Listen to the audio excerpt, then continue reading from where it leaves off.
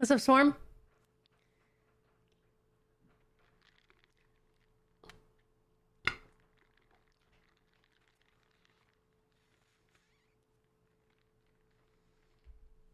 Oh, hell yeah. How's work? What's up, Grim?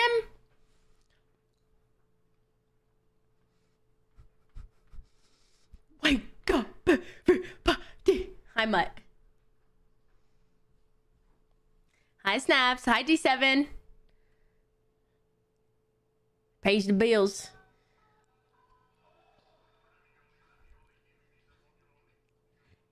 D7, thank you so much for the 49 months with the full qualms. Yeah, thank you.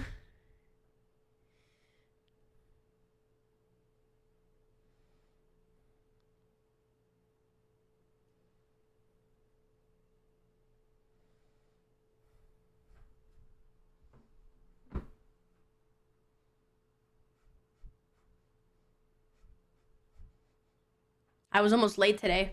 I was gonna 100% fall asleep.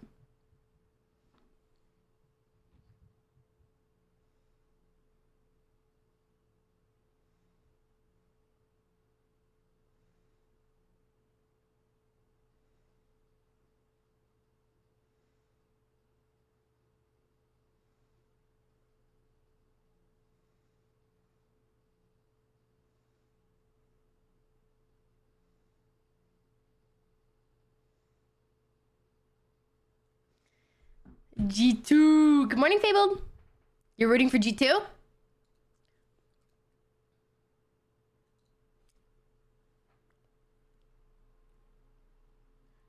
I don't know. FEARX is probably gonna win. But I don't think it's gonna be a 3-0 sweep on either side. What's up, Usagi? Guys, I think I have a pimple in my ear. It's like in here. Good morning, Lane. Oh, hell yeah, Fabled. You're getting pizza? I kind of want pizza. I slept good. I've been starting to slowly become accustomed to type. Oh, they're doing interviews with the... Wait, I want to hear this. They're doing an interview with the player beforehand.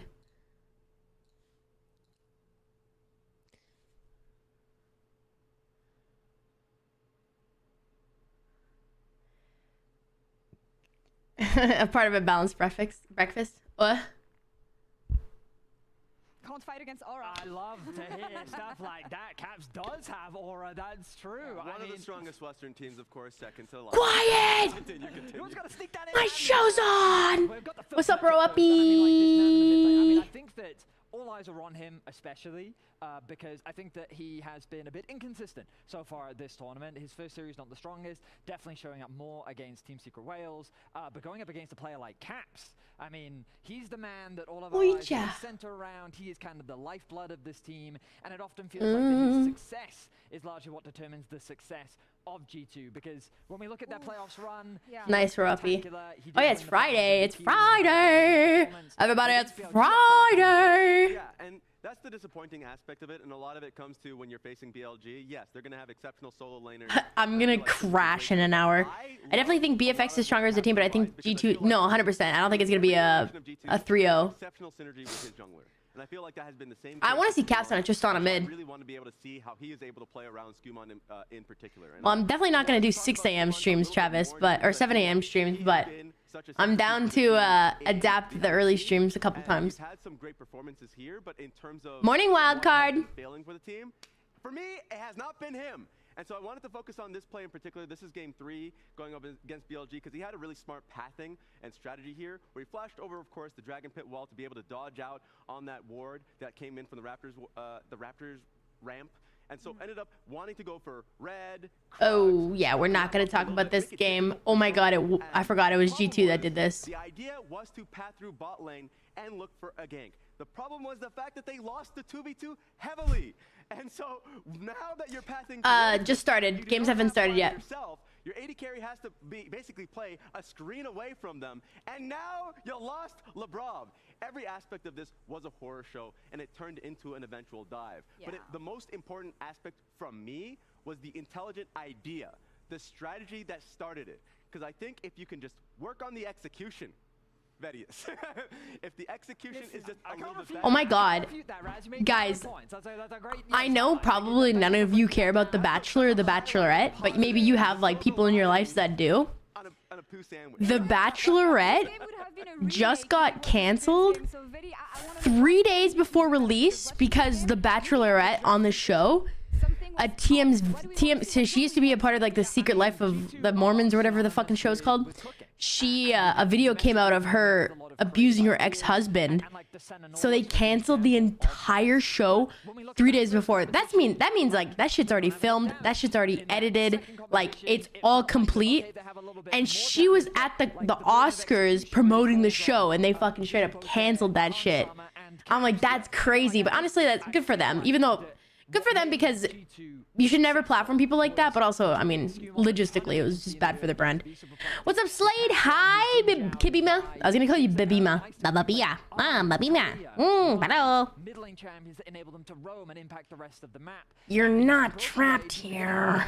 But Poppy, Sion, Cassante, like this man was playing Yasuo, he was playing Shen, he plays Kled, like he's got these specific matchup counter picks that I think he needs to bring out. I want to see a little bit more flavor from G2 coming into the draft today. And that's the thing, that's what pissed me off a little bit, because when I saw the Senna, I was like, personally, I was happy about that. That's like a new strategy that's coming through. You're saving counter pick for Broken Blade. Going well, but and you have Vi, maybe you're going to play for something extraordinary from Broken Blade. Poppy. And Annie. No, I don't think this is gonna be a. I don't think this is gonna be a stomp. I think G2 is gonna put up a fight, but I think FEARX wins. We don't want to see that again ever. I think they. I mean, they still got paid wild. I would believe. If anything, ABC is it? ABC would take the hit. Oh, I mean, that's for me the scariest point. Absolutely, because that bot lane, like you highlighted execution. If a bot lane's gonna punish you, it's gonna be Diablo and Kellen. Because I mean, what an incredible player this man has shown up to be. We talked about him earlier. I think this bot lane is just incredibly talented. When they Greek tragedy. So the drama-fueled mess of a show taken down by even messier and terrible conduct by the Bachelorette herself. No, but like what's crazy is they like knew she had like a violent history. This young man is looking for blood. When it comes to psychopathic, incredibly talented AD carries, like I remember I'm Semi. Yummy, yummy. Easy direction for your team. Very easy direction. Because then Kellen is like, oh, just give me Lulu. like, give me Lulu, give me Karma, give me anything. Oh yeah, Travis below decks. Is that the? No, is that the yacht one or is that the fishing one? We're good, Wild. We're doing good. I definitely was tired waking up. I've been getting tireder of waking up. I will say, I have put a lot of effort into making sure that I show up when I do these. And I saw a bunch of like North American creators actually fell asleep yesterday. Like they've been falling asleep during these streams. And I just like, that to me, it's against what I would stand for as like a creator. You know, that's not how I want to see. That's not how I want to be seen. Especially like when you're invited by Riot to do that. She threw that chair at him in front of. Apparently, like, I heard on the radio. I know I'm listening to the fucking radio because it's 6 a.m. when I'm driving over here. Apparently, the chair hit the girl, like hit the daughter a little bit. For a very long time last night. And the only Oh no, it was during the JDG and Loud series, I believe. It was really fucking boring. I'm not gonna lie. Morning, Actino. Thank you. But I just hope, you know, I'm very grateful to be able to do this. I just hope my efforts to at least not fall asleep are shown. Do you know what the international record is for caps versus LCS mid laners at international events? Specifically international, so I'm not liking the sound of this. It's 23-7, Raz! Ooh. And do you know where Vikla played? That's right, fans at home. It was the LCS. Vikla, good morning, everyone! Today's Friday! Today is going to be the day. Yeah, I see that show on TikTok, Travis. Of BNK FEARX, and today is the day that Europe comes back on top. 3-1 to G2, baby. It's all EU. Woo! Hi, Otherlord. Do you guys want to see the video I made? No. One, baby. I was really proud of this one, actually.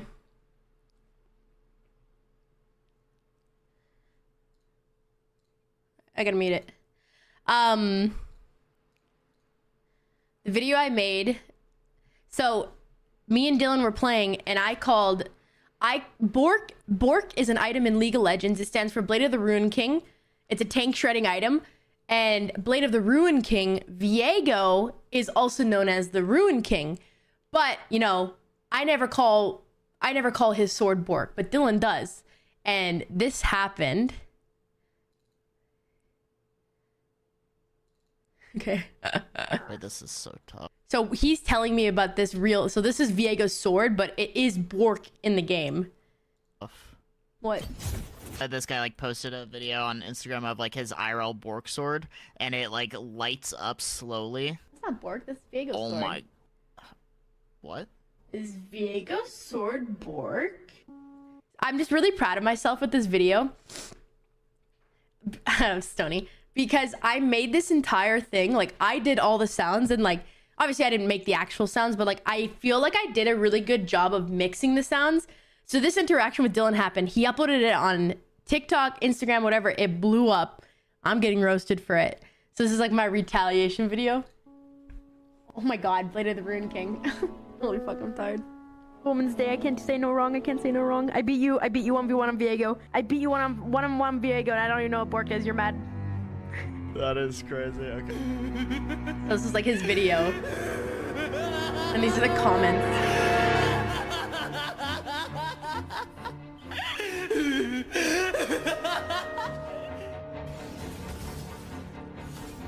I just like pull the full Death Note avenue.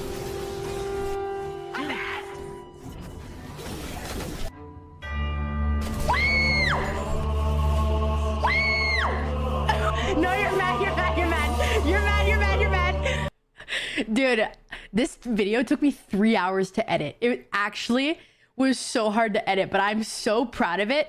I think my favorite part is just like the whole like Kira just like going fucking crazy about it. Like, like, you know, they may be roasting me, but I beat your king on Viego. Like, I was so hyped about it.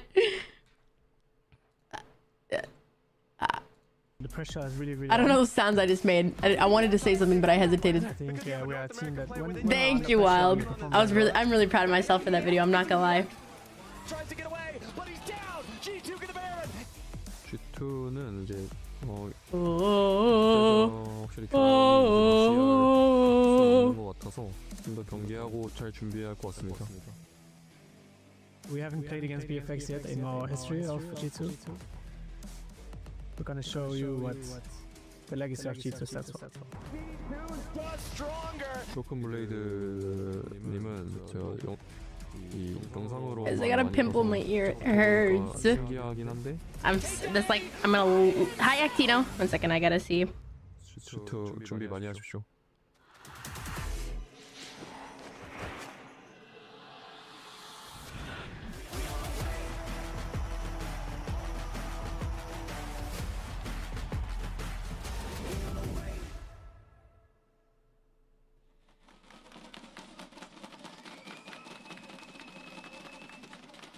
Hello and welcome to First Stand 2026, where we are here for Day 5, double eliminations.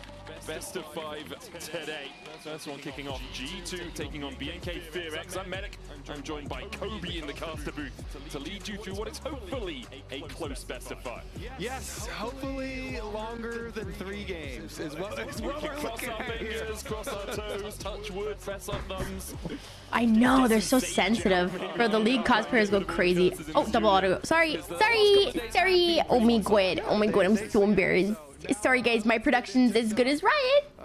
Good morning, Surfer Dude. Guys, there's no double echo. You had my stream open twice. It's okay, I went ahead and key logged into your PC and closed it. I don't see how that's a trick. He's learned from Jax, being on Mind the Gap. Oh my god, I'm so embarrassed. That was so embarrassing. Yeah, if Vikla is an LCS. Wait, why, Soggy? I will say, Vikla did look a lot better when he was not having to play against Knight. This is where it gets fun. Hi Daryl. This is why we watched, people. This is why we watched for the last 3 days or 4 days. Oh, also I have no more lunches. I didn't meal prep any more lunches. is because of this. We are finally at elimination stage. These motherfuckers are gonna be playing for blood. We're gonna get more games. I think it should be a good day of League, even if it is double 3-0. We're still going to enjoy ourselves as much as we can, obviously. When we're looking at these two teams, though, I do want to talk about the elephant in the room for G2, and that has to be Diablo. Diablo is just absurd at the moment. His willingness to go in, his aggression in team fights. I think if G2 are going to stand a chance in this series, they need to find a way to I think I would agree, and I would +1 you. Also, I think Broken Blade wins top. I think Kellen is Jungle's even. On Caps, if Caps does not win mid against Vikla, I will be so mad at him. And I think Diablo gaps Hansama supports. I'm very 50-50 on. So one of the enchanters is off the board already, but of course in the Ooh, okay, Wild, okay. Okay. I think if Vikla fucking shows up today, I want to be tilted. I'm gonna be tilted. Actually, you know what? It was in groups. Maybe Vikla had a different mindset. Maybe now that he knows everything's on the line, Vikla shows up. I am Vikla's #1 toughest supporter. Besides Ashe as well, if they decide to break up the combo and steal that away. I'm only hard on Vikla because I want to see him succeed, people. Had some really good performances. His ability to stay back in team fights and see where he can actually go in for the battle. I'm gonna go wash my hands really quick. Solid. BFX though immediately gonna say, okay, we will take the Vi. I'm gonna let myself get away with that one BFX. I know it's BNK FEARX. I'll let myself get away with one. But yeah, I mean, no, you can say the try code sometimes. I feel like, come on, that's gotta be legal. That's gotta be legal. FEARX for the rest of the day. Okay, so Vi, you're always thinking Ari and Talia type things. Talia's dropped a little bit in priority since previous, but still, any sort of kill, AP mid lane could pair with it. Technically flexible on Nico, but most probably down to support. I can literally hear it. I can hear it. I went to go wash my hands and I hear a resub and I hear gifted subs. You guys might not be able to hear it, but I do. Yo, Buharka. Buharka, thank you so much for the subscription. Welcome to the food crew. I appreciate it. I hope you're having a wonderful morning or evening wherever you're at. Wild card, thank you for the 5 gifted. So no surprises so far. Straight down the line, the classic Ashe pair with the Seraphine, so you can get the slows for the extra synergy there, and then Xin just for good dueling into Vi.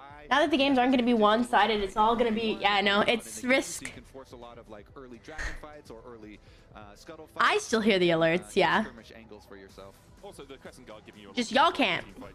And it's honestly for best, because if Daryl tries to rip the moaning one at fucking 7 a.m., people are getting fired, Daryl. The Ari is the lock for BNK FEARX. No real surprises there. It was Vikla's most played this year alongside a couple of others as well, if I recall correctly. I think that Talia is up there. Cadriel bring back Lost Ratone. Oh wait, I didn't start. Did I start? I didn't even start the prediction. You didn't miss the prediction, Swarm. I didn't even start it. As we said, all of the most likely pairings here. So I'm not sure Kibima, but I know they beat T1. That's all I know. Interesting. We do get the Annie that has become more and more popular because it is quite good into the RE4 lane, or should be. We saw in the LCS that it actually got turned around due to some individual play, but that's why they're still banning it against. I don't know why I've been like, it's like sometimes my stim to do the platypus noise gets like harder. Effective than normal, but it's still because of the matchup taking it away and what they're showing. Yeah, Silas and the Annie banned away by BNK FEARX, and then there's the Kai'Sa. All right. Who are taken away by G2. Trying to get rid of things like Diablo. I love the Mbes event ban. Pentakill on it this tournament, and then the Kai'Sa, the ability to dive onto that backline, following up a Caesar desist, is just so strong. Yeah, it's just the perfect AD carry to go with a dive comp like this. So, pretty good ban so far, but. One of Morning, my Matt. favorite things to watch is Diablo. It's a satisfying noise. I feel like, isn't it? I feel like it's probably so weird. Someone comes in. But still very, very, very powerful, and they have so much like force CC, so much engage that Wow, Daryl. Yeah, the issue for G2 now is dude. You're so dumb. Transcend oneself has the arc of Daryl! Actually, you know what's funny? Maybe they can take him out at the start of the fight, but it is going to be very difficult when you have Vi there to protect him. G2 looking for a blind pick. Top laner will just go towards Broken. I have the power. No real surprises there. Hasn't had the best tournaments, Hunter. I think 1 and 4 so far here at first stand. Yeah, still a really good blind pick though. And when you're running Ash Seraphine, you just want some more frontline. Thank you, Wild, for the 5 gifted. Thank you. Thank you. Thank you. The LeBlanc into the Ari. All right, let's see. We're putting it right to the test. Hi, Sport Cat.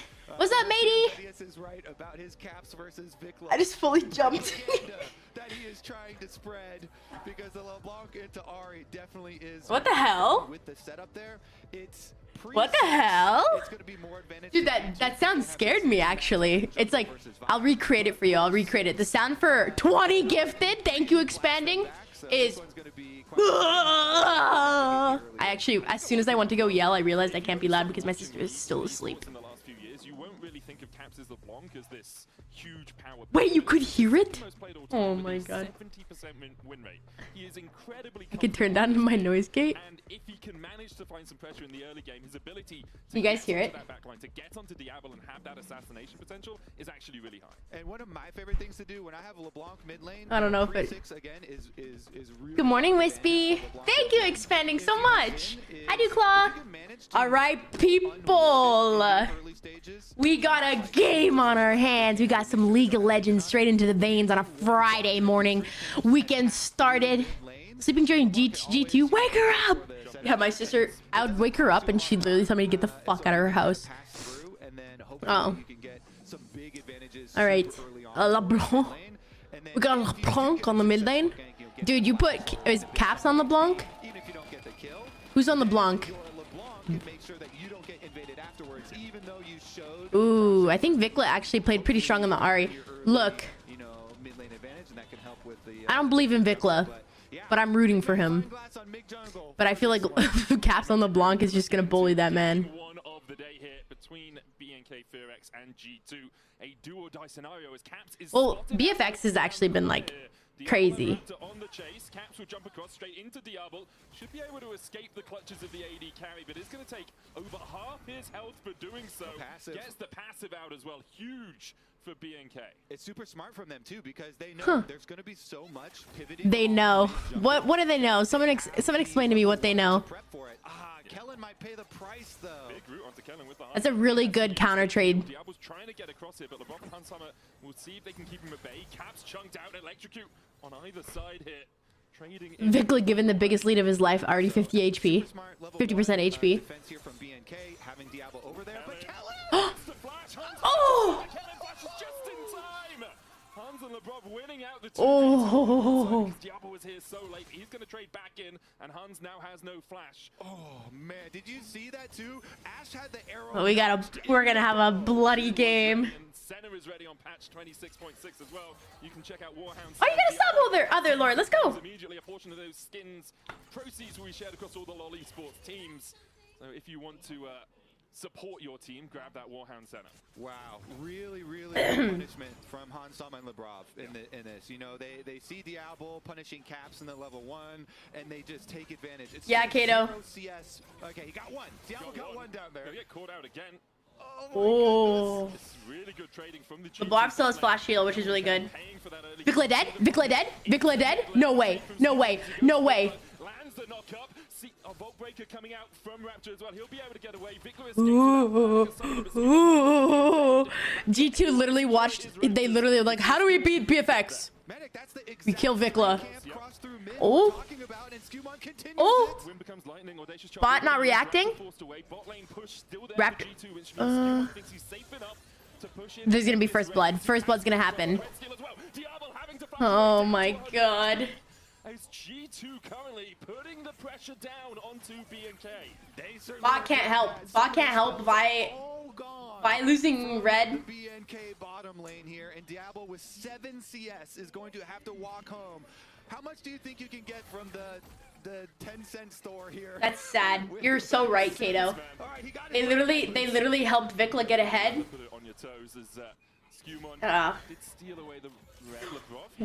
Kelly no flash? Oh. With the beat drop not enough. Scumon's coming across. Kellen has No flash. He knows he have no flash. Oh, Diablo's there. Ooh. Ooh. G2 punish. I love first blood. Ah, I love first blood. First blood gives more gold, so I think it's like worth trying to get. Now I think they're gonna slow it down bot lane. Move, buddy. He's been scouted with the Scryers too. Guess what? Drop his cannon wave and come over. Oh, he got it too. Skewmon got it. The chase continues as Caps chains don't connect, meaning that Raptor does escape through the jungle. Yeah. Didn't manage to steal away. This might be a jungle gap. Yeah, What a start to this game, man. very, very dangerous. Yeah, exciting start, and I love it actually from both sides where, you know, G2 trying to attack towards this bottom lane, really punish the BF. Good morning, Shani. I know, Slade. They were going for it real fast. Look at the mid lane. He's been completely fine because of it. Meanwhile, the bottom Wait, lane did Vi get it? and it went into Han's Yeah, Fabled. pockets. I mean, Zinzao is just such... okay. Zinzao's such a strong jungler right now. Some old thrift store boots. This is what's really nice. What's really nice right now about bot lane is Senna or Seraphine still has flash, so she can be like, she has a lot of pressure right now. You can provide with a Seraphine on your side too, backing it up. Is there a favorite to win, or is this match more even than yesterday ones? I think it's a pretty even match. I think we always just root for G2 because it's always like, because BFX is Korean, you know, a lot of the Korean teams always win. G2 never wins, so and it's also a good ward from we're rooting for G2 because they're Europe, actually expires now. One that was on the blue, though. Yeah, exactly. and that's where Med's from. They're gonna be able to assume. Wait, I have a dumb question. Is Scotland a part of Europe? And so both junglers should have a pretty good idea. Meanwhile, I don't know if it's like that oddly different or some shit. Fuck, I don't know. Level 6, this big point for the Vi Ahri that we're Okay, thank you. And as long as he can Look, guys, you don't watch me for my fucking brain, okay? then they can try and look for their punish, but Sometimes I'm gonna say stupid shit, but you know what? It's okay. They have no prio. They've got also full vision of Europe, just not a European Union. Okay. Technically not an EU, but Europe region. Okay, well, that's, I know it's like, obviously, yeah. Okay. What is it? What region is a part? Is it a... Ooh. Ooh. Caps losing? Weedos! Thank you so much for the 1 year, Weedos. First dragon. Dude, one thing we've seen, and we said it yesterday, getting dragons in this tournament, I don't know if dragons got buffed or if there's like a secret buff Riot never told us about, but dragons are so important. Nar's up CS, but he has range, so that makes sense. Broken Blade can't go up and melee all the minions because he's gonna get trait chunked too much. really helping out the possible. Did you see my new video, Fabled? That's exactly why we watched. The fuck? Yeah, you watched me for my political opinion, guys. So they're gonna see that you've done this at the very least. That's the thing, right? You can't really contest it. Your jungler's on the bottom side of the map. Your mid laner was pushed under tower. Your top laner was really struggling into the Gnar matchup. We haven't really talked about it too much, but Clear has built himself up a sizable. I want to smoothen my brain fold. Almost still at 20. I'm here to support Fuya's friend Jenna. Oh my god. Yeah, That's a lore joke right there. Then you can just go, okay, fine. I'm gonna get the bottom scuttle crab, and I'm gonna get to my level 6 here for Skewmon. Oof. That dragon off of bot Vikla is poking Caps. Caps staying? Feeling an electrocute might hurt. To have the Ashe Seraphine lane with big advantages because you have lane priority, you get the hawk shot as well, and now you've got access to the Ashe Maniac. initiation here. Manic. Sorry, I can't read. Welcome. To be very wary. Sean also supports Jenna. Does anyone here support Jenna's side? A bit cautious around it, but their solo laners are having a really good whale of a time right now. 400 gold. I'm not gonna lie, my brain is so will land onto Vikla. The wave cleared out there. The chains. Oh, they have to be careful. Oh, Caps and Hansama teaming up for a beautiful play in mid. I'm gonna say 10 out of 10. That was a literal 10 out of 10 play. Can you please clip that thing? That was. That's, I mean, you can't blame Vikla for that, but like, cherry on top, sitting that far into turret with only 2 minions. Walking away from the death at the end. Look at this. Full channel on that Ash arrow, so it's so far away. The sun is there. Caps change them, and he walks away off screen, leaves the tower to finish. Oh. So Caps, Oh. give a lot of credit to the Ash. Like Caps called for it, but Hansama hit it. The French sniper has to find his mark, right? Gets the kill as the wave cleared out by Caps. Wait, Hansama has such a cute accent. G2.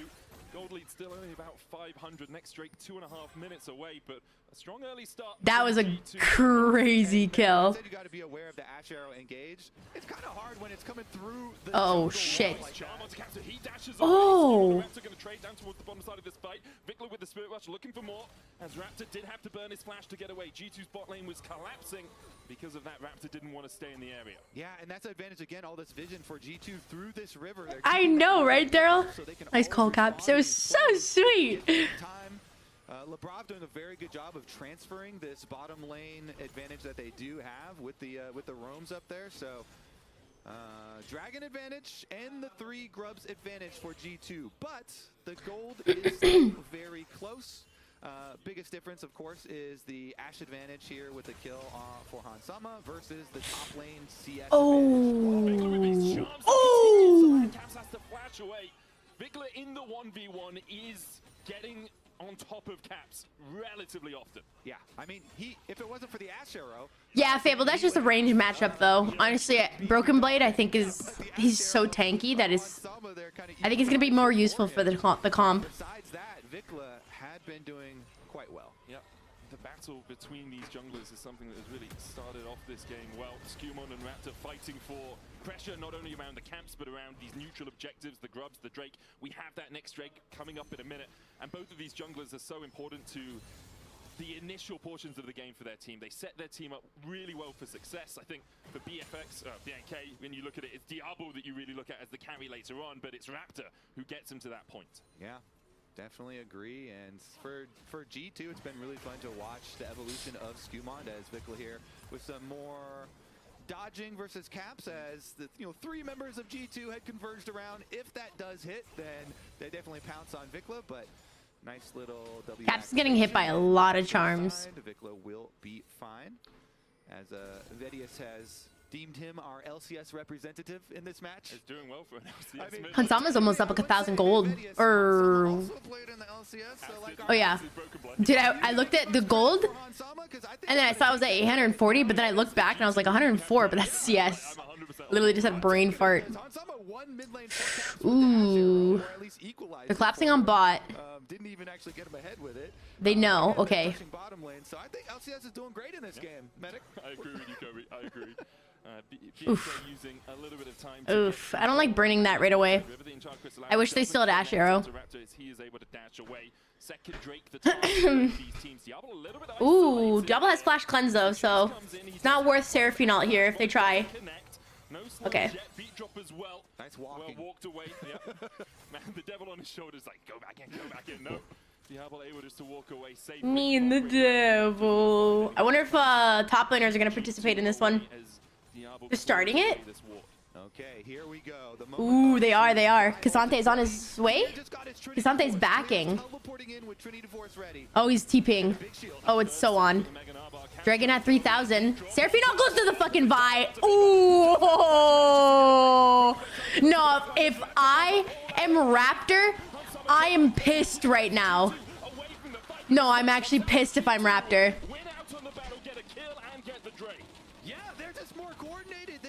Holy shit. Kasante had time to back while that was going on and then TP and then get a kill. If I'm Raptor and I'm clear, I'm pissed right now. I feel like Diablo is not abusing Yunara like he can. Don't actually get the kill onto Vikla, but completely push him out of the fight, and they're able to run right into the dragon and delete. Yeah, watch Vikla. Seraphine ulted onto the Vi. Oh. So far away down there on the bottom side that G2's coordination, everybody here, 5 people strong, completely blasts the team fight. And even though they had clear teleport in first, it's the bottom lane. What's up, Basunai? Welcome to the Foo Crew. For BNK. Yeah, Clay was doing his job. He kept 3 people from G2. BNK, what? Got towards the Mega Gnar, wasn't able to do as much as he'd like, but because of G2's And coordination just, on the initial. wow, that's actually crazy. Clear's still up almost 800 gold to Broken Blade. One remaining member on the top side. Hi, Worthless! With a 1.4k gold lead, 13 minutes in. Kind of a head scratcher there, What's up? honestly, from What's up? FEARX, as I heard B and K, BF. even with the early What? teleport, because the rest of the team's just not there.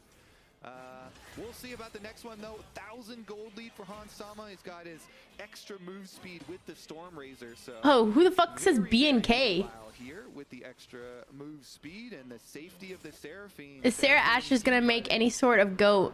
The Sarah Asher's gonna make any sort of go in hard, 100%. Certainly though, they still have their potential for assassinating targets and big dive. Broken Blade stopping Clear's reset here. Does still have the flash. Okay, got his flash. That's nice. A lot of damage being done actually. Good timing there to move up from mid and make sure that Broken Blade had to use his summoner spell. Clear with a sizable chunk of change as his advantage in top lane. Ooh, you guys know so much more than me. With his double buffs. Always so fun here on LeBlanc. Being able to use that to harass even more frequently. Raptor, He spotted on a ward. definitely, knows. they know, and there's nothing you can do here. Like it's Mini-Gnar and G2 have the extra power, so they can just brute force this Nice. tower down. G2 gonna keep it rolling here. First tower bonus. Damn. Gold out of that. Coinbase gold grind for Hans Sama. 1.4k ahead, which is not something I think any of us thought would be the case coming into this series. Diablo is so often the key candidate. Oh, that's funny, Swarm. Yeah. In the morning? Dude, if I want to watch T1, I gotta be up at 3 a.m. With them having Diablo up towards mid lane and Scumon's having a really good game. He's being a really good supportive jungler. bottom lane for G2 was able to punish Kellen a lot, kind of isolated, and then once Diablo joined too, since Kellen was so low and had burned so many summer spells, then they keep that punish. Honestly, matey, that's what I'm saying though, like, eliminations where I think, you know, groups is like where you're gonna play.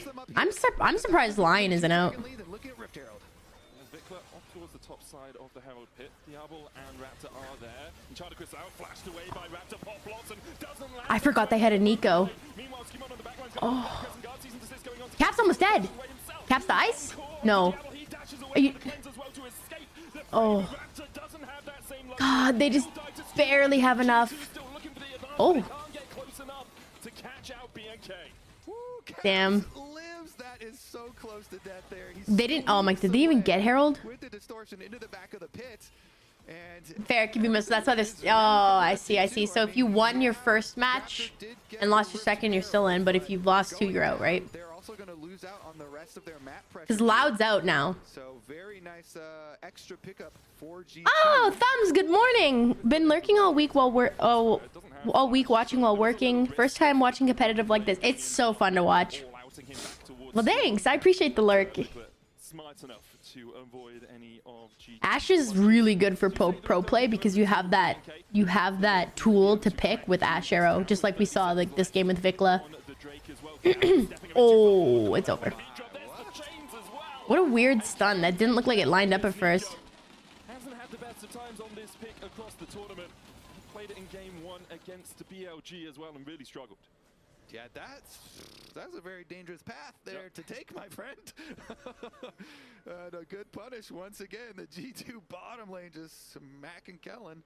Yeah, he got it, Ryan. Right, well, this is going to pose problems for the mid game. Yeah, the game is so different with 5 people on comms. Hi, Sierra. You know, this is where you get your rank 2 ultimate. Good morning. And your power spike really coincides with your first item. Honestly, Vikla has a chance to really help his team turn this around.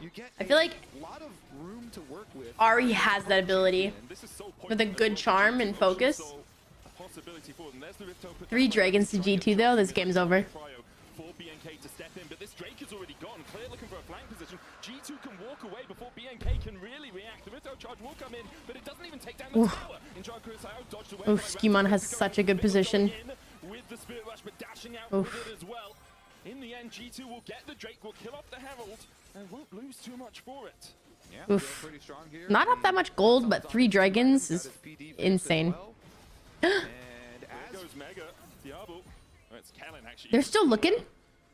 Seraphine has ult. Diablo there for a second. The shape split. Zinza has ult. Broken Blade has ult. He's trying to get across. Looks like BNK are playing for that bot lane tier 1. Maybe even for a fight. Ooh, I really like BFX's position here. Raptor's cooking here. He wants to be able to burst somebody, you know, via ultimate with Diablo close, but let's see if they can actually find one. Okay, control ward. Caps the target, Oh. dashes away. Raptor goes in with the cease and desist onto LeBron, but the encore's gonna land. Skewmon flanking? Okay, just a support dead. That was a nice Daryl. Yeah, Daryl. I mean, it's Ocean Soul. Let's see if anyone on BFX builds an anti-heal. Ocean Soul's broken right now. Is able to finish up the bottom tower to kind of answer there. But so much also dropped here on the top side of the map that G2's gold lead is still about 1,000. And the biggest thing, Medic, 3.5 minutes. Yeah, Very 3.5 early minutes. Soul. As you say, before that Ocean Soul comes up. The lead for Clear as well, still 1.5k. He's been having a really good time on this Gnar, but Broken Blade, he is just a tank. He's going to scale up into the game, doesn't need as much gold as someone like Clear, who is... Okay, this is a good pick. Ooh. As well. Clear looking for the Gnar, won't land a stun, but the Q3 is going to be procced by Skewmon as they continue to chase in. All outputs away from the wall, he's going to flash. Hansama dead? Hansama dead! Hansama taken down though, Vickler secures the kill. Caps looking for cannon, can't land the second chains. Meanwhile on the top side, Clear was able to escape with the help of Raptor. Wow, Clear didn't die. Okay. Kellen and Diablo able to burst him down. Vickler here still looking for more as well. They're going to get a tower.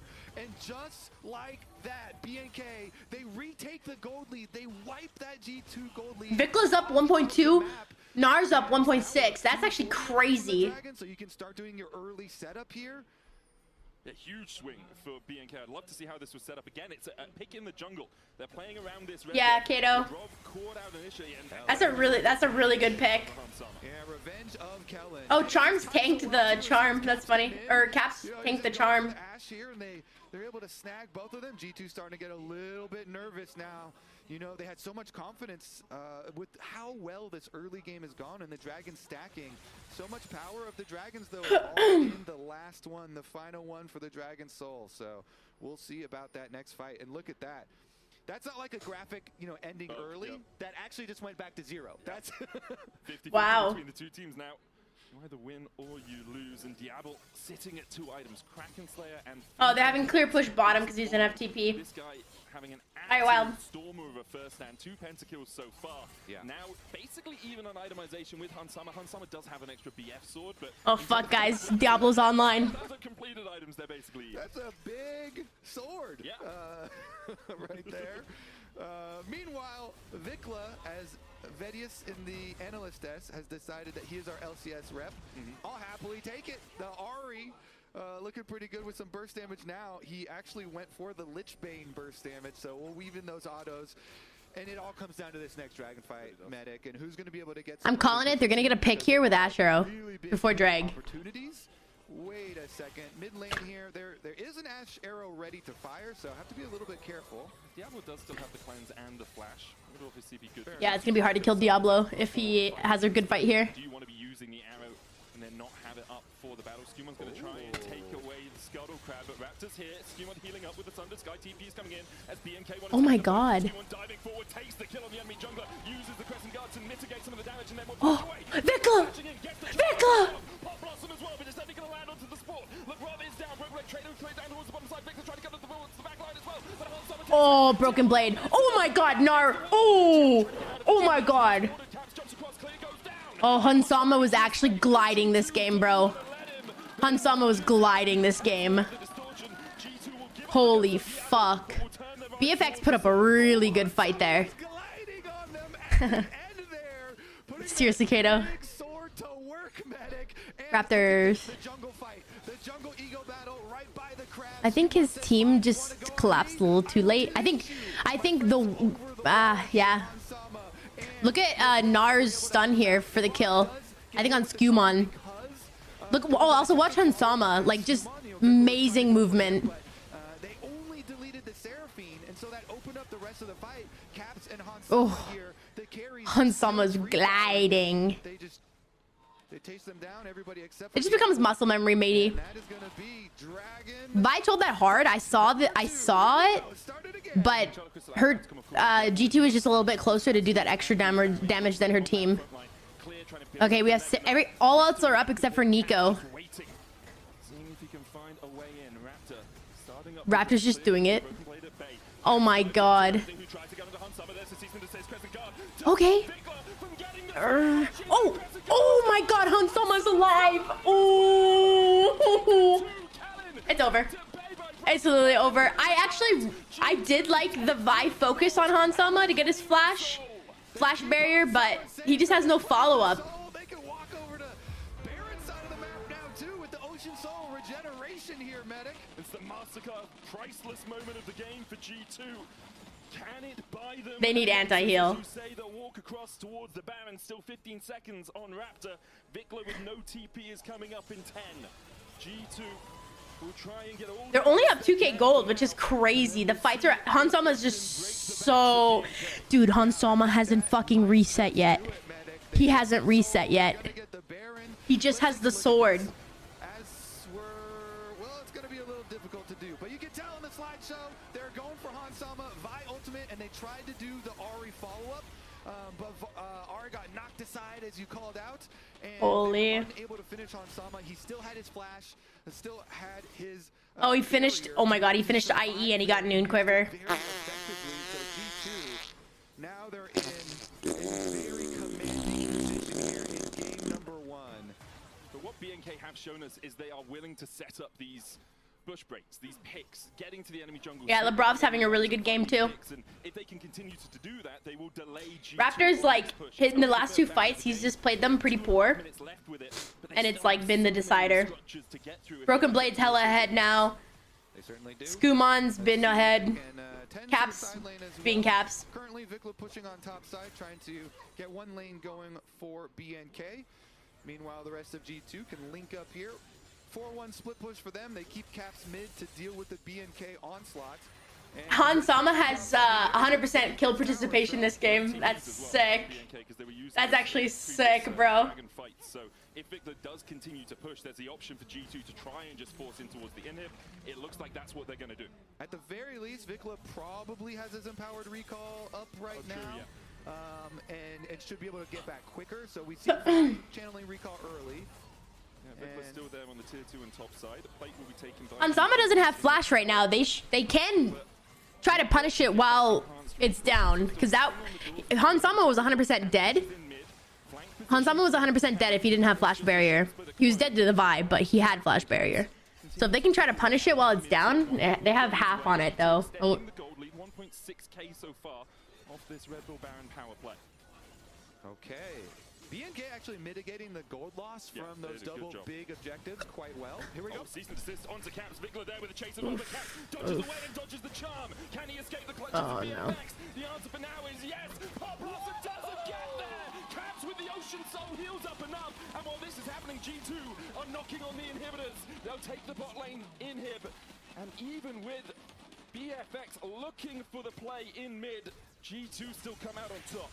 Cap says, now you see me, now you don't. Vi ult, Ahri ult, Nico ult as well, and he still lives. I mean, LeBlanc's hard to kill sometimes. You're good with it, good with a movement, but also Ocean Soul is just so broken, and they only have one anti-heal on clear. Kellen not going anti-heal is troll. It's the most like AoE splash damage. Well, Vickler too. Because there's another inhibitor tower in G2 sights. Caps trying to jump in. Trade with Vickler, but there's the tower going down, and G2 still have 10 seconds left on the Baron. The inhibitor now their target. They'll take that too. Caps dashes into Diablo's health. Almost just one shot by Caps. What the fuck is Raptor doing, man? Ludens enough for him. But now, with the Baron expiring, we see the resets come out. Charm, Pathmaker used to avoid it. Kellen's not going to go for any more. And a 5k gold lead for G2. Yeah, 2 inhibs down as well makes it really easy. They can just go for their only. This is actually crazy. 4 to 12, and they're only up 5,000 gold. VFX is. What has like? The game 1 nexus. The real difficult thing for BNK here. Can they actually pull off a surprise? Ashes flashes back up. Attempt mid. I feel like those. I mean. When you're behind like this, you got to do that. Is this gonna be, guys? We literally said it yesterday. We've gotten no Elder Dragons. We're gonna get our first Elder Dragon, I think. Just wait and you kind of huddle up in your base. guess what? The super minions are going to build up. The rest of G2 are just going to siege you, and you will just lose. So you got to take risks. You know, go camp on a brush and try and burst somebody down one lane. We have a 3-item AD carry as well. He is a full item behind Hansama, but if it's Caps or Skewmund or Lebrov, he's going to melt through them pretty quickly. If he's there at the moment, he is on cleanup duty in the mid lane, trying to make sure those super minions don't get too close to the base. BNK have done a good job of getting both the side lanes pushed in before the next objective. Oh, he's behind, so he's just trying to get gold. Hansama's only died one time against a team that has Vi, Nico, Ari, and Gnar all looking for his head. These LCS players are just blinding at the moment as we see Raptor looking for the flank. Kellen going in with Ooh, that was a nice ult. Skewmund has. Oh, Skewmund. Oh. He's going to heal up as well with the Ocean Soul. Above is taken out. Skewmund trading with Raptor. Caps and Broken Blade diving into the backline. Raptor still surviving for now, but Skewmund's still on the way. Stopwatch out of Caps to try and survive, and he dodges the Orb of Deception from Vikla. Vikla out. Broken Blade will put him in the ground. And now Raptor and Clear, even though you took 4k gold out of Skewmund not dying there is fucking insane. you still can't win it out. Raptor dashing across the wall, going back in with the Vault Breaker. But look at the Ocean Soul. You just can't heal them. They're lapping up your health and taking you out. G2 win out the fight. The I mean, the only one that has it is Clear. Yep, sorry about that one, Hans. That's my bad. Don't even count that death for him. That's a castle curse right there. G2, they're gonna Clear still has a gold lead. That's actually crazy. They still win the fight, even with the investment. But No anti-heal. Am I drunk right now? Such a good little flank. You saw at the beginning Vi coming from the other side, the wraparound. Then they have Kellen going past this brush by Red Buff up to get the engage, and they do delete Hansama this time around. Unfortunately for them, they're so far behind that G2 can still win the game with all the It's the Ocean Soul, man. Exactly. It was entirely the Ocean Soul. And the extra gold, it really yeah, helps. sure, but you saw how low so many members of G2 went, and now with the Elder, they will turn their attentions towards the Baron. BNK not really able to 100% thumbs. Okay, wow, guys, Kellen finally got it. Watch it could just completely change a fight. This is the thing, though, is like, when you don't respect it early, it gets them too far ahead. Now they're like, look at this, like, fucking Diablo, or not Diablo. Hansama's up 3,000 gold, Lebrov's up 2,000 gold, like, Skewmund's up 3,000 gold. Skewmund has GA. Holy shit, bro. I believe was taken by Clear, but now with super minions pushing in bot and mid for the next 30 seconds for bot and 1 minute for mid. G2 Wait, they got Elder? through this top side. All right, first Elder stands. I didn't even see it. It's over. This is gonna be a penta. A penta from Skewmund. I'm calling it. But you know, there's always that little tiny ray of hope for BNK. Can they pull off a miracle here against Elder Dragon plus Dragon Soul plus Baron buff? It would be miraculous if they can do it, but I don't put anything past this BNK lineup. The inhibitor will be taken out by G2. Raptor trying to keep the mid wave at bay. G2 pushing in for those Nexus towers. They have good clear, but yeah, no, it's over. Caps just needs to dash it on Vikla once.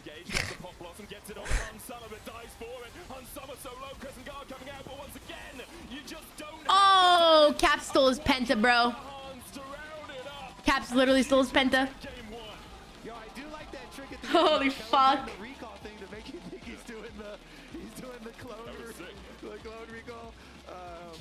Sheesh, Hansama, what a game. That's so sad, bro.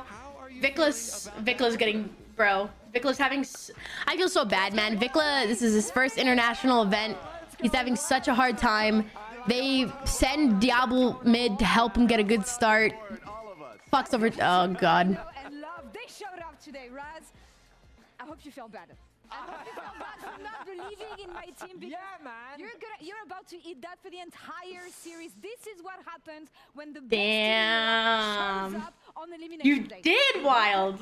You did. I was the most concerned about. I had to sell the world on some cap stats, but it was Hans in the bottom lane. My God, this level 1 had such massive impacts because Diablo, yes, he gets a huge chunk of HP away, but it delays your arrival to the bot lane so much, and you take a fair chunk of HP yourself, and the bot lane of G2 punished this massively. Yeah, because Kellen was taking shots. Maybe he needed to basically play a lot more closer to that was really bad of Kellen. Him through the tri-bush so he can get to the wave, but G2 played it so well to stop that from happening. He was sitting at what?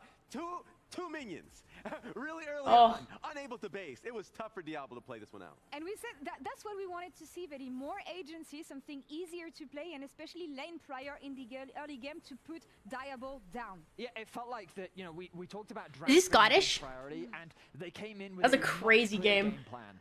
Diablo is the win condition. Let's make sure I'm actually, dude. 2 versus 2. And yes, Caps did kind of have to eat it as a result of it. We saw Vikla kind of finding good trades, saving the day a lot of the time, and being like this point of strength. But then Hans Sommer again comes up with a crazy play to help out his mid lane. Absolutely. Thanks to the rivals, with a perfectly timed arrow here in the mid lane. Let's listen to the comms. Oh, comms? But I'm like one speaker. You can maybe look for arrows on it. I will look. If he's walking on his side, I will look. I'm looking. He's French? Like we hit the dice. He's here. Okay. Here. Yeah. Right there. It's a long time, okay? Perfect. Nice call, Caps. Good job. Very nice. That's so cute. Every aspect of that planning was great. Caps putting in that idea, but also his positioning to kind of lean Vikla towards the direction of the arrow. Every aspect was beautiful. So like, A, Hans Sommer had the early game set up. B, you had that situation, and it only continued on. And guess who the player of the game of that one was? Ocean Soul should get MVP. I mean, absolutely deserved, because I really was so concerned about this bot lane, especially after their series versus BLG. But he stepped up, him and Lombrov really played well in the bot lane 2 versus 2. And I hope that they keep this trend going, because they've clearly got a formula. Draft yourself a winning bot side. We already heard it from Tabe yesterday. Bot seems to be the name of the game right now, the current meta. And when you have this, the crew surrounding them as well, impressive to see. Okay. The fans give it to Skumon. Honestly, the French boys are playing super well. That's what I'm talking about, and that's what I want to see here. And we've talked about better draft approach and better execution as well with the tools that they had, because in the last fight, the one that closed out the game, the sole winning fight here, you can see that it's not only that they're playing right with the tools that they have, it's just that at this point, it's really hard for BFX to come back. Absolutely. And the idea behind the fight from BFX is lock down Hans Sommer, take out the gold lead, they run out of damage. And they get so skewed. I did like this play from Raptor, but so I understand why the fans. look at this flash barrier. Look at that. Not dying, that's criminal. I mean, he's been consistent, I feel like, from the whole tournament thus far. Even in their losses, I felt like he's had good moments. And then the fight even before this moment that happened in the same side of the map, another dragon fight, right? I thought Hans Sommer was going incredibly off his Ashe. So I feel like it's a great team effort. We got to see some great Ashe arrows and some great overall kiting from him. And then on top of that, Skumon had great moments. We need to see more of this. Yeah, and we've been talking about BFX in the early game and how they always manage to claw their way back in the game, especially in team fights. Are we seeing the limits of this right now? Well, I mean, they came close a couple times. They had that one terrifying fight around the river, but fortunately the boys was able to set up. And for me, the fact that G2 held strong and could close out with the lead, was it as convincing as did you guys hear that Afro, what's his name? What's the rapper's name? Afro something. The police raided his home. The police raided his home and he made it into an Afro Man, lemon pound cake. Yeah. Nice 3-0 prediction, buddy. Okay, I'm gonna update it to a 3-1 prediction. I just heard about this today. But they broke into his home and he made a music video out of it.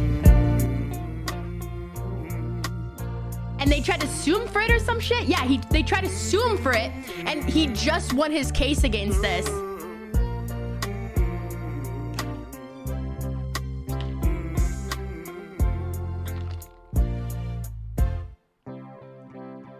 Will you help me repair my gate? Oh, gate. I know it's door. Will you help me repair my door? Did you find what you was looking for?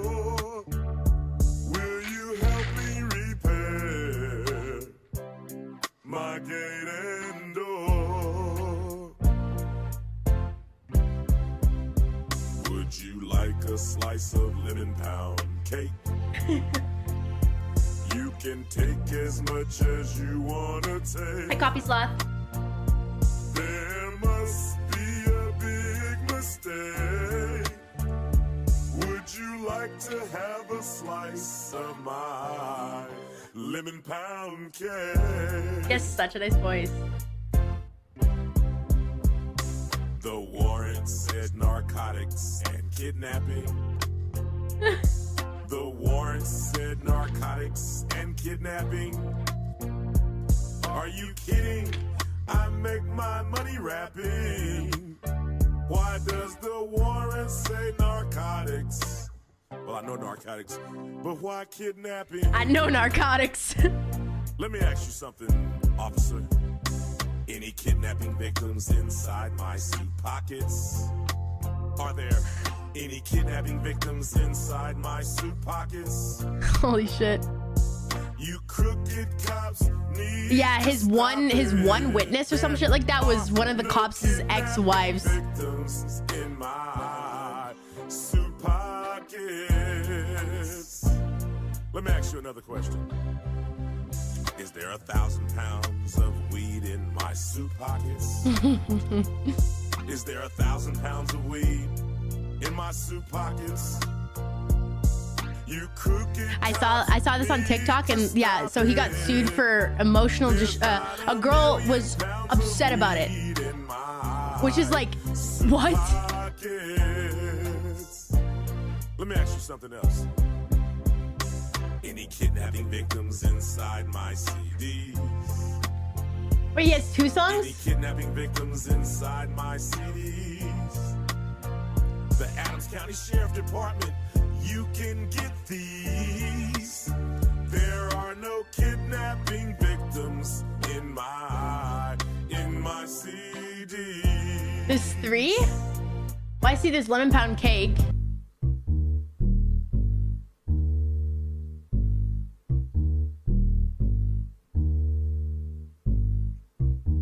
The Adams County Sheriff kicked down my door. Then I heard the glass He's break. so petty for this.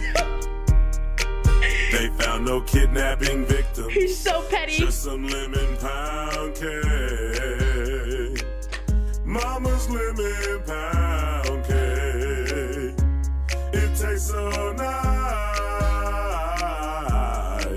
It made the sheriff wanna put down his gun and cut him a slice. Of what? Of what? Lemon pound cake. He wanna put down his Glock. Lemon pound cake. Trending on TikTok. Lemon pound cake. He's a family guy. Lemon pound cake. The munchies because he got hot. Lemon pound cake. Pound cake. He's a Adams County Sheriff. Where does it say fat cop ate my cake or some shit? My eyes leaking. He was sniffing for weed. Then he smelled another smell. What was that? Mama's lemon pound cake. It tastes so nice. It made the sheriff wanna put down his gun and cut him a slice. Of what? Of what? Lemon pound cake. He wanna put down his Glock. Lemon pound cake. Trending on TikTok. Lemon pound cake. He's a family guy. Lemon pound cake. The munchies because he got high. Lemon pound cake. That's cute. Pound cake. He sees my cake. Good for him. My porn. Good for him. That's amazing. Dude, that's so petty. He has 3 songs. He has 3 songs using that. My question is, legally, he's allowed to use that footage. It's his own ring footage, no? And I don't know how it is in... I'm assuming, like, you know, even in states where, like, you can't film someone. What if it's, like, you're on your property?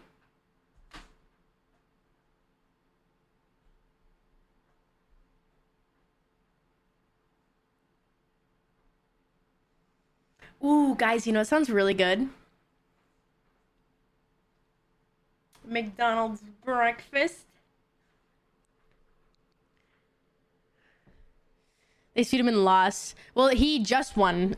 He won like 2 days ago or yesterday, no? Ridley, what's up? They sued him and he lost, so hell yeah. Oh, no, I think he used it and that's why they sued him. That's so stupid. Yesterday. I love Afro Man. I don't know, I kind of want a lemon pound cake now.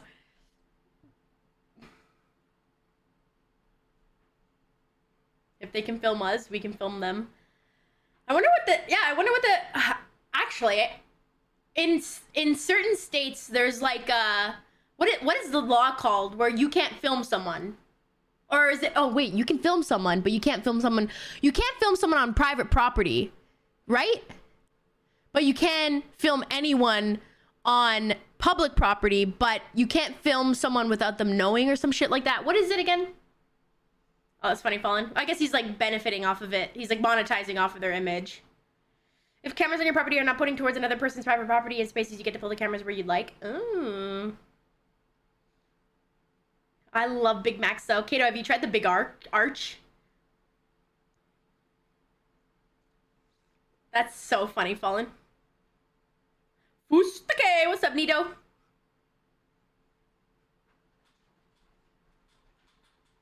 This is what Hansama's listening to while he's fucking gliding.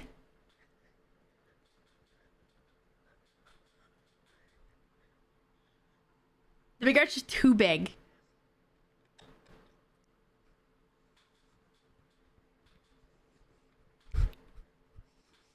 Guys, should I get McDonald's breakfast? I didn't make breakfast today. I'm also getting my period. I saw that, Daryl. Do you think you get the same effect blasting Motorhead? I don't know what that is. Afro pound lemon cake. I've never had one of those Exodus. No, the sausage muffins always would go too. What was I gonna say? I wonder if this is not, obviously no. I was gonna say, what if you like want to listen to music, but I feel like the coaches and orgs and anyone would never let you listen to music during a pro match. Pilates at 7 a.m? Wait, that's actually so hype. I'm so hyped for you. All right, let's get into it. Yeah, plug. Let's get into it, baby. We got draft number 2. The G2 team, especially from some of their games being a little bit shaky, but I feel like the prep is lemon pound cake. Oh, Furnace, that's very sweet. I'm gonna tell you for a sec. I put a little bit of pink. And it's really highlighting my green. It really is highlighting the green. Guys, give me uno momento. BRB. Yeah, true. Okay, so Rumble.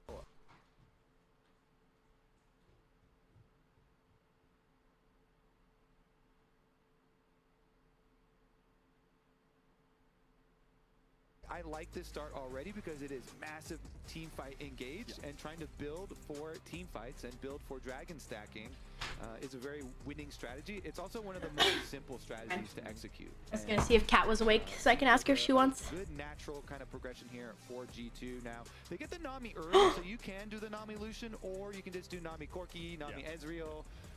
Plenty of options there. And I think picking Lucian into Diablo is something.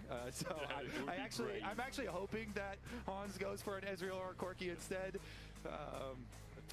Give me an actual breakfast burrito any day. You know, Daryl, what I've been making? So my favorite tortilla wraps are this cheddar jalapeno one. And I scramble up 2 eggs. I put cheese in it. If I'm feeling fancy, I'll also fry up some salami. I rarely do that though. And then I put hot sauce and I wrap it in that. I toast the tortilla and then I roll it up, and it's just like literally egg in a tortilla wrap. But it's so good. That's on my shirt. Oh yeah, you don't have a Twitter. I'll show you. I actually really liked my shirt yesterday. of how to play, good person. I actually really liked my shirt yesterday. And I was driving over to Kat's house. And my burrito squirted on me, bro. So you can get off the hot lava. Yeah, you need to be able to get out. I saw that video on YouTube from Cowboy Kent Rollins who was making Mountain Man breakfast. Wait, which one? The burrito? I don't like, oh, it's gonna snow today. Fuck. I don't like, guys, hot take. I don't like breakfast burritos with potatoes in them. Too filling. Okay, but you know what sounds? Kato got fucking pizza, bro. I want pizza. Yeah, and they're trying to also. Oh, you know what I've been craving, by the way? Mobile AD carries because Ornn ult and Nami ult are a cinnamon bun. to get away from if you don't have dashes, and so they want to remove all. Lemon pound cake. So there you go, Lucian ban. Big respect to Diablo with those two, Ezreal and Lucian. It did. Well, I just call it a burrito. Denials for him. Delivery unavailable? I can't. I can't get McDonald's. I could get. I feel like you really need that type of thing, and so for Kellen, it's like, all right, we're definitely gonna get Kellen something with CC. We got Ornn. Oh my god, we got a Nami. Literally Nami. Nami. I really like the Mel though. The Mel's been really strong, and that's been Vecla's best performing champion. Lemon pound cake. I'm gonna get A&W breakfast. It's fuck. I don't mind those two as picks. G2 will get the Azir perhaps. Haven't seen too much of the Emperor of Sarima at this tournament, but You're thinking BFX? I don't know. The Corki Nami's pretty strong. G2 really going for the scaling then. They've got Ornn upgrades for later and Azir for later as well. I will say, if Mel can land the poke onto Azir early though, that seems like it's going to be painful. So it depends on if you can land it now. It is a little bit more difficult to get. Ooh, we haven't seen an Azir in a minute. I know, I want McDonald's too, but for some fucking reason, there's no fucking, there's no delivery. There's no McDonald's delivery.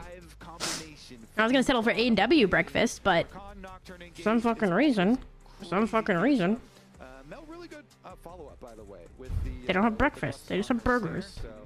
Should I just get, guys? Should I just rip a fucking hamburger? Should I just get a hamburger? Hamburger. You like Recon Nocturne? I do like that. I like.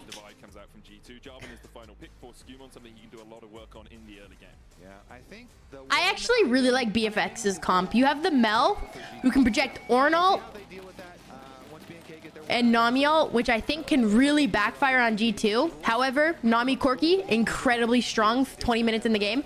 The Azir. I think the Azir is going to be a big factor on how that goes. And the one thing that's nice about G2 is it is a scaling comp, and both teams can scale. If they're even, both teams scale, you have item. Look, Furnace, I appreciate the compliment, but you're not going to stay here and just talk about the eyes, all right? This isn't a stream where you hit on me. You're going to put your money where your mouth is and sub up, and you're going to watch League of Legends like a good boy. Should be like they're just looking for scaling. Low priority. Yeah, so I've got to double down now. You're making it juicy to go G2. Ooh. Specified between the LCK number 2 seeds, BNK, FEARX, and the LEC number 1 seeds, G2, who were able to pick up game 1. Look at good dope. I love when you guys compliment me, but it starts to become very uncomfortable when it's now only compliments. You know? They've been able to come back from losing the first game of a series very effectively. G2 cannot let their foot off the gas, especially in a game where they are playing for later spikes than their opposition. Yeah, I definitely rather be BNK's side in this one. Let's see about the execution. Go fuck yourself. Me? Any Fuck me? What did I say fuck me for? Level 1 looks like a couple of early wards down. No shenanigans. They've shenaned once. Then fuck. Yeah, criticize me. I have practiced doing fake labs with Freak. Even though you're wrong, you can't criticize me. I'm perfect. That's always my goal. Something like that, right? So, Captain Book is trading a tiny bit in the middle. Reincarnated. Just trying to get the wave pushed in where he can. It's Conqueror on Han Summer on this Corki. They do manage to get a little bit of pressure onto Kellen and Diablo. As expected, like Nami, Corki, especially with the ebb and flow level 1, you have so much healing and damage coming out. You can see Kellen on the wrong side of that trade. But the ward for G2 in this push, BNK in this push. We'll see if Lebrov decides to clear that out. Gleam and Quill used by Kellen to heal up, and the Phosphorus Bomb just sidestepped well.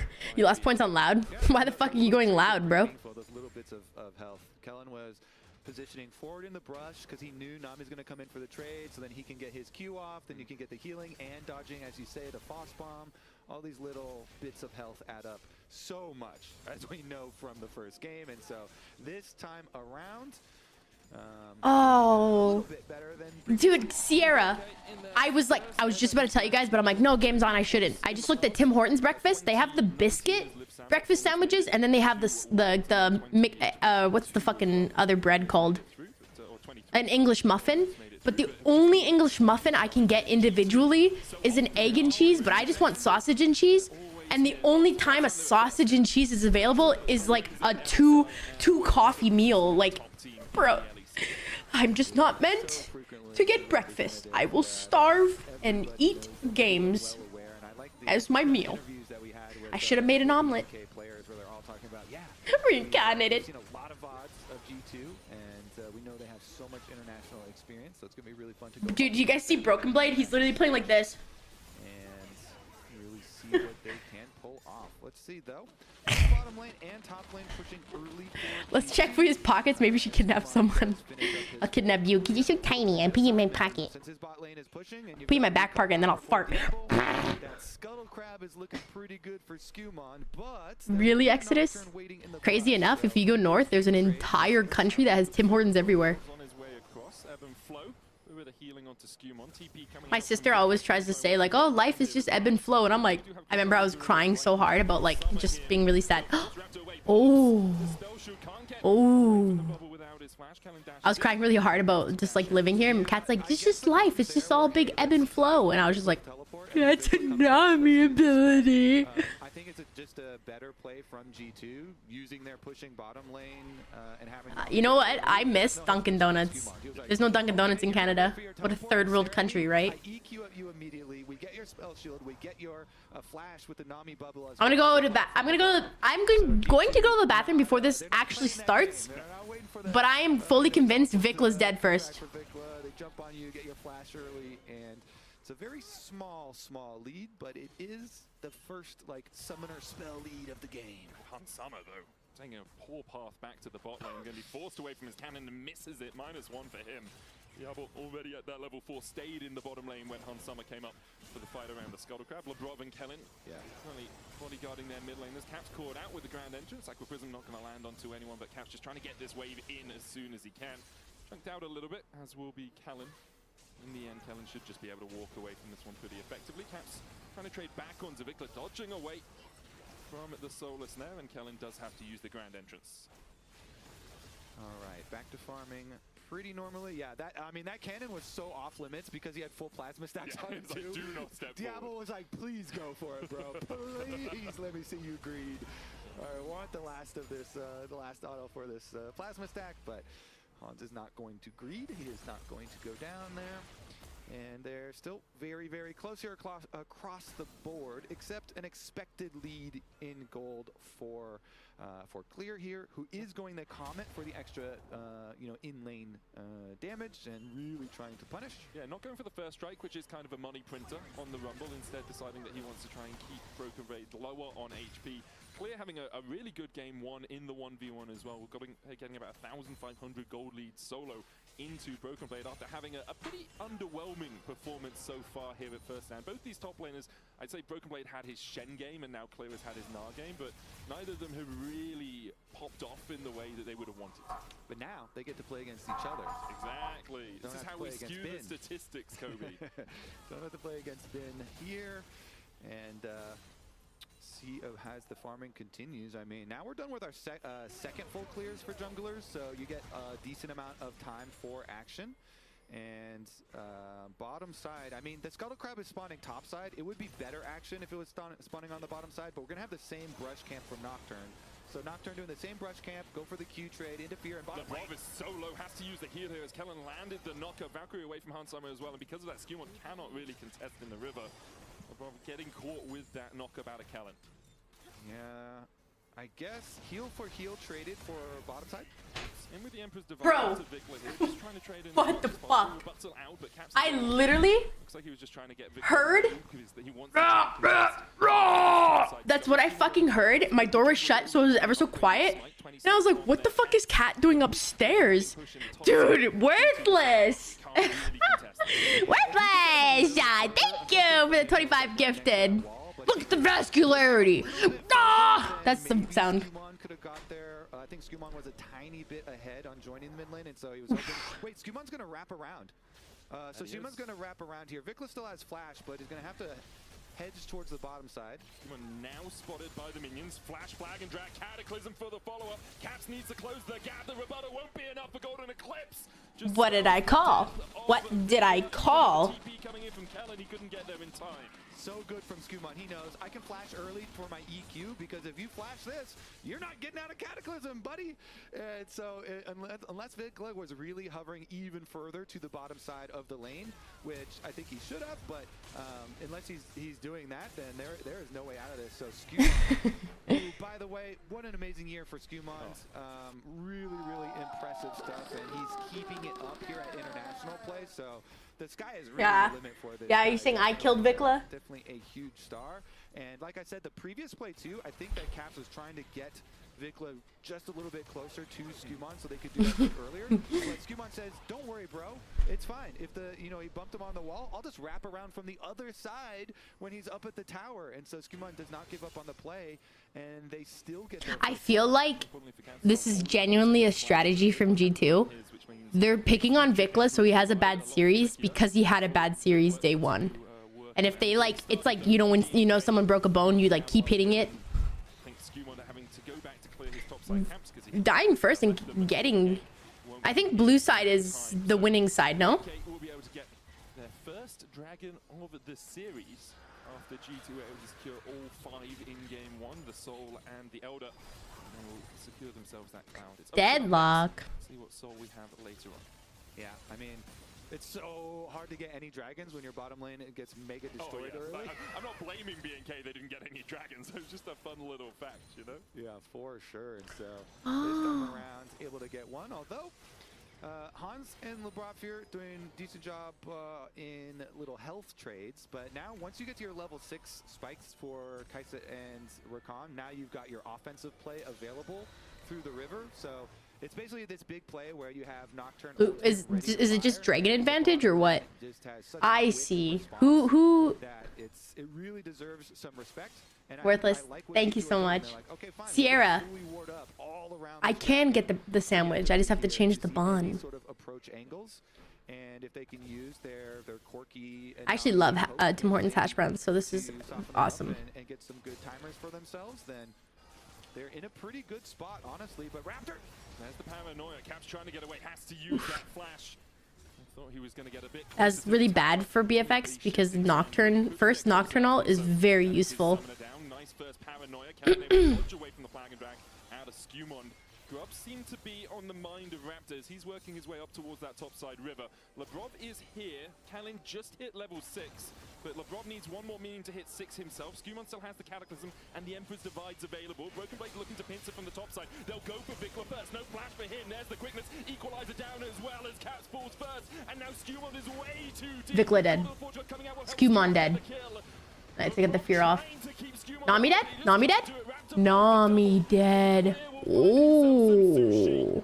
3 for BNK as they collapse on G2 making the play. Yeah, G2 had a lot of information, and they even had information that this Rumble that has been pushing lane and has priority is coming down. And so, really good play response here from BNK. G2 reaching too far, thinking that Vikla is more vulnerable than he actually is over there, and trying to go for the all-in on him, but the defense here from BNK and Clear especially. I want the soul buff this game. I would like the soul buff. You can say, oh dang, like top laner div, but you know that was the case. Rumble is already pushing Rumble in, so and you also had vision on Rumble coming down to this play because you had wards. Han's looking for Diablo, who's going to use the Killer Instinct shield and the barrier. Exhaust down on Hans Summer from the unsealed spell, but Cap's on his way across. Diablo won't fall to the single poke from a soldier, and so we'll be able to walk away. As you say, just positioning-wise, G2 were never going to have the man advantage. Vikler's still pushing through mid here. Kellen trying to escape flashes away from the Aqua Prison. And even though they're thinking, oh yeah, Vikler's like real vulnerable because he doesn't have his flash. Caps didn't have his flash either from the previous Nocturne Paranoia, so good stuff from B. Cap still doesn't Okay, I got my meal. Cap's no flash too. You can't save that. You can't save that. That's a oh, Raptor's mad. Raptor's mad. As they force Skewmon to flash out of his own jungle. Nice job attacking Caps there next to the red wall, not letting him. That was smart though. That was sick to Nocturne ult. How does that work where you could, I thought you just have to click on someone and Nocturne ult. But how is he not Nocturne ulting on Azir? Because he clicked it when Azir was still alive, but then killed Azir, no? This is what this BFF I gotta see that again. wanted to do in the draft. They wanted to get these early leads and they wanted to really force the tempo onto G2. Here again, we see it happening. Cap's trying to get across. He knows he's spotted. He's like, well, maybe I can work my way. That was nice. Great jump in by Kellen. Yeah, great job by Kellen. And Caps doesn't get over the wall. And Fear procs. Then the ultimate is able to get the flash as well out of Jarvan as Raptor flashes over the bubble. Going for Caps again. Still doesn't have the flash. Skewmon is here to try and help out his mid laner, who is not having a great time this game. And he will be able to force Raptor away. Cap's just trying to farm up towards that second item. First item complete though, onto Raptor. Cannon coming in. Golden Eclipse not enough to kill off Caps. Skewmon trading with Raptor. He's going to flag and drag through, but look at the damage from the Radiant Volley into the Solar Snake. Battle on the tidal wave. Caps charmed up. LeBron trying to get there, trying to get the shields out. Aqua Prison not going to hit. Vikler! Coming out from Broken Blade, but it's too little, too Dead. late. Vikler will eventually fall, but G2 now need to retreat. They've already lost Oh. two, and with the equalizer, make it 3. Fried fish on the menu for Clear as he picks up his I know Afro, but I was wondering how he was able to, because when you Nocturne ult, I think you just have to click on a champion. So he had Nocturne ulted, but then clicked on Caps and killed him. He like clicked to auto him. That's why I was confused. Welcome, Coven. That was a very good skirmish from BFX. It was an amazing Nami reflect, but I'm sure Vikler wish he had it for, I mean, I feel like, let me see ping. Oh, I can't see pings. I was gonna say, let me see the pings here. I wonder if Clear, oh, Clear's dead, Clear's dead. Raptor's dead? Raptor trying to trade back in here with that experimental hexplate. The extra attack speed, but BB flashing away, steering charge back into the bellows breath. Thought he could perhaps. Holy shit. But Raptor will be able to walk away. Okay, Well, yeah, that's because Mel plays herself. 4 top laner down. There's also teleport though on Clear, so after Clear gets back, he can teleport up there. Still Broken Blade gonna knock off. I think he would have won. I think he would have won. So easy to get. He has a shutdown. He has a 500 gold shutdown though. It's better to play it safe than not. Yeah, he was 1,000 gold behind and now only 60 to clear. Evie trying to scale up on this tank. Kellen looking for the knockup. No real follow-up here. This is Portal combat. And yeah, they're both just fighting over as much vision as they can get. Kellen hoping that a ward had gone down, and it had. Lebrov will lose that one from his inventory. The only place leading at the moment for G2 is Hansama in that bot lane. Korkinami into Kaiser Rakan does have an advantageous early game, so kind of to be expected, but huge leads across the rest of the board as the Bob looks for the tidal wave into the bubble onto Cannon, the Valkyrie forward from Hansama, and Cannon just thought he could play around with it. Dying for vision. Dying for vision. Find the kill onto Cannon. Caps, the Golden Eclipse was not enough to kill him off with the heal out of LeBron. Most of support battles over wards are about whose team is going to come first.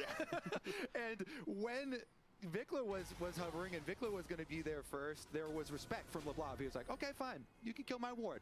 I'll back off now. And then when my team is coming, you look at the bottom lane, you see Hans coming up and mid lane's back to even. Kellen does not have the same respect that LeBlanc had for the teams converging. And nice bubble from LeBlanc to set that one up. Yeah, he'd be slightly disappointed that he was the one to pick up the kill. Nah, That's mine. Okay, he can be happy, sure. Paranoia onto Caps, who waits with the shifting sands. And the quickness as well for the follow-up. Aquaprism not there in time. And perhaps Oh, Vicla's having a game. Let's go. Good for Vicla. He needed this. For too long, and because of that now, BFX will be able to secure their second dragon of the game. Yeah, objective achieved immediately. Right Caps is there, getting so fucking rolled. despite the support kill, Yo, what's up, Bonsai bro? When's the Fuya LAN debut? Dude, at first and last time I ever played a LAN match was at Rainbow Six Siege Worlds. They had a creator game on the stage, and I literally was shaking. Say very hesitantly, but so it's not like Dragon Soul point, but you're already very, very worried for G2 as far as the timeline goes, because are you going to get time for your Ornn upgrades to come through? He is level 13. True, Fabled. Upgrade Well, now. what? Start handing Well, them out, yeah, true. fairly soon, but also need a little bit more time for Azir. And the next dragons, they start to come up pretty quickly here. You know, time flies. Only 4 minutes before we're there for the next one, and with Vicla having a 1.4K Ooh, I have a fucking gnarly ear pimple. Having a really good series so far. Caps caught out. Has to Lebrov is having a nasty Nami game. He's hitting really good bubbles. Bubbles are not easy to hit in this game. Against the Mel Reflect, the Kaisa Dash, a Nocturne, Spell Shield, Azir, like, whatever he does with his fucking sword. Shurima. Arise. And do not send anybody out into open territory where they can get Nocturne ulted. Where? It's going all the way around through the walls here. There's the equalizer. Paranoia follow-up. They'll dive onto Lebrov, who uses the tidal wave. Still feared. Flame spit him out from Cliff underneath the tower. He'll just take 2 immediately. Oh, Skumon just got paid. It's beautiful because BFX say, guess what? I think Skumon just got like 800 gold though. We can Nocturne ult you between your towers while your laners are split pushing, because the Nocturne ultimate fully goes off. So it's already dark. They can't teleport anybody in, and it is easy to finish the tower dive here. The speed with which they pull it off between the two towers, even though there was that nice little lock. He got 900 gold. They immediately delete 2 people, and this is what you get with the full dive comp from Champ Select.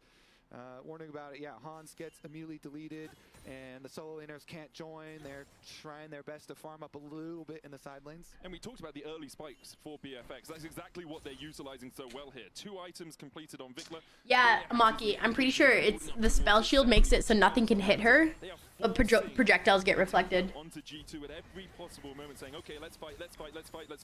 Kelling trying to wrap around behind Hans Summer here. Lebrov seeing if he can keep him at bay. The Riptide charge is going to hit onto the bottom tier 1, and that will be the tower alongside it. BFX now 3,000 gold ahead at 19 minutes. Yeah, so good at pushing their leads, at snowballing, taking over enemy territory. We're also, during the take of the tower, Kellen again putting down the deep wards here in the jungle, you can see, and Lebrov finds one of them, but you know when you're like retaking your red side after both of your towers have been taken and mid and bottom are both gone, there's a lot of stuff you have to Reincarn. Oh, my neck. Take that territory. And it's also like, how does Lebrov clean that? Like, he's a Nami, man. This guy is fish food if he walks in there. If anyone is waiting for him, he gets caught out. Emperor's Divide used by Caps onto Callum because of the possible follow-up. There's the Paranoia. They'll dive onto Lebrov again. TP coming out from... Oh my god, Lebrov is just getting fucked. See, this is the thing, is like, when I play Nami games, guys... Coming out as G2 looked to see if they can find anything out of this, but BFX are unwilling to give an inch. Oof, I like that. When I play Nami games against the Nocturne, all my friends are always like, I'm surprised how little you died. I'm surprised how little you died, because this is what happens when you play Nami against the Nocturne. You're just like the easiest pick ever. You can't even bubble him because he ults in with Spell Shield. It's... Playing a squishier support against the Nocturne is so punishing. Too quick, no response here from G2. And this is why we were worried from Champ Select. 100%. And it's also the willingness just to find 1 or 2 picks. Never going like, oh, we've won this fight, let's keep going in a 5v3, because that is where... Mern and Booth. 2 upgraded items on Ornn. The gold lead is not as bad as it looks. We can hope. There's definitely a chance. I think, I mean, if Vicla gets 2 ahead, it's really hard for G2 to get back in the game, which he is. Kaisa does really well. I don't know. Okay, They really need Hansama to come online. And Skewmond for G2. So Broken Blade trying to get that value out of the Ornn, and you know it's only a 3K gold lead at the moment. And only 2,000 gold in the mid lane. Viktor's a whole item ahead of Caps, man. I think it's a pretty sizable chunk of change that BFX are ahead as G2 do look to collapse onto Raptor. Oh, Skewmond's so isolated. Raptor's dead though. Oh. Oh, Clear's dead. Oh, that was a really nice flash. Ooh. Ornn still has ult. This could be a really nice turn. But Mel has W. Oh. Not enough to take him down, still too tanky, but BFX in the end will still secure the tier 2 in mid. Yeah, a lot of summoner spells blown in exchange for ultimates here. They did get Diablo. Skewmon getting caught out here. Solus there for the follow-up, and Skewmon thought that BFX had just gone to the Drake, but BFX willing to have their cake and eat it too. That's not good. Yeah, again, trying to retake your red quadrant. It's so dangerous. You're playing. Is that them I'm hearing? Are they yelling? Proto belt Mel as well for Vikla with the extra mobility from it, and the Chovy Proto belt meta fully upon us. I mean, really good engage, obviously, with the ultimate from Diablo. Can always follow that up, and so there's plenty of damage. Dragon number 3 acquired for BNK and probably Baron as well. They immediately double TP'd out with Talon and with Clear, and they'll start up the Baron. I don't think G2 really have a way to answer this. With Skewmon still dead, now only just spawning. Like, can you really step into this darkness? The answer, very resounding no. The turnaround from last game, what they do different, picked a better comp. First Baron has at 23 minutes they have this 5,000. Like I said, like, this is gonna be a good series. How much can we scale? Can we get to maybe 3 items before the next big fight? The answer's probably not, because you've only got 4 minutes before you need to fight around a Mountain Soul. Yeah. I think that last sequence, it just pushes the game a bit out of reach. I think there's a chance. Some attempts at the mid sage to Hansama just really needs to come online. He's only down 1,000 gold, but he is down he's actually not down that much. Cataclysm, he escaped. Diablo flashed the attempt on mid, and now with all of the extra power picked up, it's going to be hard to deal with this Baron empowered siege. But G2, they're going to have to draw a line in the sands. Go for your Ornn ultimate Nami combo. See what you can get. Got to be aware of Mel's positioning. Obviously, this is a big blocker. Worry about the reflect. The rebuttal can do a lot of work. Vikla 2 levels up over Caps right now. Hansama trying to work his way across for mid lane. There's the Paranoia equalizer follow-up, and Caps is dead before he can even pop his ultimate. The rest of G2 likely Diablo dead. No. Diablo dead to Hansama. Hansama huge shutdown. Ooh. Raptor dead. Surely. Clear dead. Oh my god, Hansama's coming online. Hansama's coming online.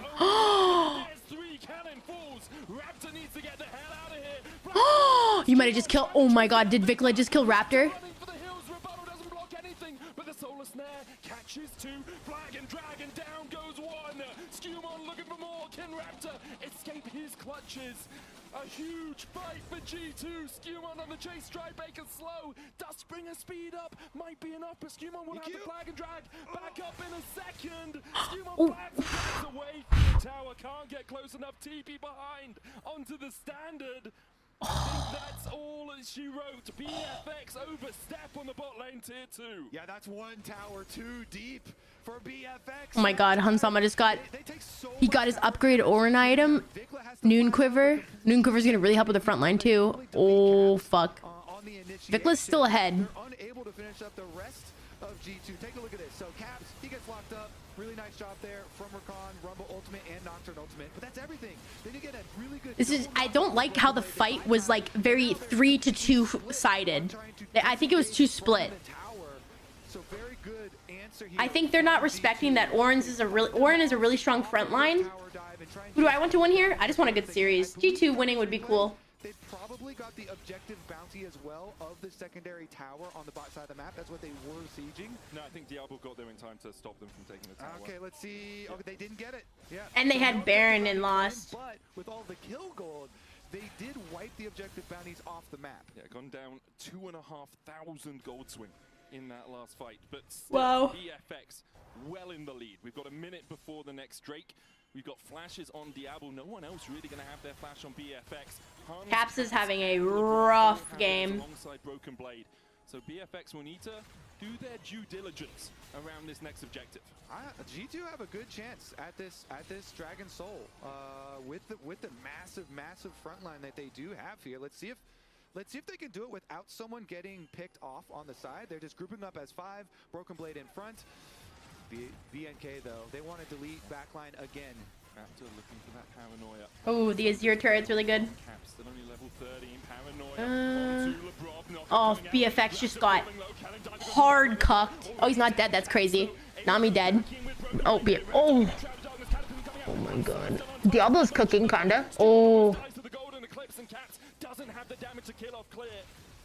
G2 will trade the 1-for-1 so far, but it's Oren's playing this really well. Oren is playing this really well. Yeah, and Skumon can actually just heal off the red buff. He can grab his own red buff and circle back around. I mean, they're gonna force it. But They got a TP bot lane. Vicla's getting poked too much. I think he's staying. Oh, Clear with the. Hansama. Careful. Oh, Skumon's getting wrecked. Oh my god, Kellen keeps missing his W's. Oh, Clear's dead. Oh my god! Oh! It's too much! Kellen's dead! Dude, Hansama is actually fucking... Oh my god, Hansama. Holy fuck. Dude.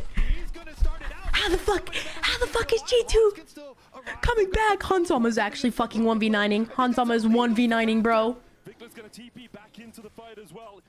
Raptor looking to see perhaps he can just find a smite fight, steal, paranoia in onto LeBron. Raptor gets the kill. Bruh. Away by BB. Raptor able to run away for now. Has the blast cone 2 to escape. Sitting charge from Broken Blade. Doesn't land the knockup. The brittle prod not there in time to stop the blast cone back by BFX. Okay, so Raptor's gonna go back to base. Skumon is up now. He just revived, so he can actually get here. Hanzo's gonna work down the dragon so that by the time Skumon gets there, he can smite it away. And G2 have done it. They have defended the Dragon Soul. They're scaling, baby. Those Ornn upgrades. Hansama's. This is genuinely 1v9ing. They need to stop going for Nami. She's so. I mean, no. It makes sense to go for Nami. I guess if you kill the Nami, the Corki's not as online as he is, but he's still so strong. But then you go for the Corki, the Nami saves him. Hans actually just dodges everything. That's so impressive by him. Wow. G2 getting caught by it. Him just standing right at the edge of those knockups. We have another look at the fight around the Drake as well. The block immediately burst by Raptor. Yeah, and they were trying to delete somebody. Enough damage is done here, though, with Hans, with double buffs, chasing off enemy jungler that they do defend it. And now we're starting up Baron, actually. BFX calling G2 to another Barney, to another fight. Fellow's breath out from Broken Blade. Call it Forge coming out as well as Caps tried to TP in. The rebuttal will knock. If they can kill Broken. Diablo down to half HP. Quickness coming out as they try. But look how far Kellen just got fucking cocked. Vikla needs to have a huge ult here. He needs an ult to kill here. Again, G2 has scaled for this moment, and they have Nami sustain. So even with Broken Blade doing the ultimate right in front of Mel, yeah, G2's outscaling. Holy shit, this is a knockout game. So whoever loses is out. And winning this gets you a confirmed spot in MSI. Hansam, Vikla needs a huge ult here. This game, don't ult, please don't ult the fucking Ornn. Caps fucking. Oh my god, BFX fucking loses. BFX loses. I cannot. Oh, okay. Hansama. Oh my god. Vikla. Oh my god, the Nami. Vikla. The Forge came. Bruh. Dude, G2 scaled. It's literally game over. That's actually insane to me. These fights are so close there. The poke from Vikla at the end, but I think it gets taken out just just barely. All right, let's take another look. So Vikla's trying to position aggressively. He is Mel. He's got his reflect ready. He wants to do as much poke damage as he possibly can. But Caps sees the angle and he catches Diablo right out of the air, deletes him. Really, really huge engage, as you say, from the Emperor of Europe. That's crazy. Get the clutch at the Baron, and then Vikla there. That's so. I think it's Nami that gets it. Yeah, Nami gets the bounce off of Broken Blade, so Lebrov is able to. Oh, that Nami's so hot. Oh, Lebrov on Nami. In the end, it's just another fight. There's no objective taken off it. The Baron still stands tall. The gold even between these two teams, though, as G2 were 5. Is there a static noise? Behind earlier on. Cap still only level 14. I don't hear a static noise. But it feels like he's Maybe it's my mic feedback. Does anyone hear a static? Here, I'll mute it for a sec.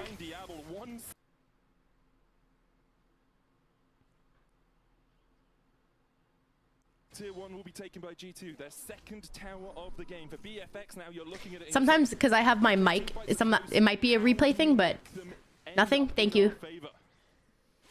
Well, you got to take out Hans. I mean, Hans is building an. Brother, you might get. Top now too.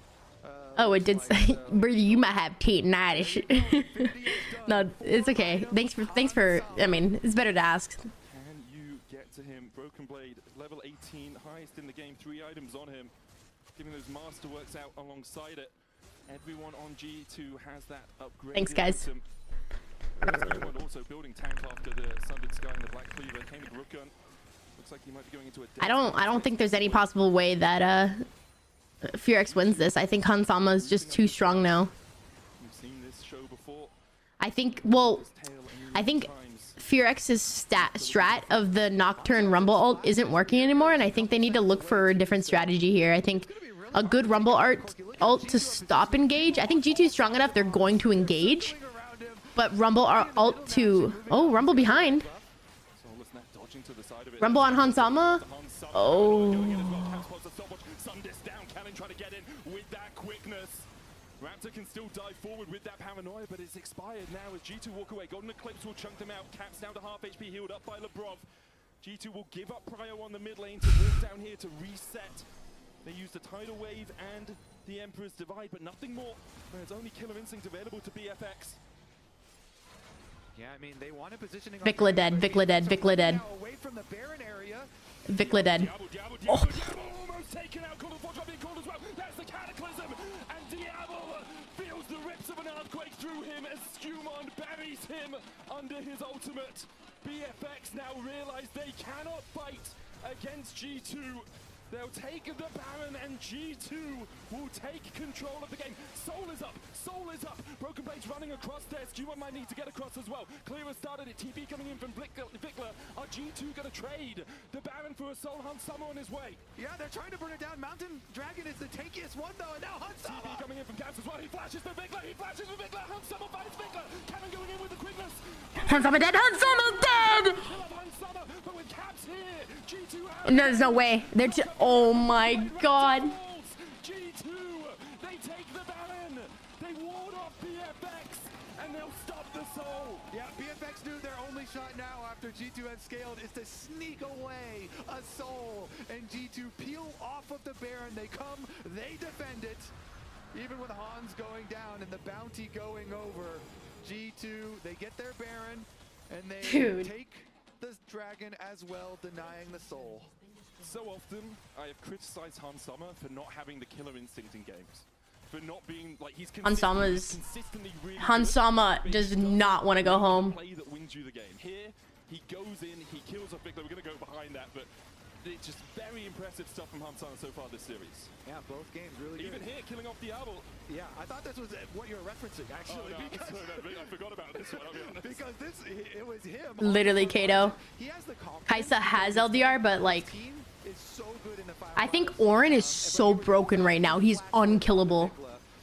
After he had just full sent onto Diablo as well and chunked Diablo down that he was deleted. So it's back-to-back huge games for Hansama, and he has the confidence because he's got this very G2. team. G2, but I just feel so bad for FEARX. I'm not gonna lie. Fully scaled here, so nicely done from G2. Now marching in with Baron, you can see the Baron powered cannon minions here, 4 of them. G2 can 1,000% still throw this game though.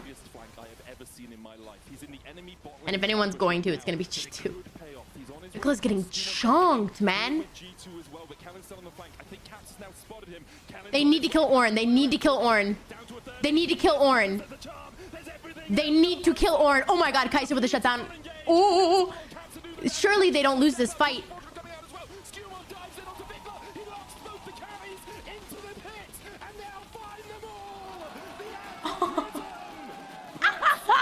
They don't even need Hans Sama.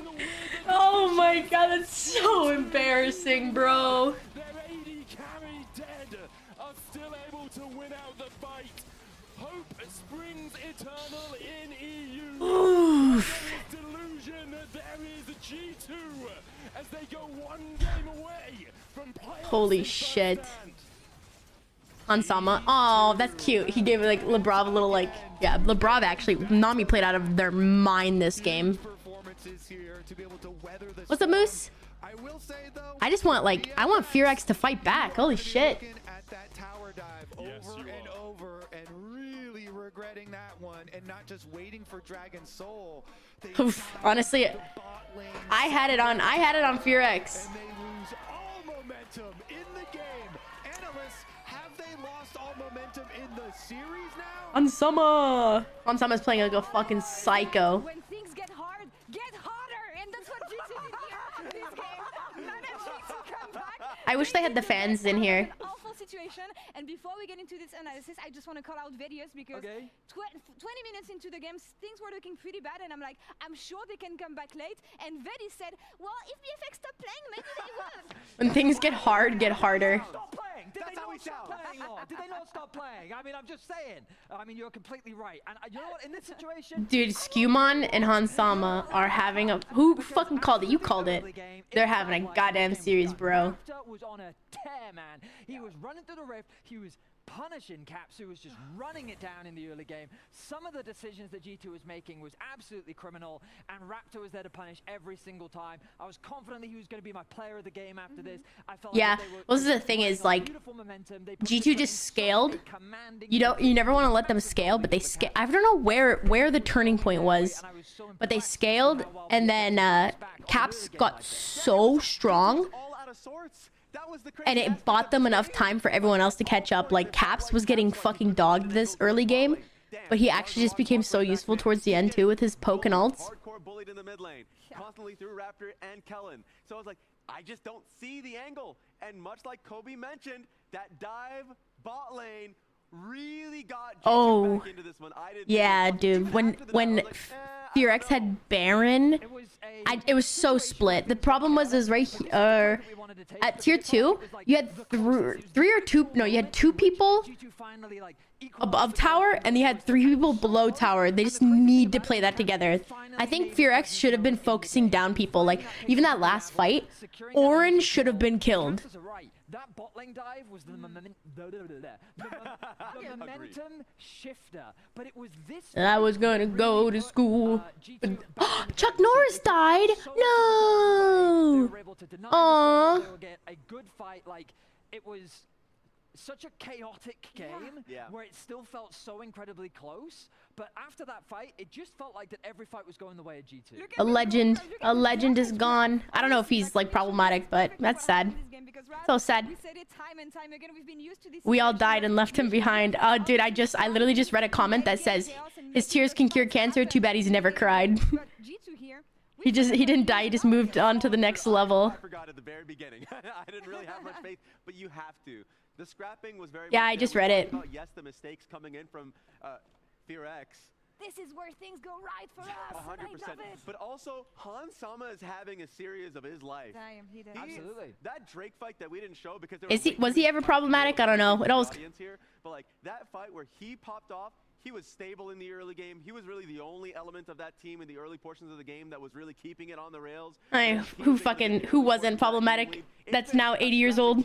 these two AD carries. I mean, What'd he do? It's interesting because for me, like, Skumon was such a consistent pillar for this team. Yeah. Like, he was the guy that I was keeping my eyes on, and I'm really interested as to how the POG vote ends up, because it felt like that we were so divided just because of the way in which G2 came back. It felt like that if a single piece didn't quite come together for G2, then they wouldn't have been able to turn that game around.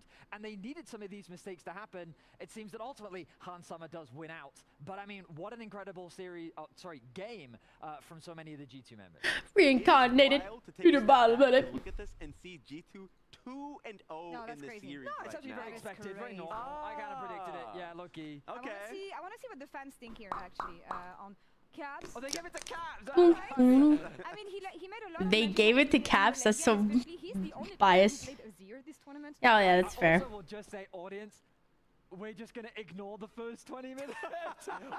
My food's here in 5 minutes. They need to give it.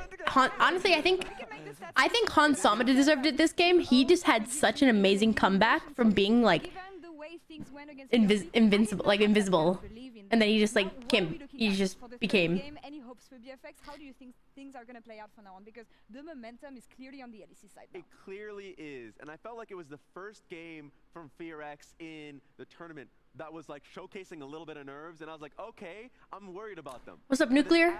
Good morning. Very well. True, Kato. League has FEARX Gremlin hours. It's been a long time since I've seen an AM stream while working. I got you, Kroby. We're an official co-streamer. Chat, biased chat over there. Wait, you're rooting for G2? If they can show up, and if they can show up when it matters, especially as we said, 2-0 match point for G2 in this elimination series. Let's see if FEARX can make that a series when we come back for game 3. Before it really is back.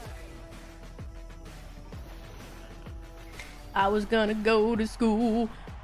I root for the West even though I don't support G2. Dude, wait, he's not a co-owner anymore, right? You guys remember when that Carlos G2 co-owner just like fucking went batshit crazy? Red Bull gives you wings.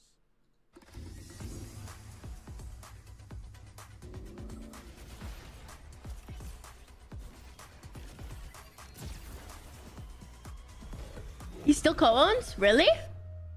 Oh fuck. Oh yeah.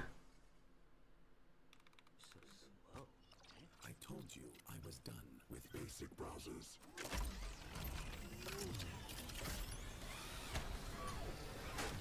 Your setup wants Silent partner. Wait, yeah, they had to put a muzzle on that dude. holding it back.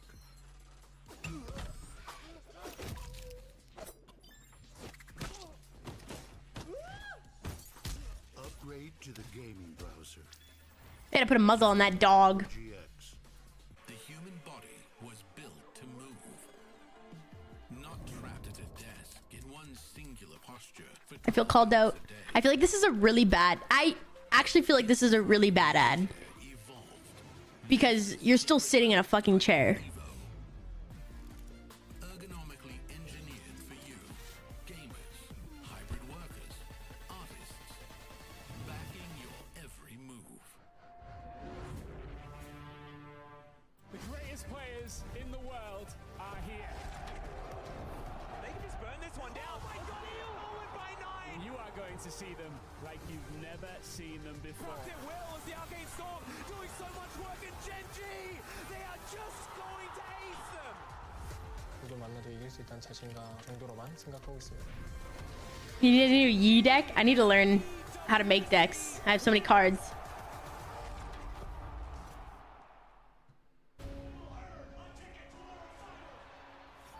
I can't wait for Worlds, guys. Worlds is gonna be in America this year.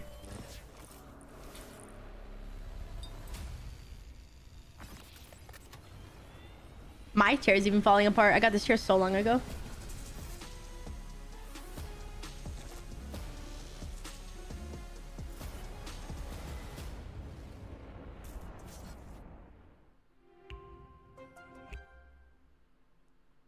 What? Wait, which one, Kato?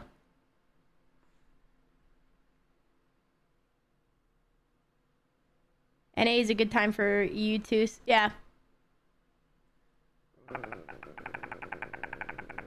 Nocturne Paranoia, so good stuff from B.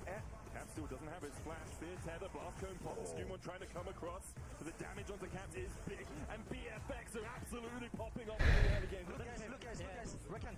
I'll flank him. He doesn't see me. Look, Reckon. Yeah, I'll go Melon. I want to see it. Go Reckon. Nice. You got the signature one? You get the signature one? I thought signatures are all like $500 minimum. That's sick. I have that one. I got that one too. I didn't get the signed one though. Let's go, guys. We in.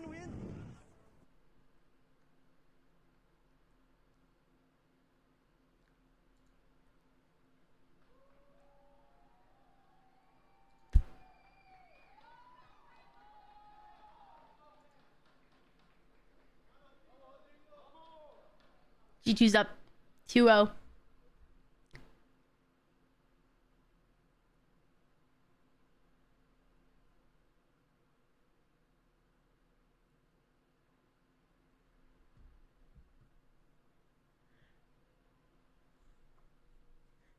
Oh my god.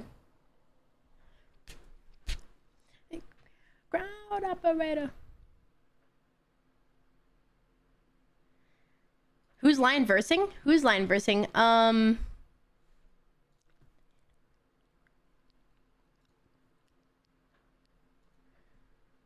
the innovator. JDG. Ooh.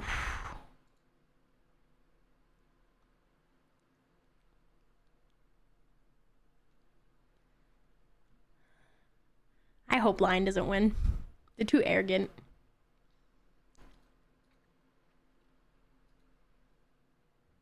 Guys, my food's here.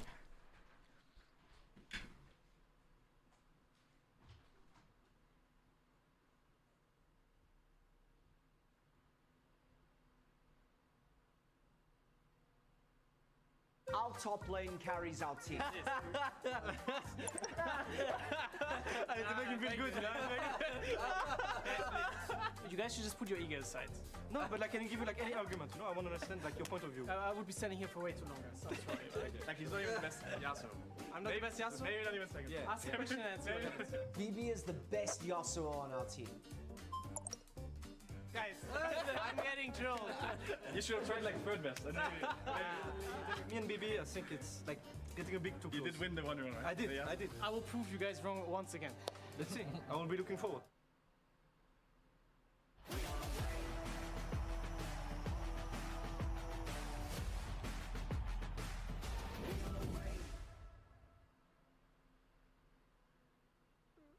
Now I want to see Jungle Yasuo. Oh, yes.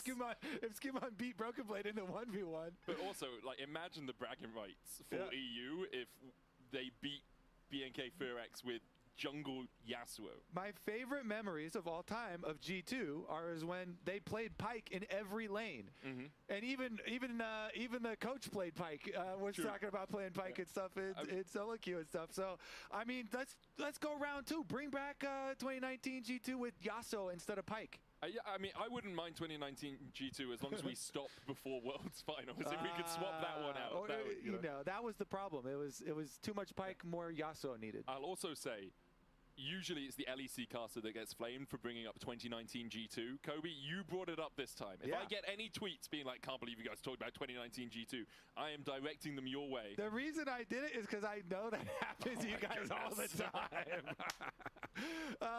Super fun opener to the series here, though, actually. And it is cool to see that it's not like, oh my God, we need Caps to carry us all the time on international stage. No, you actually need everyone else to do the carrying. I think Caps has had a pretty poor series overall so far. For BNK FEARX, they are now looking down the barrel of a 0-2 scoreline. Need to start winning, need to get that reverse sweep if they are going to make it through to the next round. They'll ban out the Mbessa and the Ziggs. Ryze and Orianna taken away by G2, who are on the right side of your screen, but are blue side in this game. Bard will be the final ban from BFX. LeBron's Bard is solid. It's one of those Bards where he will land an incredible Cosmic Binding and then miss the Tempered Fate. You know, that's sort of... He's really good at times. And then... I was not sold when you said solid, and you were making some faces already. You're like, well, let me finish. Solid. I got, you know, I mean, it's like middling. You've got, middling, maybe a better word. You've got some more flavor text to add after the. It's important. Honestly, Captain's awake. Sorry. This one, let's see what. Wait, what did Broken Blade do? And I still, what I said at the beginning of the day still remains true. Where I want more than 3 games. So even though now you're the winning, I actually still want more than 3 games. So BFX, let's go. Kobe, you will get more than 3 games because there's all of the series after this, right? So Varus, though, let through. I wouldn't say it's the best of the best. I think Worlds always shows the best of the best. One of the best AD carries at the tournament, playing one of the best AD carries. Guys, look what I got. In League of Legends. A nice cap. And we'll see how much pressure we can put down. Do we get the Sivir response then? Because that is, we always, okay, instantly. And then, so we're also getting the exact same. We get Sivir and Alistar.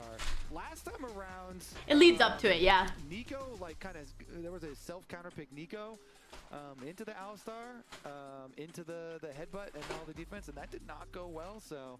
Can't be big this time. Yeah, played in that game. What the fuck? They give me 3 hash browns. It's going to be Maokai and Jace. They're cold. Yeah. Okay, so we got Varus and Jace poke with the Maokai behind it. Try and use long range versus a Sivir comp. Usually bodes well. Yeah, Sivir tends to just want to play front to back. Generally, have a couple of meatballs in front of her, and then slowly advance at your enemy. If BFX can keep G2 at arm's length, then you have to convince your wife. Tell her it's literally the coolest thing ever in gaming. At arm's length, generally. So. Yeah, if you've got Alistar and Sion engaged. I got you, Drake. Get her to start watching me. I'll become friends with her.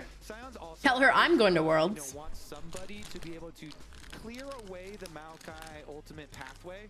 So Sion is very, very good at opening your team up an avenue to play through a Maokai ult. So I like these responses. Yeah, Tim Hortons. You don't know what Tim Hortons is? Sion, 2 of the biggest. You know, door openers. Exactly, right? They love eating the roots. They're happy enough just standing there being rooted for a second. Cows are, oh shit, that's so cute. Silent herbivore as well. Yeah, he could be a vegetarian. He's got a soul furnace, so I don't think he's a herbivore. Yeah, but he just collects, he can kill people, just not eat them. You know, he burns them up exactly, in his soul. Right, yeah, okay, his soul furnace. okay. I'm confused. What are you confused on? Makes sense when you're picking Sai on top. We could see this Jace still flex the top lane for clear. Although I expect to see it in You like my nails? By a BFX. What does Tim Hortons compare to in the US? Probably like Dunkin' Donuts, yeah. Into compositions that want to engage on you, especially when you have low range melees. Tim Hortons has like way more food though. Proc multiple concussive blows makes it harder for you to play team fight. Yeah, it's good at punishing Alistar. It's also annoying for Sivir because you can break all the Sivir stuff and good ban. Definitely a good ban there. Annie, the final ban from being it is pretty like sloppy though. It's like shit food. Their chili is genuinely my favorite chili in the world. It's possible that we see just picking something safe and giving Skumon a little bit more impetus to have pressure on the map through the early game, because this G2 comp isn't a comp that really looks a lot in the early game right now. They want Duncan is very sugary. At least before they can take those team fights. Yeah, and they did well in the last game getting there. It did take a little bit of help with from the tower dive from BFX, but they got there in the end, so they were able to do it. They were able to scale. All right, the Pantheon angle here. I have Riftbound. I haven't played it yet though. Of course, poke comps, you're always trying to like hard. Yeah, Kobe, I got the sausage and egg McMuffin, but I don't want the egg. I just have the sausage. Alistar started off, and Pantheon ult over the top is guaranteed. You are getting. I like the Poppy here. So I do like this. Plus, your Pantheon is. I like the Poppy, but I don't know. Almost any mid laner. I think G2 is just kind of on a burner right now. So I also like that, where it should help out Caps, so that hopefully they can set up Caps for success in this game and get him a better start to one of these games. He was heavily focused in game 2, but overall has had a poorer first stand than I think we would have expected from him, mostly because we hold him to a very high standard in the LEC. Like, Caps has been so consistently the king of this region that you kind of expect him to be performing 9 to 10 out of 10 performances every time. Here has been struggling a little bit, but might be going back to an old favorite.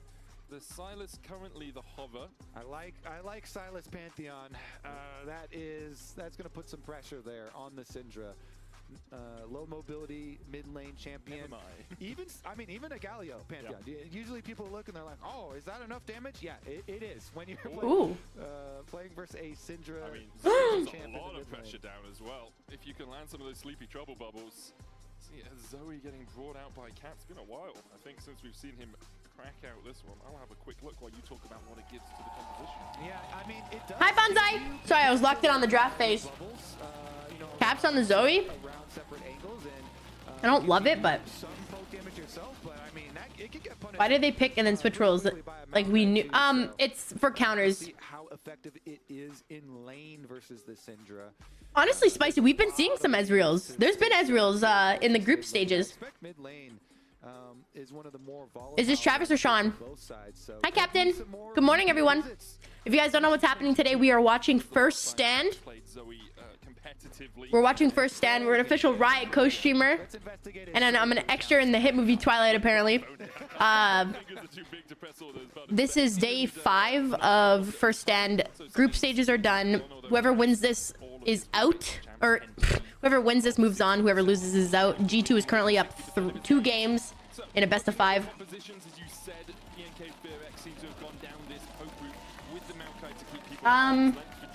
I don't remember the...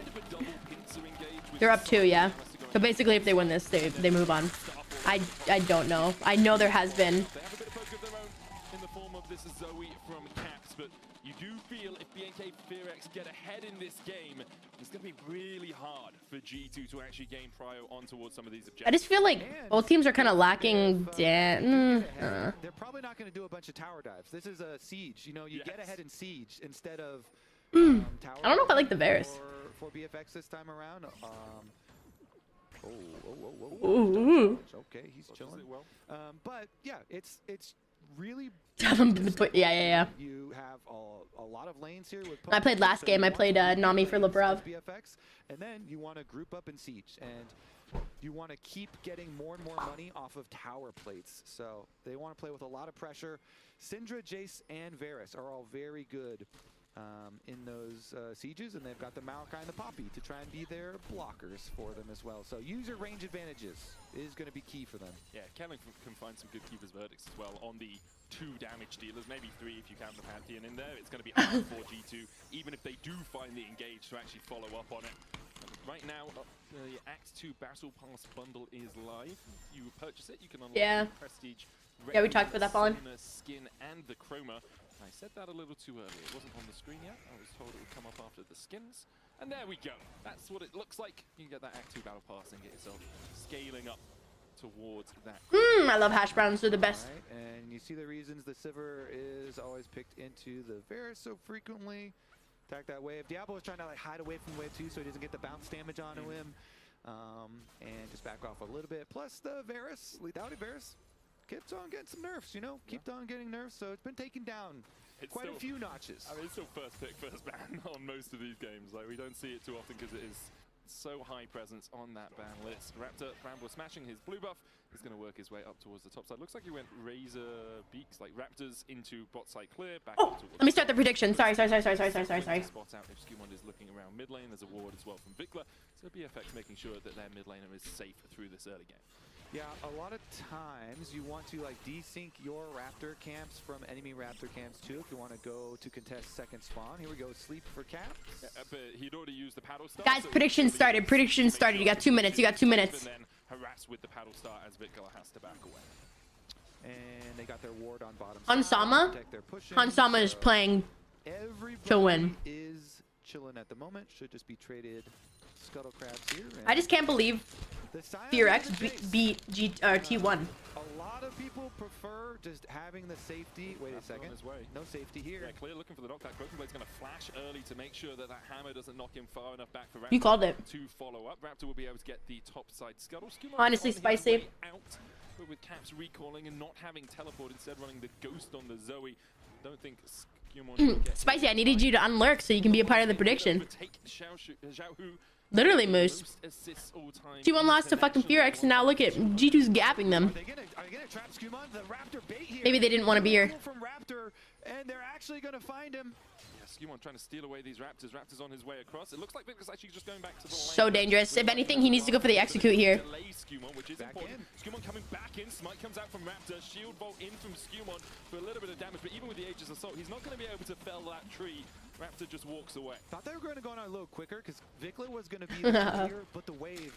So can't get Literally Kato. from the wave in mid lane. Ooh, you made tacos? Mmm, what kind? Just disengage until you know, mid lane is kind of equalized there. Caps gets back. Sorry for the rapper noise. For some reason, this hash brown's stuck to the rapper. Kind of recontest. Still though, Maokai, Raptor, very happy here. You know, he's got the ideal first back for your Faded Ashes, and you can just power clear very easily now. Again, remember they rebuffed up Maokai's Q with even more monster damage, and so he immediately jumped back into the meta and feels very comfortable. Manages to get double scuttle grab as well. As Caps looking for the sleepy trouble bubble. Raptor double scrap? Good knockback from Clear here. Broken Blade still flashless. It sounds like some like British. Scuttle cap should just be called scrab. You would call someone a scrab. Yeah, I can see that. Maybe if you don't like them, it doesn't sound nice. Yeah, because it's, I mean, scab is the one I immediately think of. Someone that walks over the picket line as a scab, right? As Callan, nicely used the steadfast presence getting range of Caps. But Caps now has that auto jump, level 6 hit. TP coming from Diablo. Uh-oh. Running that on the Varus, as we so often see. Labov here to make sure Caps can get the push in. We are fighting around the... They're just ripping it for drag. These motherfuckers do not wait. 6-5 of the junglers as of yet, but it looks like G2 just want to get control of the river more than anything else. Yeah, it's incredibly important. The river between mid lane and bottom lane, we go over this so often, but wait, it allows you all these like support ganks, and allows you so many more options for your jungler. It's just like early game. Beef with the soy imame, not broth, but more of a normal. Wait, yum! What the hell? Bye, Penny. Enjoy your tacos. Also using the fact that Caps got an ignite off Spell Thief, so is able just to portal jump forward and ignite Vikla for free. Means that Vikla really can't stay around. Caps taking up a couple of tower shots. Diablo and Callan are on their way across. There's no teleport for Vikla, but Raptor is coming. I mean, Caps is Raptor's too far. They get Dragon here. They just need to. They all need to be hitting it. They all need to be hitting it. Don't lose Dragon for this. Oh, thank God. It was 1 HP. Oh. Oh my God, he just hit level 6. Oh! A 1 HP, bro. Dude. Raptor is clean with it, man. He gets back, he snags the dragon. That's fucking disgusting. Also, man, that was crazy. Snags the dragon. He also levels up to 6. He flashes over the wall to force this play, and then levels up to 6, levels up his ultimate. Watch the dragon HP. Here we go. Kellen starts it out on the wall, so G2 are putting all their damage into Holy Dragon fuck. while BFX are attacking them. That's why Really BFX spicy. can actually go for a 3v4 play. And then Raptor says, fine, I will jump for it. He flashes over, he gets the Q backwards, and because Kellen Holy gets the kill on the fuck. Caps, and Raptor got the assist, he leveled up to 6 to fire 1. his ultimate. He still gets taken down, but BFX, they chase down all these kills after stealing the dragon, so it's just such a big play for them. Raptor with some good timing on several keys there. I mean, we looked at it and we didn't think they were going to contest at all. We were like, okay, Vikla doesn't have TP, Raptor's on the top side of the map, no way that you contest this, but it took G2 long enough that Raptor was able to run all the way down from his Krugs and then contest, get that level 6 and win out the fight. That's what's crazy to me is how little they were hitting the dragon when he wasn't even there. So we can get the push in. Yeah, it's one of those things why you can find a lot of angles where you don't just straight look at numbers. Hanzama got a kill though. If someone is That's scary. all their spells into an objective or a camp, they are super vulnerable. It's not like a full extra person there when you're evaluating numbers games and who actually has advantage. So many spells, you know, getting dumped in, and plus Caps was pushing in the lane in mid, so he was like only kind of there. Yeah. And so they got a lot of lead time in the fights, which resulted in extra health bars. But the key is the flash over from Raptor to get the double Q there and separate Caps back over towards big trouble. Caps flashing in there and being able to pick it up. It was all nicely played from BFX, which it bodes well for me and my hope for more than just a 3-game series. And BFX off to a strong... Honestly, if Jace gets really strong here, I think that's going to be so bad for G2. Jace poke into their comp. Lead over LeBron on this Alistair. Caps looking for the sleep trouble bubble, can't land it. Raptor just walking through mid down towards his bottom side camp. Skumon could look for a fight. Unstoppable Onslaught coming out. Flash away from Clear. Grand Starfall being used on the bot side as they go for Kellen, but the Chain of Corruption is going to land onto Skumon. Knock up from LeBron, who's tanking the tower with the Unstoppable Force as well. Should be tanky enough, and LeBron will be able to walk away with sub 50 HP. Diablo trying to trade back in, but can't get close enough. Raptor unable to help out. Drink your potions, kids. That was really nice. Calculated, tanks up exactly enough with the Alistar ult and the potions ticking. Even with Diablo landing his ulti there on a Skumon upon arrival of the Pantheon. Since LeBron was doing a good job taking tower aggro, it didn't matter. And Clear lost his flash. Broken Blade gets his tower plate money. And again, the Scion here provides so much value front line for later on. Let's take another look at them starting it out. Oh, the interrupted Poppy R. Headbutt under tower, pops his ulti, stays in tower range. That was a crazy fucking Verisol. He timed that perfectly with Pantheon ult. Camps did a good job of keeping Raptor and Vikla pinned towards the mid lane. Bot Proud Dragon in a minute and a half. Dragons, I feel like, happen so fast in these games. They couldn't react quickly enough to the bot side play. Gold now even between the two teams. Still the objective. Reincarnated Dragon. Sorry. Dude, was it you that said it, Drake? I can't tell if she's trolling, but why does she say dragon like that? You're such a bitch.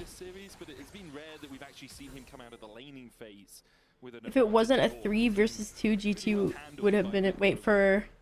What is? Wait, what does G2 or what does BFX have going for them? Next few minutes. Canadians say their A's like E's. That's why like you get bag. Milk.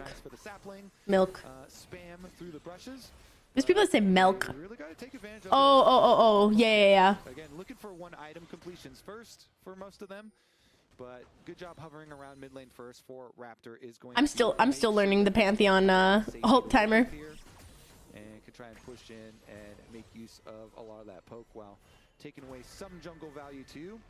But the Jace isn't gonna be as effective there with the poke. And especially with Broken Blade being relatively tanky already. Doing great up there, yeah. Scion. BB doing great. 510 stacks for him. Second Drake is coming out. Raptor waiting. They took Redemption. Oh, I know. It's just so bad. It's like 70-25. Yeah, right. I play Nami a lot into Pantheon, and I love when he jumps in. I'll just Q him, but his ult, sometimes I hit it, and I look like a Chad, but sometimes I don't. HP again as Broken Blade with that Soul Furnace and the Roar of the Slayer. He's chipping away at this Jace, who doesn't have teleport. Broken Blade does. So if a fight starts around this Drake, G2 can have a man advantage. Flash forward onto Kellen, step up presence, knockback as well. There's the trample stun. There's the knockback. Trouble Bubble interrupts the Keeper's verdict, and Kellen taken out by G2. Holy fuck, Kellen just got Mickey Mouse. Nice engage. Again, the engages are going to be key here for G2 to jump on BFX before they can get any poke value. Kellen engaged that? Yeah, they want more. No.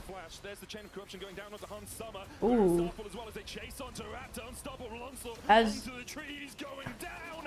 G2 are yelling timber as they look for more. Diablo has to flash away. Skumon tagging the tower. Broken Blade can do so too. Play under tower. Oh, okay. Broken Blade dies here, surely. Oh. I mean, Jace is getting a lot top for this. Yep, they had teleport advantage, so they used that. They're so low, Kellen. Just look. Yeah, I mean, Kellen was trying. He did a tower there and tried to keep signing. Oh. All right, bye.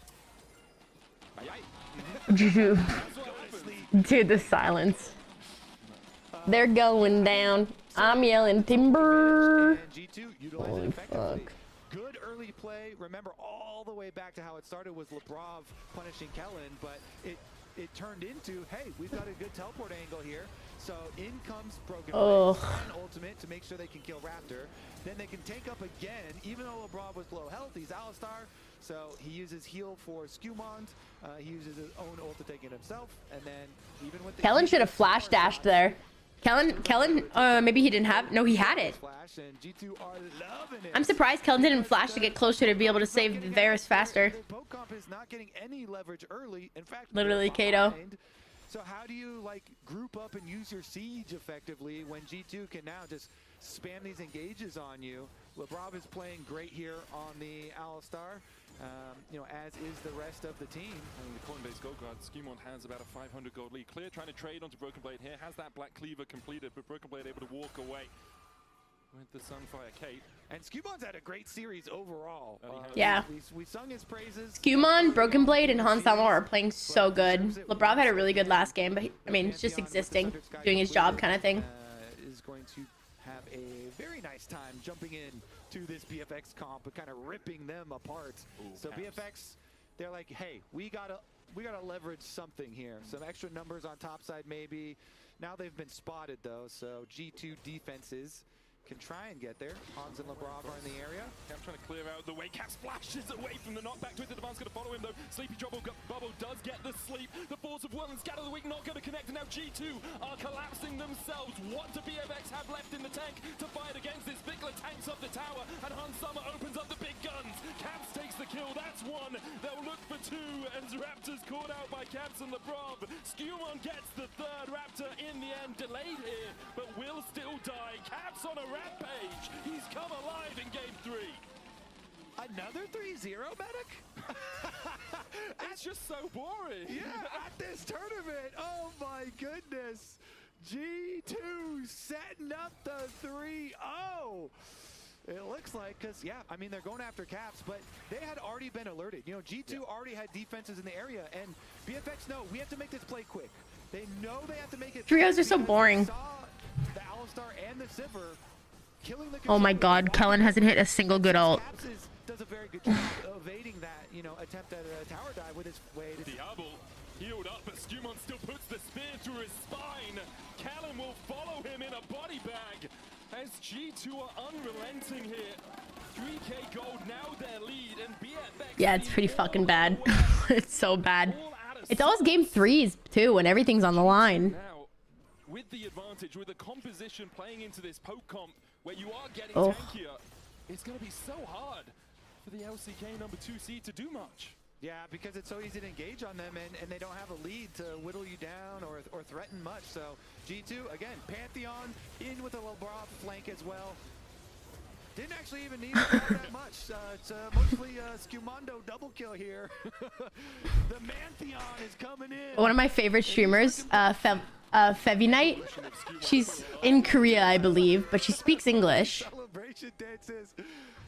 She speaks English, and she has a really funny tweet. Like, it says my region, and it's because she's from Korea. Because right now, BFX is from Korea. That's so funny. Oh, shut down, shut down. Oh no, shut. Ooh. Yeah, Vikla's not carrying this, bro. And then immediately Vikla gets a kill. Kobe, what you got to say for yourself? Haha. I think you can still dance though. I mean, the reason that I'm pretty confident is because of the team comps. But yeah, you know what? Let's play that game. Let's keep our minds open here. BFX, see what they can do to get back into this. You know, killing Caps and getting top tower is a nice step for them. I go bed now for you. I won my deadlock game and I absolutely. Hey, okay. Have a good night. You sleep well. Definitely helps out. Clear. Spot him out with the Scryer's Bloom. Next Drake up in 20 seconds time. It's a chem soul this game. Not one of the most important or impactful. Still something that G2 will want to keep ticking over if they can. She's actually such. Why does my ear sound weird? Infinity Edge. In terms of item the lethality item slightly cheaper generally than their sort of crit base. My sound sounds weird. Did I fuck up my sound? No, I didn't. Now they want to try and get their poke value. They get there early. They have their wards down. They can throw out some long range before the G2 engage comes. Saplings in all the brushes. There's the TP. There's a blast cone full of profits looking to get into the back of the pit. BFX begin to back away. Riftel down as well. The Drake resets. Rob is in that pit. Raptor forced back into his own blue side jungle. Clear trying to come in from the bottom side. Diablo and Vikla in mid. Not really close enough to the team. There's the Riftel charging forward, and it looks like BFX just say, okay, you've invested into this. You use the TP, you use the Riftel. We'll let you take the Drake. And instead, we'll just look for a bit of pressure in that mid lane. Yeah, I mean, they scatter and give up position, and I think they're just going to have to give up a lot as this game progresses. I mean, top wave, look at that. G2 had already prepped top wave, so BFX were there, Oh, Clear going for the flash knockback. Oh, Caps. With the nature's graph now. Caps is down. The knockback with the keeper's verdict. LeBron the new target here as BFX continue to collapse on the cow. Broken Blade realizing he can't really help LeBron. That's really nice from Poppy. Back from Cannon doesn't get the stun, but the piercing arrow finds its mark. Dude, the one champ you don't want online is Diablo. Okay, they're doing it now. BFX starting to come back, getting a bunch of gold. They can get the tower plates afterwards. Okay, they get one tower plate, and they're going to call it at that. Nice little rebuttal, though, against that wall. Yeah. Go for the engage, grab some kills for themselves. BFX, they definitely need that money. And 2 items here, done for Clear, fully transformed Muramana for the Jace. And only needs to use Clear's flash to get that. Caps didn't flash in response, but have another look at it. Clear's been trying to do this a couple of times with Broken Blade earlier this game. It's a nice knockback into Kellen's follow-up. Yeah, beautiful stuff. Hi, Daryl. Where were you? Against the wall, they get the combo there, and then even with LeBron ultimate on, they can put so much damage into him while he's walking away. Even without that working? Diablo's able to get what? To finish up the dude, GG's gapping. And get a turret plate to fund their extra damage, and they certainly need it here. LeBron kind of poke around inside the jungle, see some enemy movements, but the defense from BFX to be able to clear it back out. And gold lead cut to 1.5k. And it's moments like that that can get BFX back into the game. G2 will still be comfortable enough with the spot they're in. 2 items on Caps and on Hans Summer with the Infinity. I at least expect it. I mean, they're trying. I fear Hans Summer is just unfortunately on one right now. As does Raptor. Bloodletter's Curse will start helping Vikla in these battles. Look, guys, like my posture. All right, here comes the siege. The BFX siege. How much poke can they land? How many snipes can they get? Oh. Sion, keep an eye on Sion there. Whenever Broken Blade has his ulti, threatening to use it through the river here, but when BFX back off, he says, fine, I'll just go back to your tower. I'll get my value there. Minions are dying to the tower, and tower plates are going down in my ear hurts. G2. That nice swarm. Diablo chunked down to about 2/3 HP. Skewed down Starfall as well, which is why BFX needs to be a little cautious. If you overstep immediately, you have a Pantheon flying above your heads and then having a flank position on. That's what it is. No, my ears sound weird. For the moment, G2 able to hold like I'm taking more sound in on this one. I'm like, dude, am I fucking losing my hearing? I'm kind of glad. Yeah. Good damage. For the moment, G2 still holding strong in the mid lane. BFX unable to break that. Clear able to walk away. Grand Starfall coming in as well. Stumon still diving the tower. Decimating Smash will get the knockup. But Clear healthy for a long time. Tower AFK. Tower AFK. Broken Blade still chasing. Will flash forward, get the kill with the Cell Furnace, but Kellen's on his way to try and make this all. Diablo gets this kill. He should be able to do so. Diablo coming across. What's the Sion stacks? Stumon could rejoin, but he's only at half HP. Chain of Corruption used. Meanwhile, in the mid lane, we've seen Hans Summer taking down. I don't know what's happening with my sound, but like I'm so much louder in my ear. 1-for-1 and a turret, 2 turrets as well. Ooh. Thank you. But, you know, as you say, they still also get the turret on top of getting the kill here. And BFX gets a little bit back for themselves, taking down the side. Yep. Hans picking up the mid lane tower as well, opens up the map a little bit more for G2. Next Drake up in a minute's time. We'll see if BFX decide to play around and have a look at this dive. They know Clear doesn't have the flash and they go for it, but I think it's just a bit tankier than. I'm surprised they didn't hit the turret. Skumon will just stay in until the next Q, his next Q is available, and just finish it. But they were worried about a quick collapse. Yeah, I think so. So he's like, all right, I'm dropping tower aggro, and then Broken Blade, you can just go finish it. You know, if they kill you, then you'll have zombies. All right, huge shutdown on Pantheon and Sivir. Let's see who can cash that out. Got the tower, so. You know, it's still good. Yeah. Still very good. That is 3,000 gold now, the lead for G2. BFX well and truly on the ropes. You can see them trying to find these picks. They're setting up using Raptors. Breaking up in 30 seconds. Broken Blade's there. A little bit more vision, get a little bit of poke. But that poke not really doing too much against that shield from Broken Blade. Clear trying to take the bot lane tower. Will be able to get that turret. Second of the game for BFX. Decimating Smash out from Broken Blade, not enough. Vikla hanging off to the side to see perhaps if someone oversteps from G2. Clear flanking as well as Caps jumps away. Decimating Smash again from Broken Blade. Little bits of poke on landing from BFX, but it's not enough for now as BB still very tanky on that front line. Caps going in.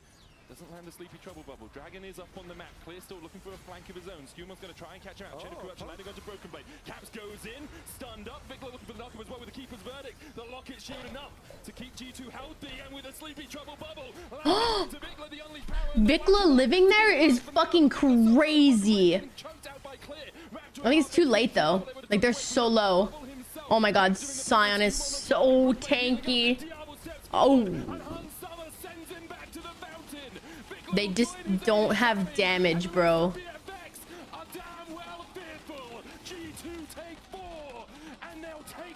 They have no damage. I love it. No hesitation from G2 members. Flashes just blown for the engages over the wall. Raptor here with his... Well, he's been spotted now. He's with his fellow countrymen in the Raptors. But yeah, he's going to die. The Baron has been begun by G2. Rob gets the knockup, the Raptor goes down, the cow gets it, and G2 will get the Baron alongside. All right, now, are you with me? I'm like, yes.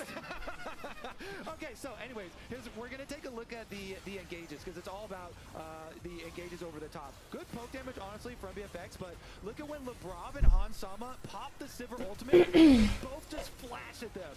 They almost kill Vikla. He's able to scatter the weak and flash away himself. But Broken Blade down there on the other side was taking out everything so easily that now Scumond, with the health advantage, gets to jump in. Oof. They get the early territory. Caps played that really well. Again, another engage onto Diablo this time. He's able to get the kill, and everybody comes through to finish it off. The full 5-on-5. They're with me.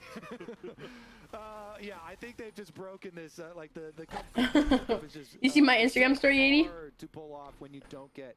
Oh yeah, Alistar. Like siege. Yeah, but like he's a support. We're not gonna praise his support ever. Now they don't have a lot of territory to work with. They're still gonna try though. They actually teleport Jace to split push on top side to get some money there. But G2 with Baron buff, they honestly don't care about that. Yeah. Just ignore the Jace. All right, use Baron buff, siege up, force plays. Just now what? Like you just saw it? Because Kat had her body pillow under her blanket too, and I was like, that's a fucking human. He's pretty squishy on this tree, and is matching mid lane right now. Well, I don't know if it's still up actually. 100% Daryl. That's really bad actually. What the fuck? Clear has backed away. I see there's only one plate remaining on that tower. Might be shortly to fall. Looks like it survives for now. Clear running away because Scumond was also on. What's the stack Syndra needs for her AD or AP spike? Would have spelt Clear's death. All right. Objective bounties are up at the very least for BFX. It's always such a like, we have 120. Hey, why are those objective bounties up? He's Because there. The game feels so bad for us. Yeah, 7,000 that gold we're that far behind. Triple Drakes. It's not a promising position at all for BFX right now. 3 items on Hans Sama as well. 3 have just been completed on Diablo. He's got the Cyrilda's Grudge, but he hasn't had the series that I expected from him. And G2 have done a really good job of shutting down Diablo, and he's had some good moments, but and Hans has had an amazing has had a better series of the 280 carries, which comes Yeah, Diablo's kind of been shocked. I can't. I don't know how to talk. G2 you see the tier 2 in the top side being taken down as well. Put into its foundations, and now BFX Broken Blade's just unkillable too. Clear still in mid. G2 pushing in. Have 1.5 minion waves left on this Baron buff on this push. The poke from BFX does land a little bit onto Lebrov and onto Broken Blade, but really more chip damage than anything else. Nothing too substantial. Force of Will in the scat of the week onto Hans Summer. Won't be enough to get the stun. Diablo dodging to the side of the paddle star as Lebrov once again comes across. Broken Blade very happy just to tank this up, but with a chain of corruption, there's a knockback from the scat of the week. Broken Blade just tanks the tower down to half HP, sure, but he doesn't really care too much. 7 seconds left on this Baron push. 2 inhibitor towers down to about half HP apiece. In the end, BFX have held on to their inhibs as the Baron expands. Oh, dude, I wanted to get A&W breakfast, but it wasn't. Another minion wave here. It wasn't an option. Expiring means that minion wave is a lot easier to deal with, and they still have defensive poke, plenty of wave clear with all this range, so they do at least weather that storm for now. Flash forward onto Hans Summer. He pops the on the hand immediately. Wow. With Vikla on the chase. Good vision there from BFX to spot Hans Summer, recalling a little greedily. Yeah, I mean, and honestly, at that moment, you're just like, all right, we We gotta get some. We have to get a crazy play, right? So just flash for plays, whatever. Let's try. Even though you only get Sivir ultimate out, you're like, oh well, maybe he's like slow in reacting or something, and maybe we. They need to get Sivir here if they can. Sivir out of this, I don't know. I feel like they're so far ahead now. I don't know. Against Genji, who are now the titans of the tournament, the titans of the world. Ah, yeah, nice. And now with Drake. Fun fact. Oh, he just teleported for that shield. Look at that fucking shield he has. We're looking to put the final nail into the coffin for BFX. Skumon with GA too. Eesh. Broken Blade there with the decimating smash as well. Still 3 seconds before that Chem Soul Dragon does spawn in. Yeah, it's huge, man. He's getting the teleport 223 stacks. If they can honestly Poppy ult Skumon out of the fight. Onto Broken Blade, Chain of Corruption there for the follow-up of Broken Blade. This is all of BFX just hitting onto him. The Keeper's Verdict cancelled, Unstoppable Onslaught coming out as well. Decimating Smash gonna land. Cannon having to flash out. Will use the locket, but it doesn't save you. LeBron flashes in, looking for Raptor, who used the Twisted Advance trying to escape. Grand Starfall coming forward as well. They'll go for Diablo. He flashes away from his base, and he's put to sleep. Night! G2 are Diablo's nightmares, as Clear is forced down towards the bottom side. Summer on the hunt, not only for the kill, but for the big 3-0. Bigler trying to escape. The unleashed power has nothing behind it. Caps will kill the enemy mid. Only Raptor will stand alive. G2 have done it! 3-0 here over BFX at first stand. Amazing stuff from them. What a series, especially on Sama. Impressive stuff. That's rough. G2 marching down mid. All 5 alive. Broken Blade here with the Bouse special to top it off. He'll find Raptor, who goes extinct like the Velociraptors of old. G2, they have lived in delusion, and now they have demolished BFX. There is hope for EU. Euphoria reigns. Holy supreme. fuck. A 3-0 for G2. All right, what are you thinking for player of the series? Skumon or This is Caps. I'm gonna go. I think I'm gonna go Hans because. Nah. Hans is just on fire, but Caps I think did really fucking good here on Zoe. I mean, a lot of the team. Oh wait, did they say series or game? Definitely a rough one from Caps, but good Zoe game from him in the end. And G2 bouncing back. Oh, if he said series, I'm going Hansama. Huge amount of. Ah, fuck, actually no. Yeah, Skumon. Skumon was consistent throughout all 3 games. Hansama just did such a fucking insane job at becoming the problem every game. She looks so sad. G2 once again standing tall as the European representatives. For BFX, disappointment today. I think they've had some really strong signs of life there. Their run through the LCK playoffs was exceptional, but today they just didn't really come alive the way you expected them to. I think Hansama's core game, but Skumon. No, Skumon had an insane series. So don't hold this series. I think he was like consistent on all 3 games. I mean, this guy's 18 years old, right? Yeah. So he's picked up 2 pentakills here at first stand. I think there's a lot of hope for BNK FEARX, but today was not their day, as they weren't able to close things out against G2, who just, they had really good reads, really good drafts, played to their draft conditions really well as well. Yeah, I liked it. A lot of good job recognizing things that BFX were doing in game 2 and reacting very quickly and then building their own game plans to counter it. And so, yeah, this makes me really excited here for the rest of the day also. Oh, sure, yeah, we can be excited. There's more for the rest of the day. You've got like 40 minutes of excitement left, Kobe, so we'll see what happens. Like, it's very possible. I still want more games, though. Yes, yeah. Just 3-0. Oh yeah, I can play an ARAM. A little bit one-sided at times. You can see Broken Blade getting on stage, getting ready for his interview. It'll be good to hear from him. Broken Blade's having an interview. Changes with the team over the years. I think Broken Blade used to be much more of a leader in the team, and now that's been pushed more onto Skumon. There's like they're building him up as the guy that controls what the team wants. Bye, Kroby. So Broken Blade's had some more opportunities to be a bit more selfish, and it'll be really interesting to hear about how he feels that's developing over these months. We'll ask him about the Yasuo. Oh, true. Is he actually just the 3rd best Yasuo? Yeah, the entire team trolling him. Looks like they're about ready, but we'll see. We'll see fairly shortly here, and check in with BB. Here, I'm gonna do this. And then I'm gonna do this so you can hear it. We still have 5 seconds, Kobe. We did that way too early. Oh, fist bump? Pra gente conversar um pouquinho aí nesse pós-seleção com o Broken Blade. Minha primeira pergunta pra ele vai ser sobre, bom, acho que primeiro de tudo a gente precisa ser sincero, ninguém esperava esse resultado. Então, eu vou perguntar pra ele um pouquinho sobre isso. So, congratulations. I need to be very honest here. We expected it to be a more distinct series, but then what about you? Do you expect this 3-0 in this game? To be honest, we expected it to be a bit more bloody today. I was also surprised it was a 3-0, but I think we played extremely well. So I'm very, very happy. I think we found a lot of good angles, especially in the second game. We came back from a very flat position, so I'm very happy.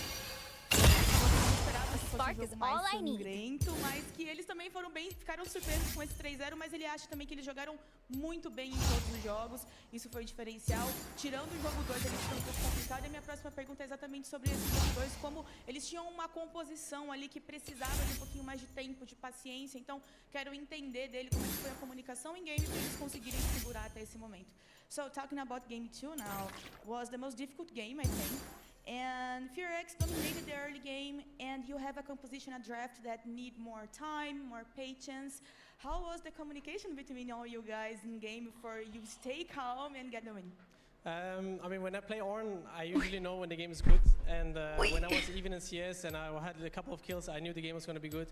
I was really, really tanky this game, and I told my team, guys, I will give you items, don't worry.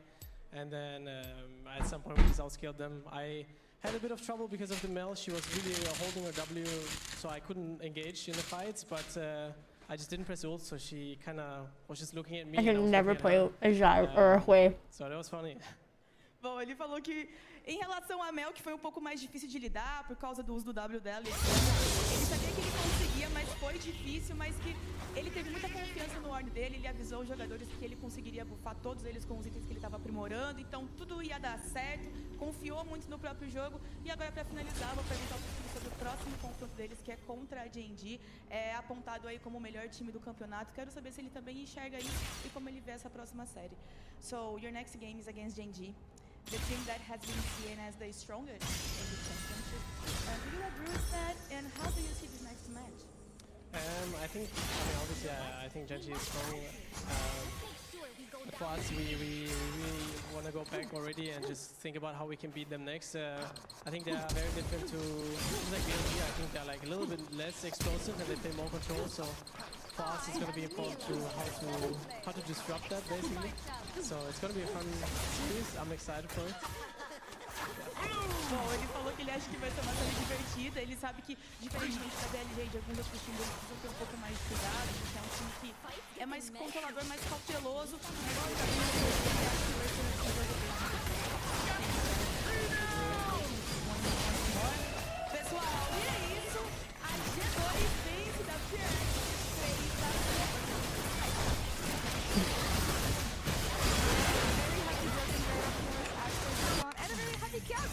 Lame cowards. Thank you. Okay, so first question here. How do you guys go from getting 3-0 by BLG into 3-0 here against the FEARX? What did you guys learn about the series that helped you today? I mean, honestly, I think it's like a bit shameful to say, but I think we've forget a lot of the lessons. Like we keep going to these tournaments, and then we start dropping these lessons, and we go on stage, we're like, oh wait, these things are very important, right? And we were reviewing very hard yesterday, and we're just putting more emphasis on some topics that is very crucial in playing teams like everyone here. So a lot of reviewing and making sure that we are more on the same page on this thing. I'm super curious about how you find shoots like week to week, then we're seeing this mega intensified back-to-back, and then we have to play England tomorrow, where they've had a day to prep. How do you find this environment, and how you slot in with the fast-paced nature of just so many teams? I mean, it can definitely be a little bit tough to rep all the games, but honestly, I think this might be one of my favorite like international tournaments. I mean, obviously Worlds will always be Worlds, but I think just so early on coming in and playing against like all these insane teams and back to back, and you really need to just be on point, and you get so much like data points as well to improve on. So I think this is like an awesome tournament. When there's Galvin at a peak, you see to like perform, you guys perform. Where did that come from? When the spotlight Thank you. I mean, I think think definitely.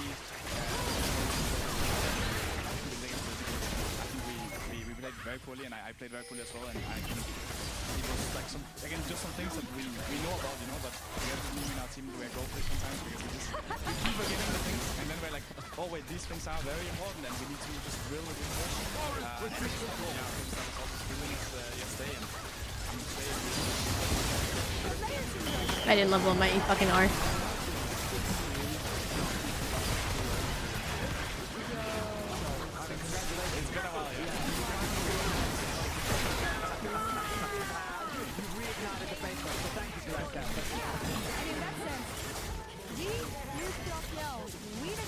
Again, a blue team, so you're walking the park against us, right? Right?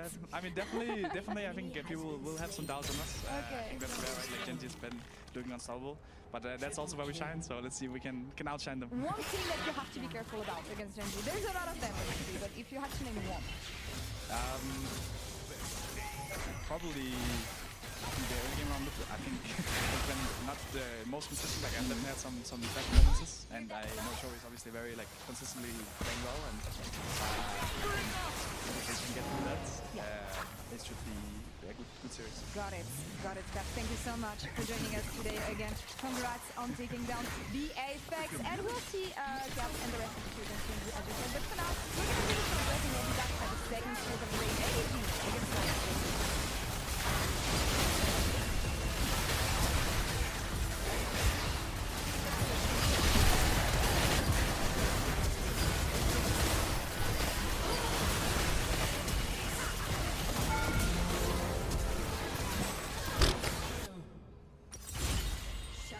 Sir. Here's the bill from the dealership where I got my car, and I'd like you to beat it with a better deal on one of these fine cars.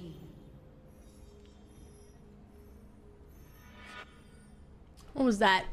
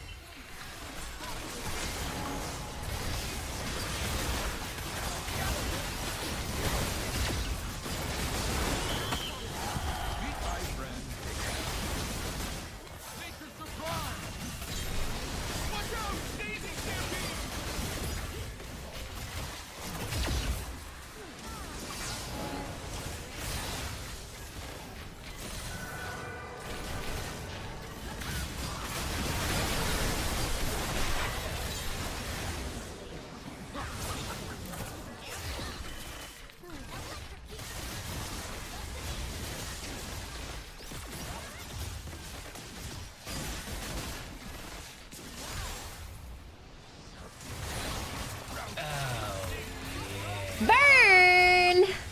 What it do, baby? How you doing? Burn, thank you so much for the raid. I hope you're doing well.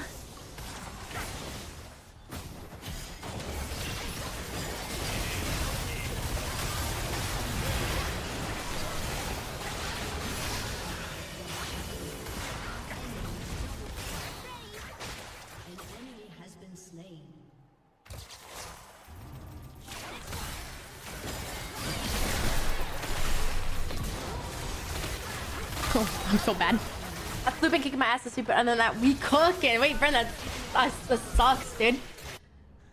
I feel like the flu always happens. The flu always comes around early winter and end of winter. We're watching the fuck? I have like no time. Watching Final Stand, co-streaming it.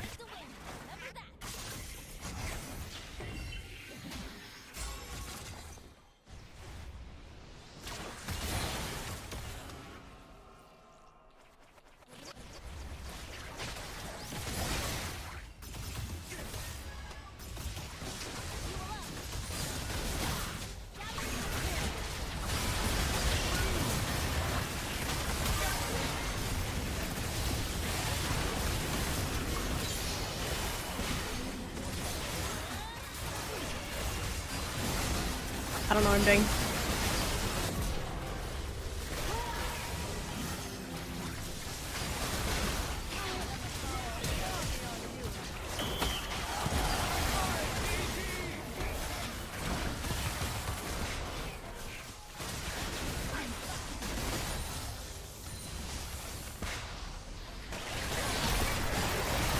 me. I'm so bad at Zeri. Your league content's great. Thank you, thank you. I'm obsessed with this goddamn game. Reincarnated.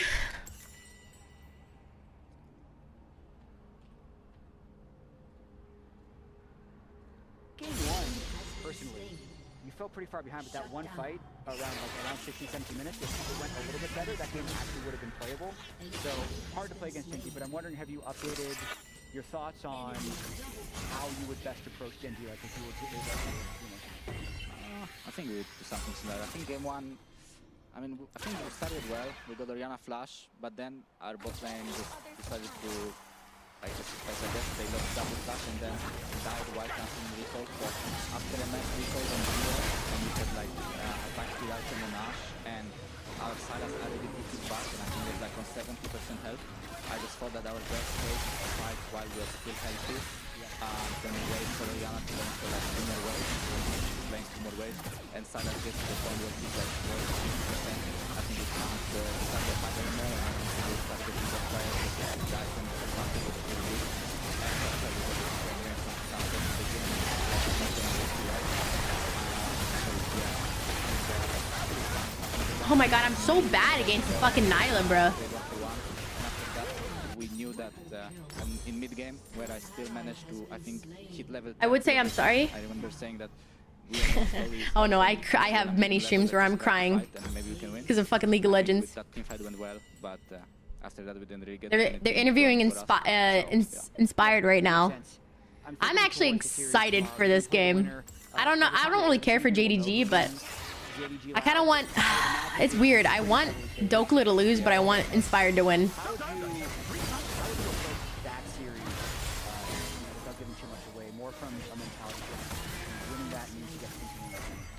I mean, I don't think it's like I think we're gonna play similar to how we want to play against Genji, but I think JDG is just weaker Genjis. Like they're not gonna be as oppressive in lanes, I would assume. So I think they're still a strong team. So we have to have a good plan and how we wanna execute the game.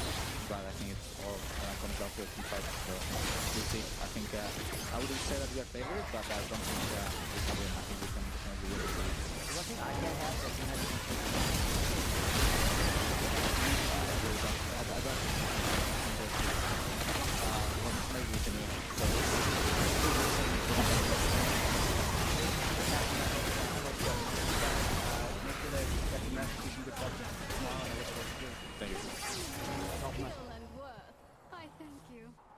Well, that's certainly aged well, Jack. Fantastic interview there with Inspired. And I'm Atlas, joined by Jack. We get another Atlas cast, which is really fantastic for us because we love working together. Yeah, a little bit unfortunate as far as how that one went for Inspired, but he hasn't played yet. I can't have G2 win on Lion lose, so that means Lion needs to win here. All right. Also, quick shout out to Han Sama. He was awarded Player of the Series last series. I heard the vote wasn't close. Wow. I didn't vote. I thought Skumon played incredible. I would have probably voted for Skumon as well, but in the LCK they took away my vote, probably for good reason. I see. So, even though I do agree with you, my vote stands. You got so sweaty in ARAM. So unfun. Well, Well, no, I'm not satisfied with that. I wanted to play another. Just because the inherent NA-EU rivalry, even if they didn't directly play against each other, will be influenced by G2 having such a dominant series just now. Minha primeira pergunta para ele vai ser sobre, bom, acho que primeiro de tudo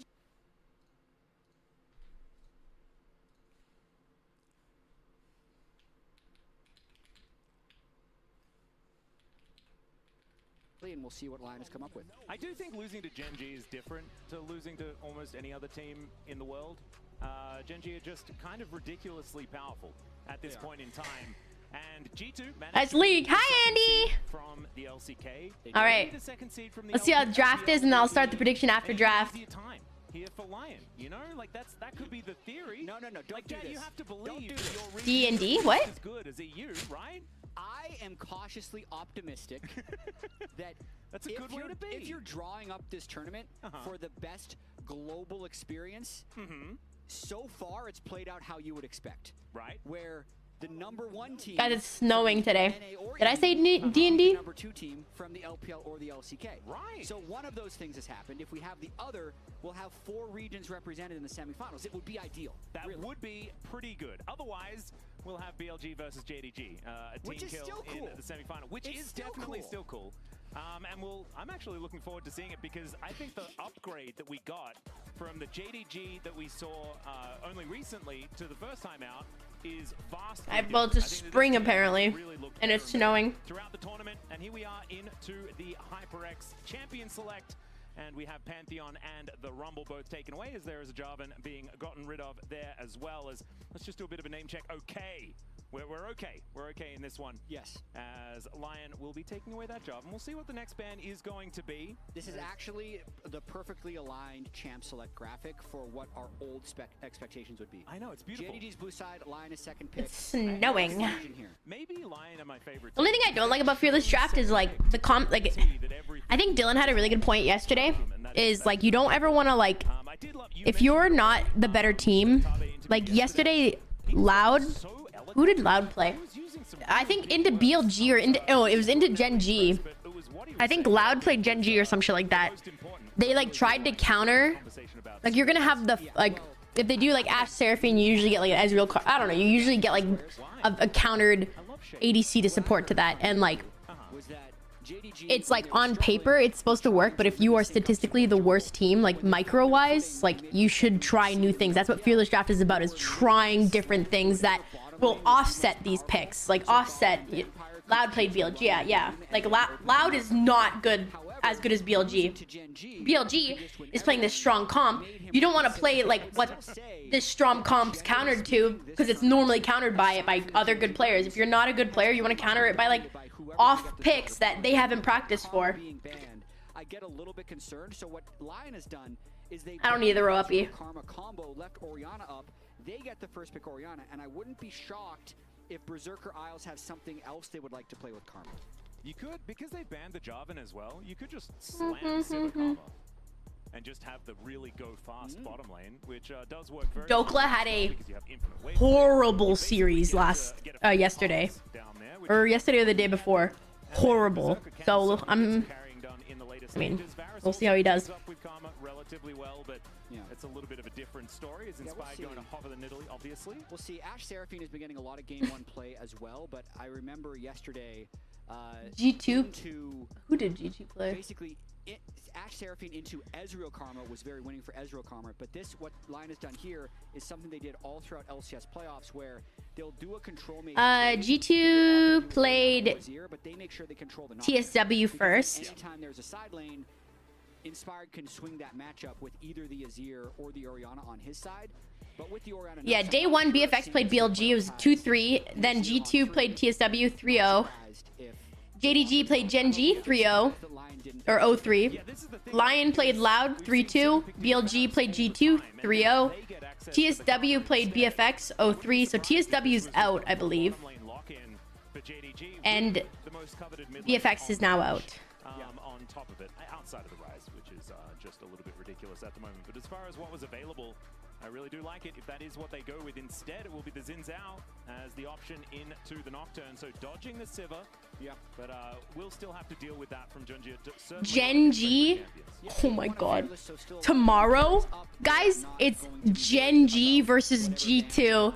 And then BLG is going to verse whoever wins this game. What may be the strongest jungler here at the tournament, aside from Pantheon. It's tricky to say with Pantheon being banned, but we've seen some. And then tomorrow, the 2 teams that win will be finals. So far here, and it is actually the Galio. I don't know, Daryl. I don't know. More all in and a little bit weaker directly in lane, but can still be really potent in team fights. But the thing that I love about it is we're representing double globals already, right? Yeah. Being able to cheat around the map, I think, is really important when you're against a team that is really, really good at playing around tempo markers, Jad. Oh, no. JDG, very, very good at it.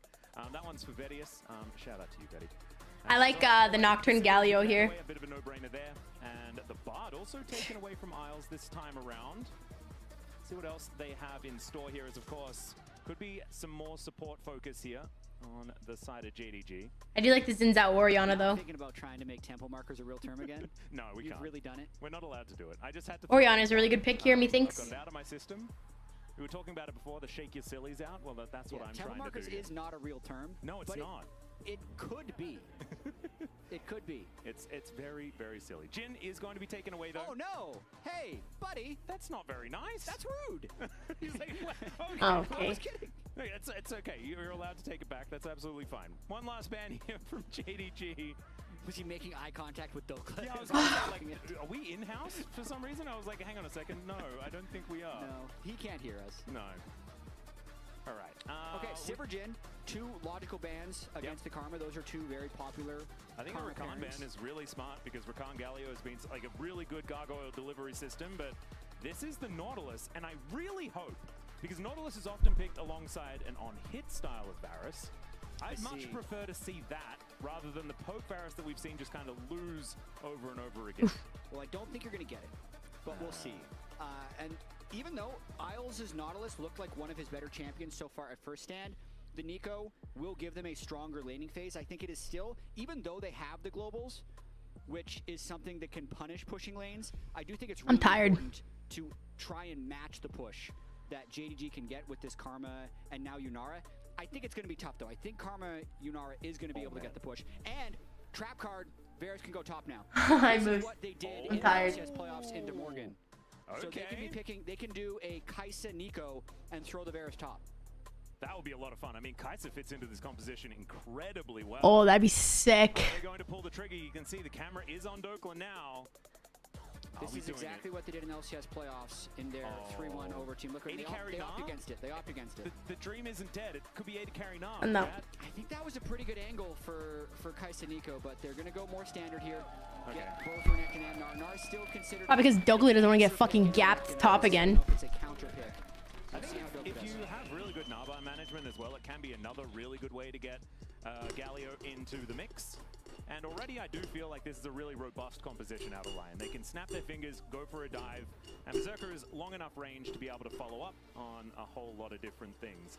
Isles looks so young, bro. How old is he? Fire shields, so much extra movement speed, things like this. I think this Yunara could certainly become a gigantic problem, especially behind something like a Renekton, which can really just make things problematic in the mid game. Yeah, really interesting game 1 draft, especially letting Karma through and Oriana through, and then actually JDG getting both of them. So can't say that wouldn't have been intentional by Lion, but it's definitely quite risky. Hi, Lepish. Overall, JDG does have a lot of strong champions, but their actual hard engage is relatively low. They're kind of dealing with Renekton stun. I don't know. Inspired on a Nocturne is very scary.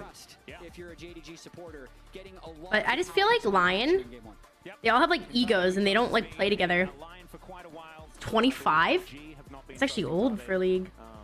Ever since 2015. Ever since 2015. But everyone else pretty happy to get behind him because he has found a whole lot of success on a whole lot of different teams. As ladies and gentlemen, it is time for us to get onto the Rift for JDG versus Lion. Who is going to be heading towards the semifinals and who is going home? That is going to be the question here as we are onto the Rift for game 1. And it looks like JDG very early on getting a Raptor ward as well as warding their own Raptors. So Inspired has tried to sneak in for some counter jungling. We've actually seen a couple mid laners die or nearly die going for that Raptor ward. Saint put a defensive ward. Oh, I don't like this. I don't like this. I don't like this. Inspired run into each other. This is not good for Inspired. I would say not as well, as Junja is just going to go over and just make sure that he is not hitting this. Oh, interesting. Still, I mean, if Inspired sticks around, I mean, Nocturne level 1 is very strong, and if Galio can move first, depending on how long this goes, Inspired played this really patiently. We'll see, though. It really will depend on the smite. Well, vision control certainly going to be there on both sides, but not in that brush. Yeah, and Junja's out of wards, so he can't see this. He actually has to give it up. Wow. Really nicely done here by Inspired, getting an early lead here on Junja. Yep. And remember, guys, live on patch 26.6. I know, Kibima. Faker's maybe not. Oh. Faker's maybe not peak talent, but he's such a team. He's like I don't know the word right A now. little bit of an angle here, but he's still looking a little worse for where the clockwork wind up coming in as Honkyu really putting the pressure on it. In fact, there's kind of pressure on everywhere here from JDG. When both junglers are seen completely on Raptors at the start of the game, you play incredibly aggressive. Also notice the ward that they put Saint can't help now on the Raptors. Try wrap around on mid though. Saint's too low to be able to go in for CC. Yeah, I don't think that this is going to be a successful one, as immediately over towards the Raptor camp here is Inspired. Too slow. We'll get the news that there is a Zinzao in the area, but he might Nar be can't able to help. stop this, Zinzao's gonna get Krogs. Ginger is just going to head towards his Krugs. Yeah, and also just a reminder, FlyQuest vs CFO had these two junglers playing against each other as well as Honkyu, and it was CFO who actually kind of ended FlyQuest as we know it. And after this game, they all scattered to different corners of the earth. Yeah, that was a pretty incredible time for CFO as well, if I remember correctly. Bit of a Cinderella story. So let's see whether some revenge can be claimed here by Inspired. I mean, very abnormal early jungle pathing here. Inspired getting slightly the better of it, although the Raptor camp will be faster Holy to fuck. respawn for the side of JDG.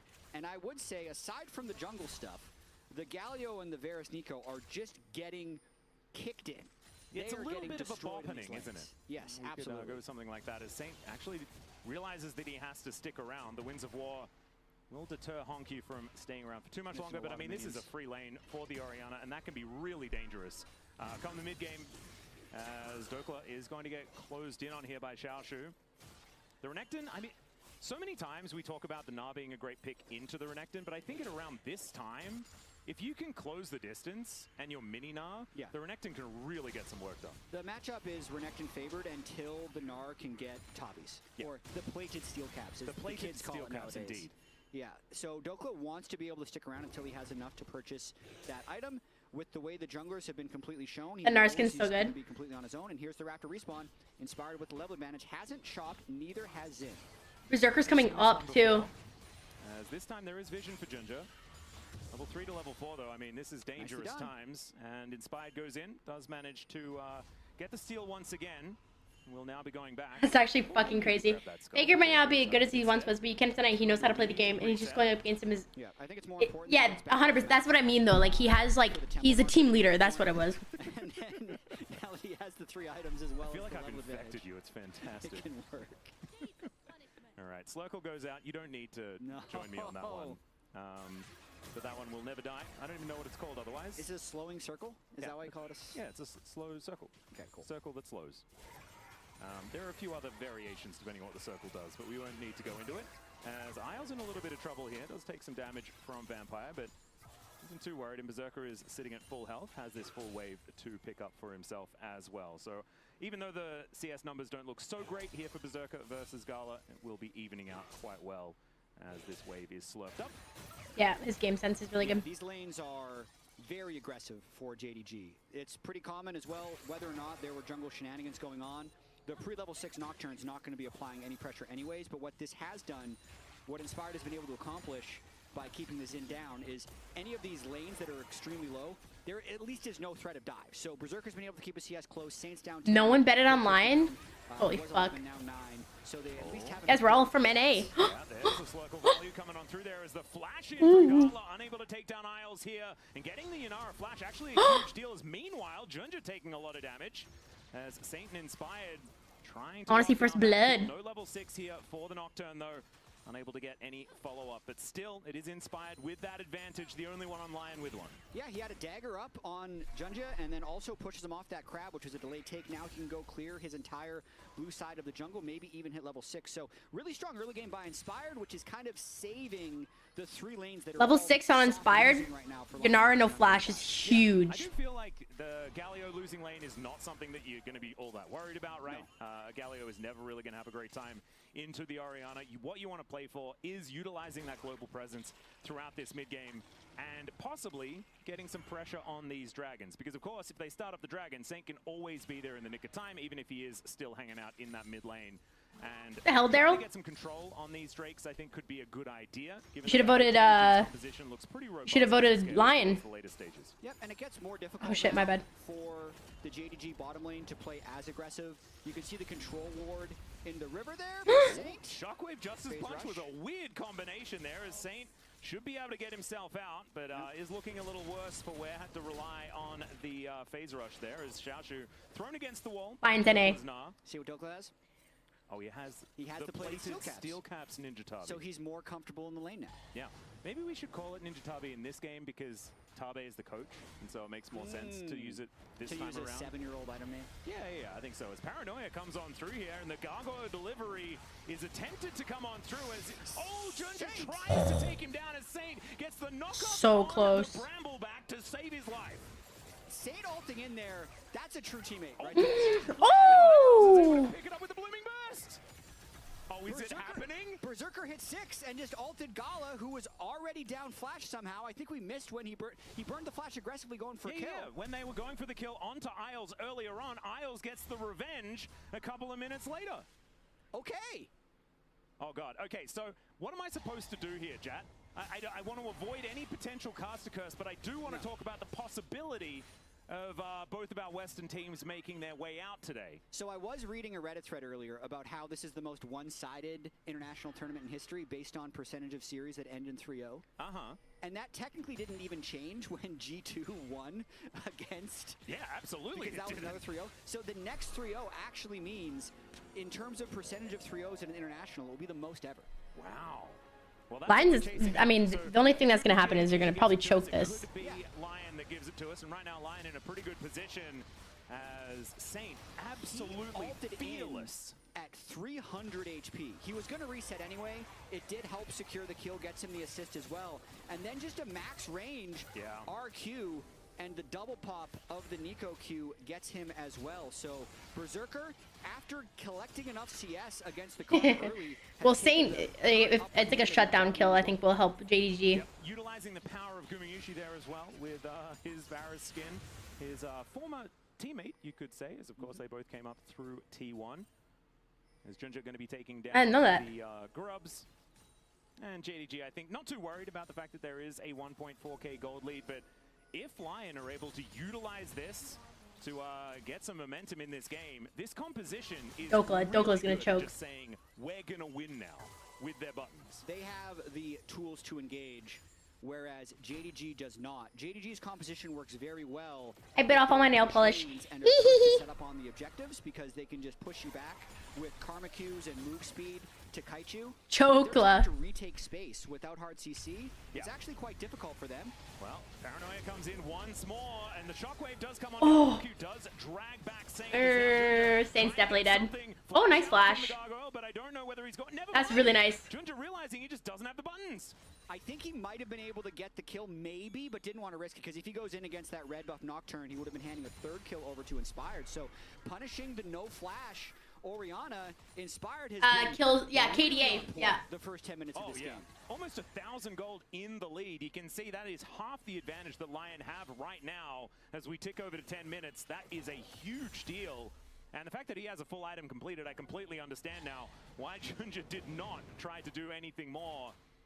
As here at 10 minutes, it is going to be a relatively late dragon, but Inspired, I don't know whether he's going to get contested on this one. Yeah, he's not going to be getting contested, but you got to watch top for Dokla, because Junja's decided Dragon's not possible, but he wants to think about going for this 60% health Gnar, but Dokla does a good job clearing the wave. Yep. We'll see if Xiaoshu decides to go in for a dive here. They're actually trying to invest even more as he avoids the Wind Becomes Lightning, trying to get a little bit of value. Galio's trying to support. Saint might be caught here. Saint is in a little bit of trouble, but the Karma isn't going to do too much as Megan almost there as Dokla has the help of his friends and will be able to make his way out. So successful defense of the top side of the map, and they take the dragon down. Lion, you're dumb, Mav. Yeah, everyone moving up as well will mean they don't lose that mid wave. It will set Saint a little bit further behind, using his ultimate to get up there and then also taking a bunch of damage on the way up. But they do a good job getting the dragon and covering the play to not allow this top lane to snowball out of control. Well, Dokla now teleporting back in, a little bit of a dangerous maneuver, but like you say, those Tabis that he picked up earlier on, helping him stay alive here in this matchup. Wants to get towards that Black Cleaver as soon as possible by the looks of things, as Saint comes on over to try and deter Honky from doing too much more, as he does get taunted. Otherwise, not too much more to happen. And the thing that I'm looking at is the AD carry. And Berserker is ahead by a decent amount of CS, and a lot of the time, you'll see that you know, a team is winning around the map in these little skirmishes, in these little tussles, but just in the regular lane, things can be problematic. It's not happening here as Berserker is winning out, utilizing the power of this Varus, and now has the Ghost Blade completed as well, and also completes his quest. We'll be able to get that one done a little bit earlier. Yep. So temporary gold lead jump, but that'll be equalized a bit when Gala completes the quest of his own. Just a lot of congestion of the vision here, but honestly, this is a difficult game for JDG to play from this point because of their overall lack of engage and the fact that, you know, the flashes do end up being kind of cycled down. Inspired misses the Q's, got to be a little careful about trying to all in. See if they can get first move from their bot lane, though. Yep, Saint doesn't have the ulti available, so the heroic entrance has been really important defensively in a lot of these altercations. But Gala, I don't think is going to be able to walk in. The red buff, still the idea is now Inspired, looking for an opportunity. Saint, they're trying to stay spread because that shockwave is so dangerous from Honkyu. But it looks like Lion are just not going to risk it and will now work their way out of the enemy jungle. Yeah, has to back away after JDG did a good job staying grouped up. Inspired likely wouldn't have gotten anything if he goes in other than a bounce. No, it just wasn't worth the shutdown. He's going to regret being possibly given. He uses a lot of pressure now while his ultimate is on cooldown, and it is a failed invade, so JDG wins a small battle there. Yeah, not too bad. It will still be the heroic entrance coming back off cooldown now, though, as Saint, the couple of seconds left on that one. And I think the Gnar is out of the woods, right? As far as that top lane matchup, I think the Dokler is going to be feeling better and better as this game goes on, and should be a menace in these side lanes. Can possibly teleport in when that Mega Gnar is available. I just really feel like Lion's go buttons are really going to be helpful here. And as you mentioned, lack of engage has been a little bit of a problem. Obviously, Dokler played that top invade so good. Turn throwing your body at the enemy into engage, as she can make people run really quick, and so Xiaoshu slicing and dicing into a backline might be a way to do it. But I feel like their composition did rely on getting advantages early on into the game and kind of snowballing through that way, making it so that you can never approach when they walk up to an objective. That is not the game that we're seeing here. Yeah, I will say, like you pointed out, the Mantra E from Karma, as well as the Orianna move speed. Bro, Uppy, we love you too. So it's fairly difficult for Inspired to just rock up, try to ult on someone, and hope that the Galio CC comes on top of it. Rock up! They're probably moving away with their move speed anyway, but it does just give them comparatively more tools than JDG have to engage. Both comps are actually fairly low engage, which makes the initial setup all the more important. And the control wards like the one Berserker is sitting on right now, I haven't seen him fucking since out this far behind in a minute. Engage is when the other team tries to check spots like that where they don't have vision. I do like Missile Nocturne engage. That is one of my favorites, and that does put the ball into Inspired's hands. And we know that Lion does like to play around where their jungler is looking. So see whether that is what they're going to look for further into this game, as Vampire is towards that top side of the map. And it looks like Dokler is not too worried about it. Only 74 gold. This is a resident sleeper start. And that is the only advantage, however small, that JDG do have on this map right now. Pretty slow game. I mean, the fact that he's 2-0 with dealing only 2,200 damage, right? That means the fights that he's taken, he's generally killed the ones that he's been able to start. So another thing that we need to track about Lion when they have advantages like this, they don't usually progress the game that quickly because they like to freeze a lot of waves. Keeping the game on their side of the map until they're willing to retake space is a pretty, it's a favorite strategy of theirs. So not that Galio can necessarily get push on the Renekton bottom lane, but they don't necessarily feel like they need They're giving second drag, damn. They're more about stacking these drakes and making sure their gold lead gets as large as possible. Well, Lion are going to be able to grab double dragon in this game. The two tech drakes going to be picked up, see what the soul is going to be. And it's a Cloud, finally. I feel like we've been denied Cloud souls this whole tournament. I'm so happy it's a Cloud soul. That's the best. It's just a fast drake is fun, right? Exactly. We've been talking as well about JDG with their mantras and stuff like that. Imagine if they stacked up 4 Clouds as well. Yeah, that'd be fun. Mantra Inspire as well as the dissonance and all that sort of stuff. Man, they'd be running real quick. This game is still really close. It is. By the way. It was an exceptional start by Inspired, but the game has definitely stalled out a fair bit. Now, all the quests have been completed across the board, so this is where we're sitting. It's 1,500 gold, even in mid, even in top. The advantage is mostly on the Nocturne, who currently doesn't have a meaningful advantage over Junja if you just look at the items. So, Lion has to continue to play smart League of Legends.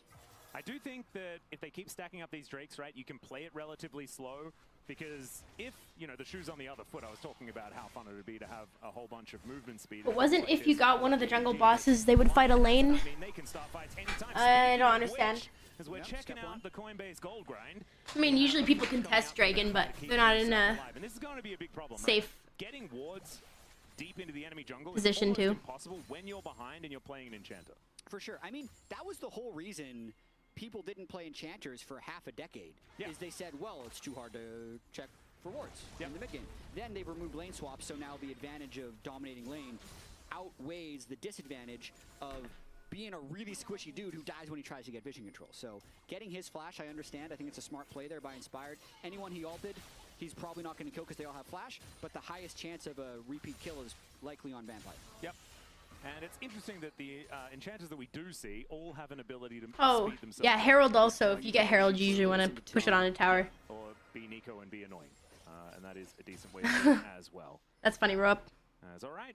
Still 1.3k. This is like where I start to get a little bit worried, because extending gold advantages is generally something that you want to do. As Isles, he's going to do exactly that. Finds a snare on a Vampire as well. Wow. If at first you don't succeed, grab the Casters flash. called it. That guy's no flash. Yeah, he's dead. Karma no flash. Kill Still it. no flash. They could do it again. They have 5 minutes from the first flash to try it again, which is really nice. I mean, you said this is the point where you get worried. My secret here is that I'm always worried. Herald makes sense. Whenever I'm watching a Lion game or an LCS game, an international event, it's never safe until it's over. Just keep that in mind. I'll keep it in mind. They would never do one of those. Oh, I'm getting no, it's gonna antsy be an sitting. insurmountable lead, or surely with the Cloud Drake they could. No, it'll be over when the Nexus falls. And this is also the closest thing to an OPL game that we've got as well, which is harkening back to my past. Is it because there's one Australian player? Yes. And one Australian caster? Yeah. And Isles also played on Legacy. I think Doklas played in Australia. Yeah, and Doklas was in Australia for a little bit, I'm pretty sure. Although that was after my time. But we've got a Paranoia towards this top side of the map as Inspired just going in. We'll be able to get the flash out, and flashes after Honku as well, and he should be able to grab this kill. The Gargoyle's so late on this play, but it does not matter. Inspired going to be able to grab Honku here, and they should be able to get some extra push towards his top side. Saint is assist maxing. Berserker threw out his ultimate there, actually. Was hoping to burn his cleanse, ends up just being no ultimate. I think that Saint will be able to collect the gold from that first turret of the game up top as well. So Inspired continuing to progress the game, getting flash and trading his own flash for the kill, definitely worth it. Yep, and those nerves that I had, kind of dissipating, Jap, because they are making plays. They can't be in side lanes. And Doklas is going to continue to get more and more aggressive here, has his Trinity Force now completed. And man, I'm just feeling like it could be okay. It's the power of the Nocturne. When Lion, this is much more the Lion that qualified for first stand in the LCS playoffs, because I'd say their series that they played earlier against Loud that went to 5 games, as well as the demolition that they experienced at Gen G, that looked a lot more like the things that they were struggling with during No, literally, Kato. the season when they were dropping a lot of games, lost a best of 3 to Disguised. So Saint's been really inconsistent, but when they play with the lead, they generally have been very solid. Yeah. Generally very solid. Not to say that this means they're going to win this game, Atlas. No. No. We'll I'm not saying anything like that. I'm We'll not see. allowing Caster Curses to reach in and ruin everything. I'm going to try and just assume that Chronicler was right and Caster Curses are not real. Even though, as we know, objectively, they absolutely are. And he was just silly. As let's have a look at here. The win probability looks... Is Cassidy on Overwatch with 1 S or 2 S's? This would be where the Caster Curse would come through. What a nice graphic. Great Love graphic graphics here. like that. It's a very good graphic. JDG's finally retaken the river. This would be their point of power to play off of. Lion, I'd say, has had control of this bush for 85% of the game. 2, thank you guys. Soul Point now available as well. As Isles being a little bit tricky here.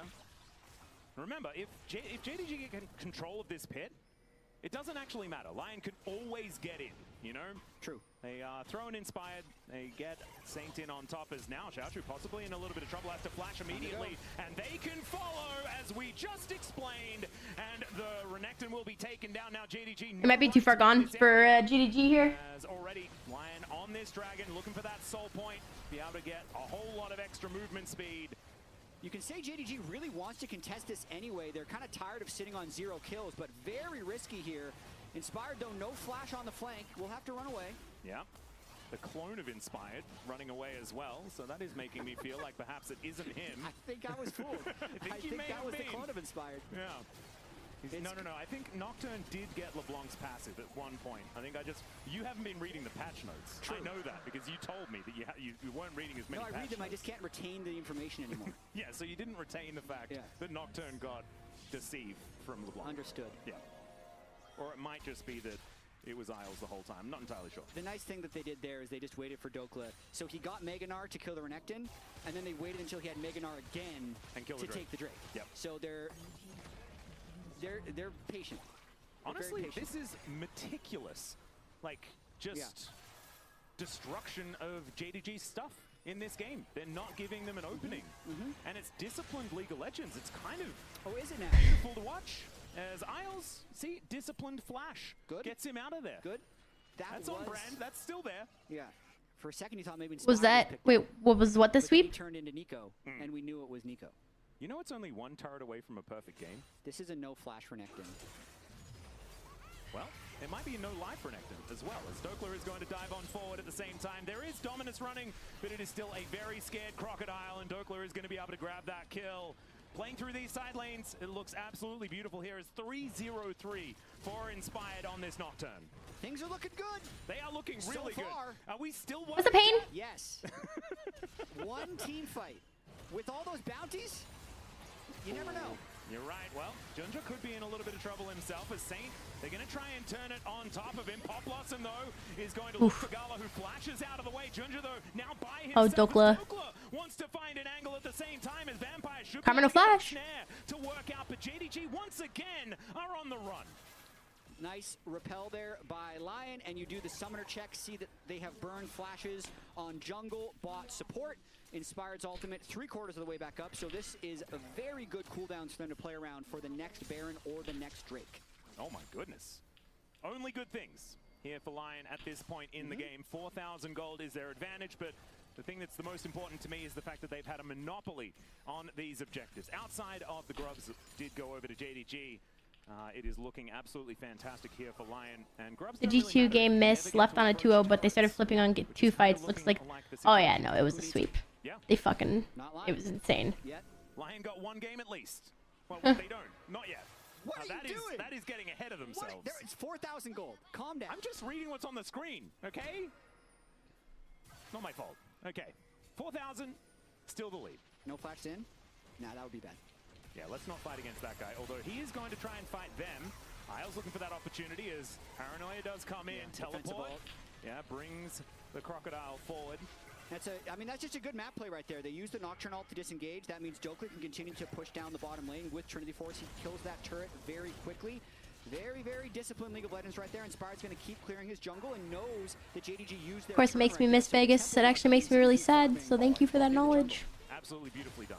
All right, Crystalline Overgrowth, just hit the turret one time, and it'll go pop. And no, that's not going to kill the whole turret. No. The plate. Though. Look at the plate. I know. It's not worth you didn't even risking need the game over that plate. There was... You are worried, aren't you? Well, I want to tell a joke, but I don't think I have time because JDG might be panic engaging at this turret.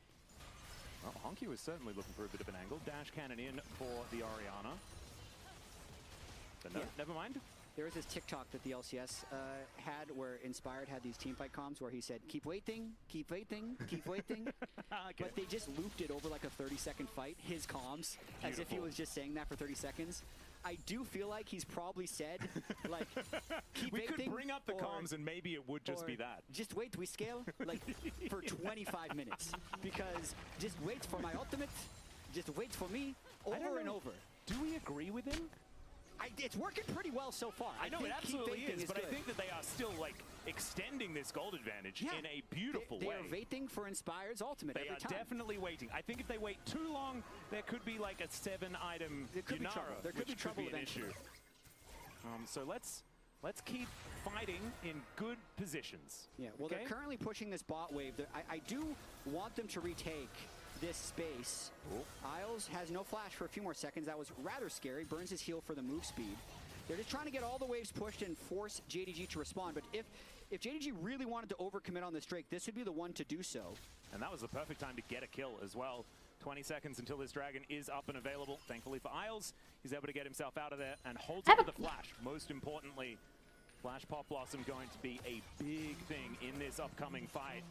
And Lion as well, they have the poke advantage on top of everything. They have the engage advantage and poke advantage. I'm trying. I have a question. Can someone help me with? I need to get my Overwatch profile. I need to get my Overwatch profile to show on this site. But it's not. But still, they are going to look for a fight as in goes Inspired, already down to 50% though, and he flashes to try and get himself out of the way. It is going to be the Drake secured by JDG, and they take down the Nocturne. The Barret's already Holy shit. as Lion are running away. This is what we said, and he's gonna choke. It should be Junja falling down as never mind. He's a Xin Zhao. He's basically immortal, and this could be the end of the advantage for Lion as JDG just wander towards the Baron. It's an absolute domination by JDG in that fight. We've been talking this whole game about how JDG needs to be first on the objective. And they are first on the objective, and surprisingly, the impatience of Lion goes in here. Inspired wants to get the soul, does basically nothing with his original ultimate, almost dies, loses the smite. And at this point, the fight's a watch because they are inside the team of JDG. Renekton gets the perfect flank to shut down Berserker, and because of all of the bounties, as well as objective bounties, the game has just slingshotted back into, I believe it's going to be a gold lead when we come out of this replay for JDG. No, it should be, as long as they've locked down this Baron. And if it's not a gold lead yet, it certainly will be soon. As the Rebel Baron power play sitting at 1,000 so far, but still with 2.5 minutes left to go. You understand why I was nervous. Yes, I do. I was going to say that, but I felt like it wasn't the right moment. No, it wasn't the moment. And I needed to be excited for the overall energy of the game. But I mean, inside, I'm dying. It is still Soul Point, right? Yeah. And Lion lost a Cloud Dragon. No, my profile, my Blizzard profile is public. And my Overwatch profile is public. It's FEARX #1678. Phenomenal. How's that win probability looking? The win probability, I would assume, is moving back to also being close. Yeah. Although equalization, 3 Drakes to 2, Lion would still be advantaged based off that. #1678. Could be a wave. You know, it might undulate back the direction of Lion. Afterwards. We'll just have to see as Paranoia does come down, thinking that they might have found a crocodile. Because I have this profile, but is this player not found? And going 1-for-1 is not what Lion was looking for as JDG with that Baron pushing up the bottom lane. Yep, they needed to get Is JDG fucking coming back right now? But now they are just hoping to trade for inhibitor turrets, because this inhibitor is done for as Dokla tries to take it on the other side. Yep, Dokla will be able to get that inhibitor turret on the other side of the map, so there is at least that, but he may not be able to get the inhibitor. Oh my goodness, that is okay, that's the Nico. I thought it might have been the clone, but it was not. That was just Isles falling Did JDG just win this game? Turret number 1 is going to get taken. There is a Mega Knight here for Dokla, but he's losing his health so quickly because Gala has a few items put together, and he is so scary in this game. Saint goes golden though, and there's a hail of arrows. Junja is still alive. Inspired is pissed. JDG just went from losing this game to winning in the blink of an eye. Sub 30-minute win for JDG. Where's that fan? Dude. In Tabe we trust. Inspired is pissed. Oriana, just have some patience. Do you know, your time will come. Do you know whose voice I have ringing through my head? Skara. Up until they were winning until they I even log in. I log in with Battle.net. What the fuck was that, bro? What the heck happened? Yeah, I'm happy to start, but I just want to show you the face of a man who's seen it all. Raz, I'm sorry for you. It hurts more when they give you hope, doesn't it, Raz? Yeah. It hurts more when they give you hope. Last series gave me a lot of hope. I mean, I know. Then Inspired continued it. I know. Where the hell did it go wrong? I know, buddy, it's okay. Well, you tell us. It's all right, That's why you have a job. Let's talk about it first. Let's throw the footage. Let's throw the footage. Let's go for it, because it was looking fantastic, and it really did start with Inspired heavily punishing. The level 1 was great, being able to take away the Raptors, of course. He continued it on by taking second Raptors. So overall, the experience gap was there from Inspired. And then as the rest of the game goes on, you can see a very clear pattern of trying to punish the jungle matchup. And I was a big fan of it. Holy fuck. It felt like JDG Sorry, I wasn't paying attention this game. I was trying to sign up for something. How they found success domestically, how they've been finding success here. And my Overwatch is being dumb. Yeah. Have your jungler work with your pushing bots, control the game, control the objectives. By eliminating your ability to have a strong bot side, it gives Inspired all of this freedom to basically do whatever he wants to do. He's got his mid laner ready to pounce, ready to follow up on all of his plays, and they're being proactive.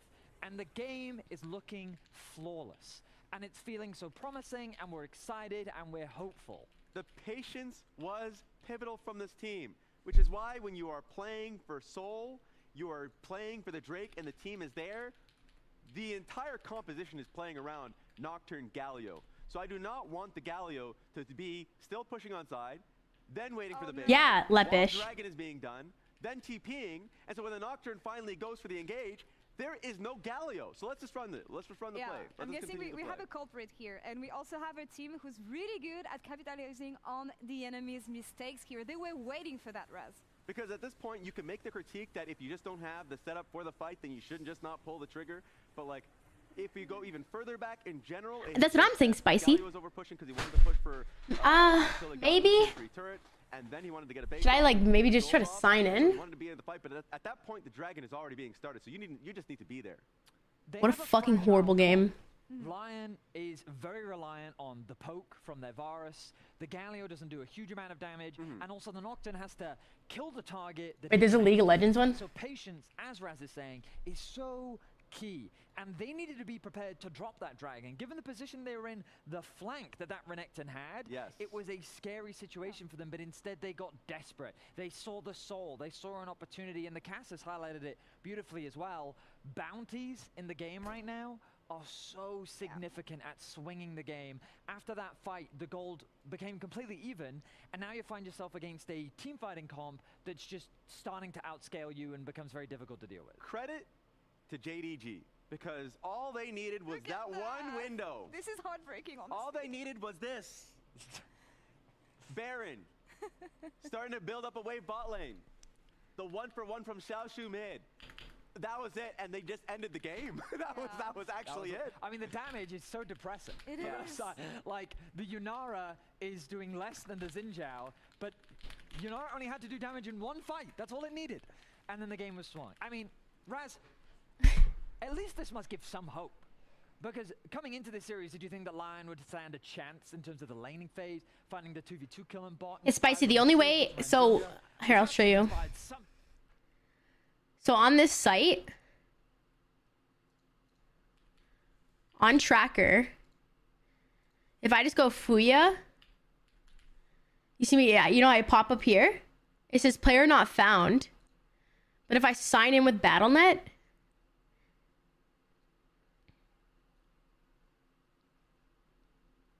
says, what the hell? Morning, Spider. Now it's saying player not found. But this, I think this is my profile overview. But it says server error. But I had just linked it, so maybe it's like delayed, but I don't think they're gonna I don't think they're gonna update it, because when you look at more games, they still have it as Overwatch 2. So I feel like the coding on this game is so behind.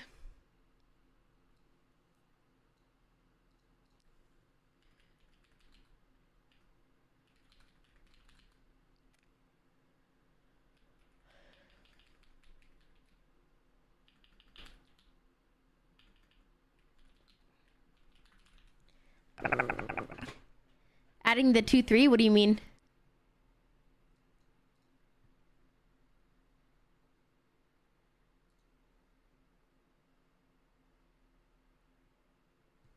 What's the, can you link me the RL tracker?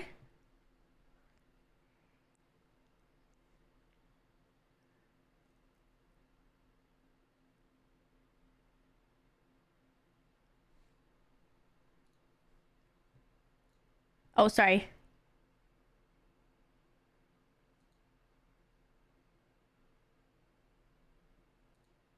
Look at my earlier message. That's not RL tracker, that's tracker. What is RL tracker? Oh, what the fuck? Yeah, why is there a 2-3? That's what... Well, now it says player not found.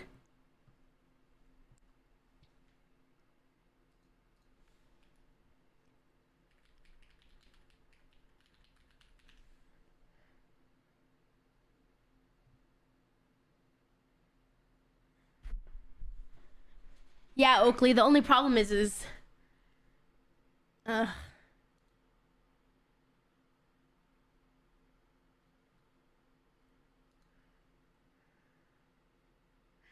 I opened up Overwatch. My Overwatch account was private.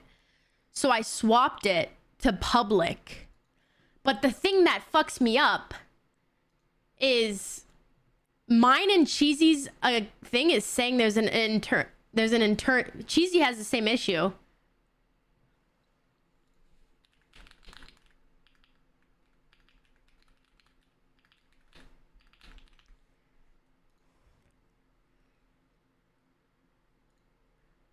It's the BattleNet number. My Overwatch account is linked to my BattleNet number. There's no Overwatch account number.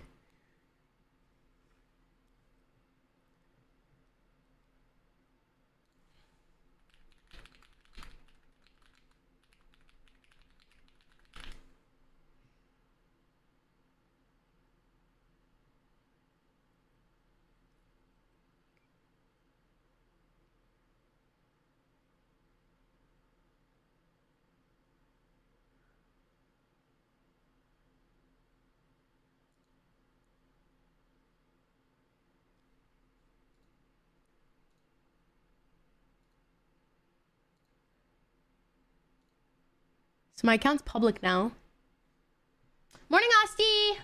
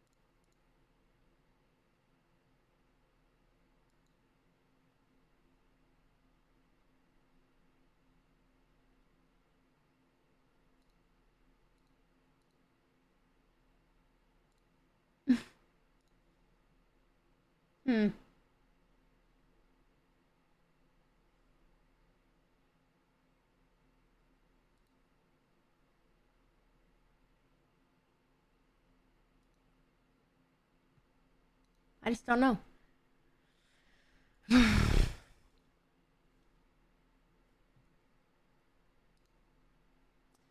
I think, honestly, like, well, someone else's, it's not like the entire site's down. Like, this guy's stats load. But it says the stats shown are out of date.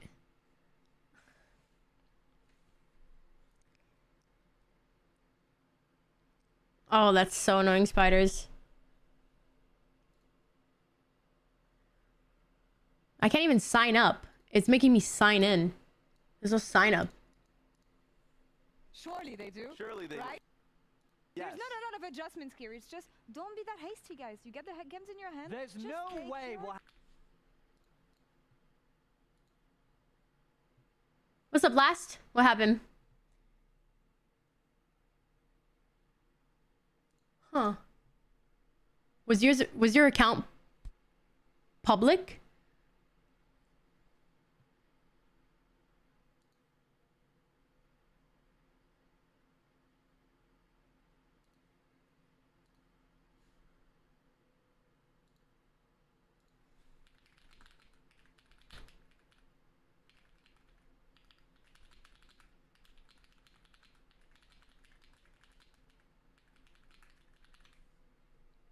Yeah, mine wasn't always public.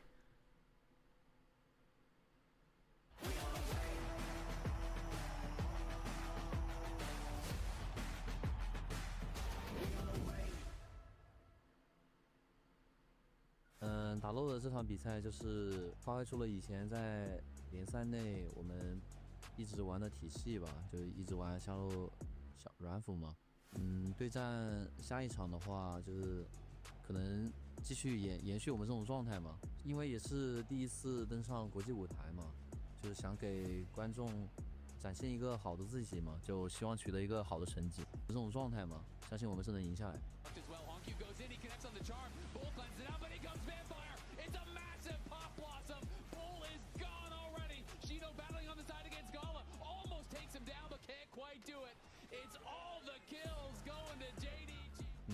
反正就很感谢巴西现场的粉丝嘛，因为来到这里也是跟之前在国内感觉也不一样嘛，因为感觉现场的粉丝都情绪价值给的很多嘛，然后很有激情，选手嘛，感觉就是每一场比赛，就你不管输赢，你从后台下场的时候也能感觉到他们给你欢呼嘛。就希望通过我们的表现赢得巴西现场的粉丝多支持我们一点嘛，多为我们欢呼。Welcome back, ladies and gentlemen, to First Stand 2026. If you tuned out for a little while, you may expect us to be moving towards a 1-0 for Lion. That is, in fact, not what happened. True. It was JDG that managed to finally get a kill and then immediately win. 27 minutes and 2 seconds was the first kill. 29 minutes and 58 seconds is when they killed the Nexus. Huh. Yeah, 2:55. That's a fun stat there, isn't it? I bet you that hasn't happened in a long time. Well, it certainly hasn't happened from my recollection. Yeah. And I commented. Yeah, it says private profile. And they are very good at the one team fight, one win. But they often there's usually get a kill or before two that. beforehand. Exactly right. So now I was trying to work out how to frame this because it's a little bit of a sad moment. Sure. How What? about now we focus on Lion channeling. He's gonna pick one of the fucking greatest fiddlesticks? mental resets in What? What do you mean? League of Legends history. True. The storyline for this team, one of the storylines for this team, was that they are going to mental boom this year. Oh, because that doesn't help my little theory. Well, no, it does because it's even greater than. How do you know it's a sign of fiddlesticks? Yeah. Well, What happened? I just made it public. Number 2, second pick here for Lion, as JDG will remain on the blue side. So thankfully, it's everything as we would have expected from 2025. Once again, we'd love to see that. Yeah. So Lion would have had first selection. They would have selected second pick because they lost the previous game, and therefore JDG picks blue side after that one. And you do have to just completely mental reset. It is going to be a different game because it's Fearless. I think especially Karma Orianna are two big power picks that they did give over to JDG. I think they did have a good plan for it if you're trying to mentally reset Lion, saying we did a lot of good things that game, we need to continue to do these good things, and for the majority of the game we're in control. We just didn't sync up for that fourth dragon in the right way and played a poor team fight. And then after that, the game fell out of their hands. So We don't know yet. Honestly, I cannot believe Lion threw that game. Super confident right now, but things can change. I'm hoping that we do get to see some fun drafting as well, though, because there are some key picks that didn't really get a look in last time around. The one thing that hasn't been banned yet is the Rumble. We'll see whether JDG are going to take that one away or aim for a first pick on that one, as the Jarvan will be the decision. So we could be leaving a Rumble up and available. The Ambassador is another thing that has been pretty big this tournament. We'll see what this final ban is going to be, whether they do just decide to get rid of the Pyromaniac Yordle, but instead it will be the Vi taken away. So Xiaoshu can go towards the Rumble if he'd like. Absolutely. I do wonder if we're going to have to drop out of Champ Select because the JDG players are in the wrong order currently. Junji is not support and Honky was not playing jungle. I thought that they were just like flexing. If they really wanted to do this, I'd be all for it.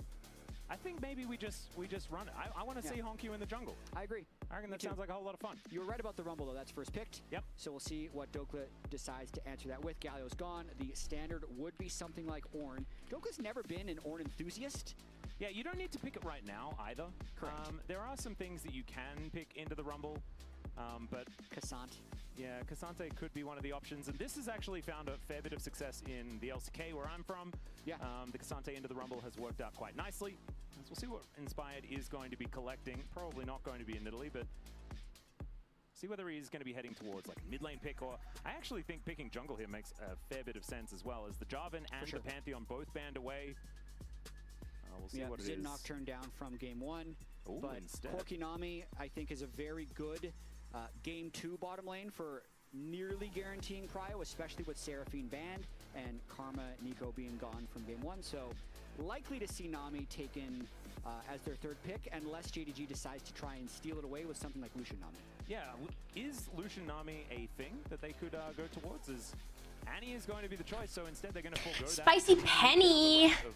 Thank you so much for the subscription. Welcome to the Foo Crew. So a lot of team fighting towards the top side of the map, a lot of setup. Thank you.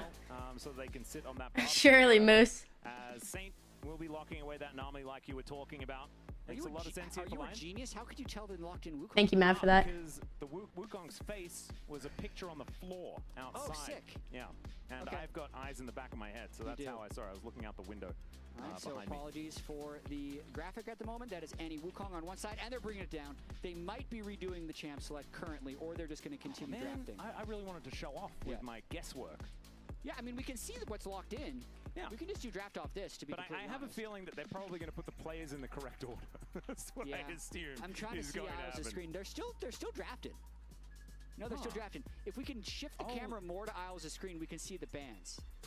Yeah. Right. So now, turn All right, around, cool. Jat. Turn around. We've got a cast off the wall. That's what we're going for champ now. select's still happening. Yeah. If they would give us the shot of a player's screen, we could see the bands. Yeah, but we need to currently see the we can bands see the somehow. picks. We need to get that put onto the screens behind the players. I feel like that would be very important for us to be able to cast off, not the screen that we would normally cast off. Do you want to guess the bands? Okay. I assume that's too hard. That we've got two. Okay. Lion are going to ban Bard. I'm gonna write a support to Twitch. They need to Not ban the Lulu. supports. Bard and Alistair. I mean, Lulu would be a pretty good ban, although Yunara is gone. They don't have a lot of. Akali and Nautilus banned on one side. Akali and Nautilus banned on which side? Well, maybe total. That'd be JDG would have banned Akali and Nautilus. Or that just both of them? And a Rakan ban. I'm just Okay. listing the bans, not who banned it. I'm getting fed information from our help. Yeah, we are getting fed information. I don't know who banned what. I assume the Akali ban was from JDG though. Nautilus ban I think is a really good one. If Lion did go for that one. Hard engage is something that JDG are looking for, and then If JDG didn't have engaged last game, they sure have it this game. and with the Rakan Annie being Wukong. banned away from JDG as well, I think would also be fantastic because Rumble, pretty good alongside the Rakan, holding them on to the An equalizer. Aurora ban to deny it from Saint, which makes sense. So Lion or JDG would have banned Aurora because Aurora and Annie are very similar champions in the way that they pilot the game. So it's Although a I very think- frequent pick into it. Yeah, Aurora just straight up outranges Annie as well. You just have a really horrible time. Yeah. I believe we've seen that already. I believe it was Vikla that played the Annie into Aurora and didn't have the greatest of times. That's if memory serves. I As see a Victor is on the going to bottom. be picked up. Yeah, there we go.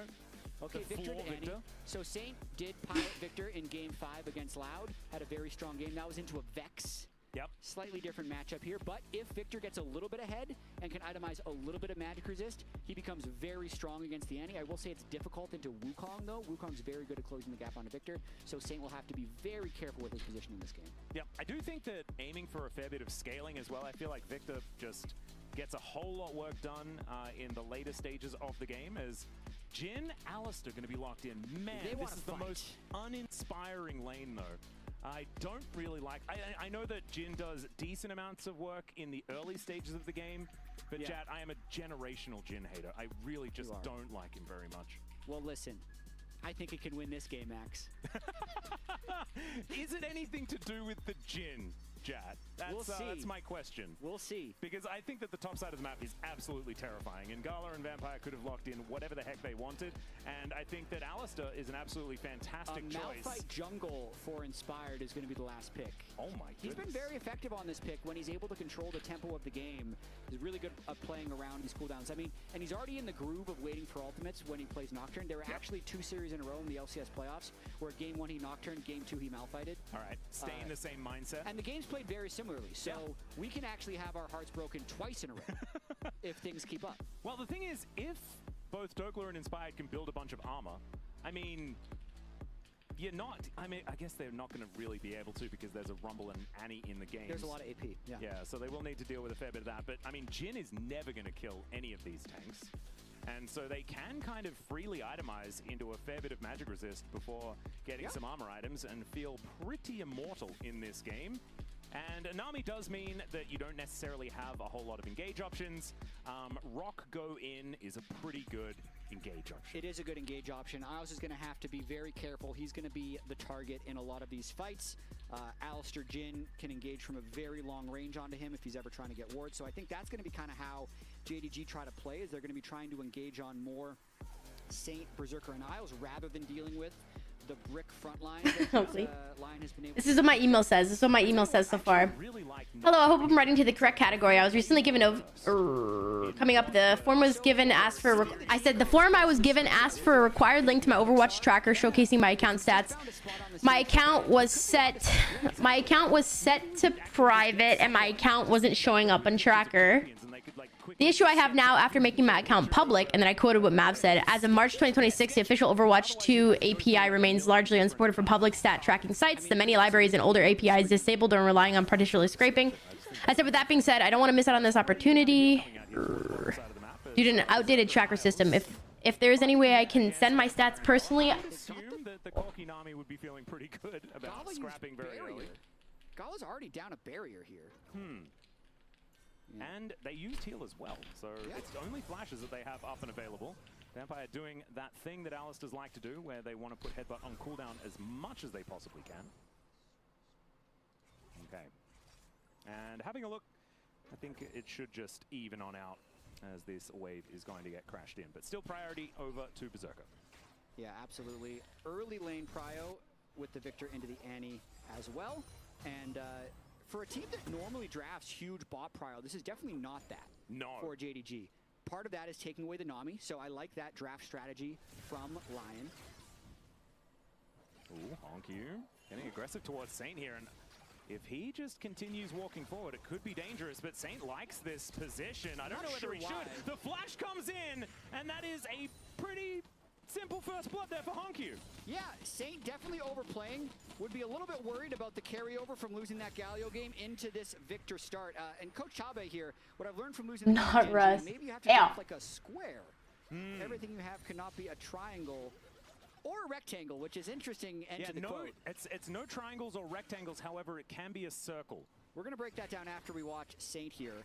Saint just misjudges his damage here because he has more minions, so he's hoping Honku takes the minion damage, has the Q shield, but Honku just... Yeah, he also had Molten Shield back. Has more of the damage. That to me is a big tilt play by Saint, feeling like he needs to ego on Honku early on in the lane. Cannot do so. Yeah, that is not really allowed. Yeah, but there's a gank coming bot lane, potentially. Junja just going to move towards the scuttle that I believe was just taken. Yeah. Well, he's going to be... What the hell? It was happening to my friend Cheesy, but now he's showing up for me. Push, but they do not have mid push, so Inspired still might be able to bully him off this crab, and yeah, Junja's just going to run through his push mid lane and get to the top crab. Yeah, a little bit of happy fading there, but should be able to make his way over nonetheless. As Lion still with, like you say, like a whole lot of priority here towards this bottom side of the map, as you would be afforded by picking this Corki Nami. Yeah, so you really enjoy, you requested the Tabe circle square triangle. Yeah, I just really loved it. You love shapes. I do really like shapes. And you love sayings that sound like they have meaning that we can then try and infer meaning on. That don't actually have any meaning. Like tempo markers and things like that. Yeah, like tempo markers and tempo vibes. Here comes a potential gank, and then we'll get into it. Yeah. That is going to be the stun on to Saint. Flash forward there as they're wasting no time. Decent gravity well is going to come on through there as Saint ticking, and he's going to survive. Very close. Gets the Sorry. Junja, and big trading ball lane. This is a very important opportunity. Down to about 100, has to flash his way out of there. And Vampire going to be the one left remaining here in this bottom lane as Lion still off to a good start despite that first blood. Yeah, as long as Saint can equalize this lane and not get one shot at level 6, the bot lane, top lane, and jungle are all in fine spots. As Gala's sticking around, no flash, no barrier, but Berserker low on mana, does not want to risk going too deep. Yeah, as Dokla here towards his top side is just going to be having a pretty horrible time. As Isles, let's see whether it's going to be a cancel from Berserker, and he is going to cancel that. Now Gala with 300 health to his name. They're going to look for this kill onto the Nami. Nice the bubble connects once again. Double bubble. Corki Nami, baby. And that is going to secure the first kill for the bottom lane here on Lion's side. As Inspired really likes the enemy Raptors, man. He is always here, no matter what. Just brawling on this rock. Yeah, it's definitely his favorite thing to try and steal. And as Malphite, he's much stronger than him right now. Pushes him off of that. Yeah. Honku had to go back to lane because the wave needed to be caught. So Junja has to just accept that Inspired is likely hitting level 6 first.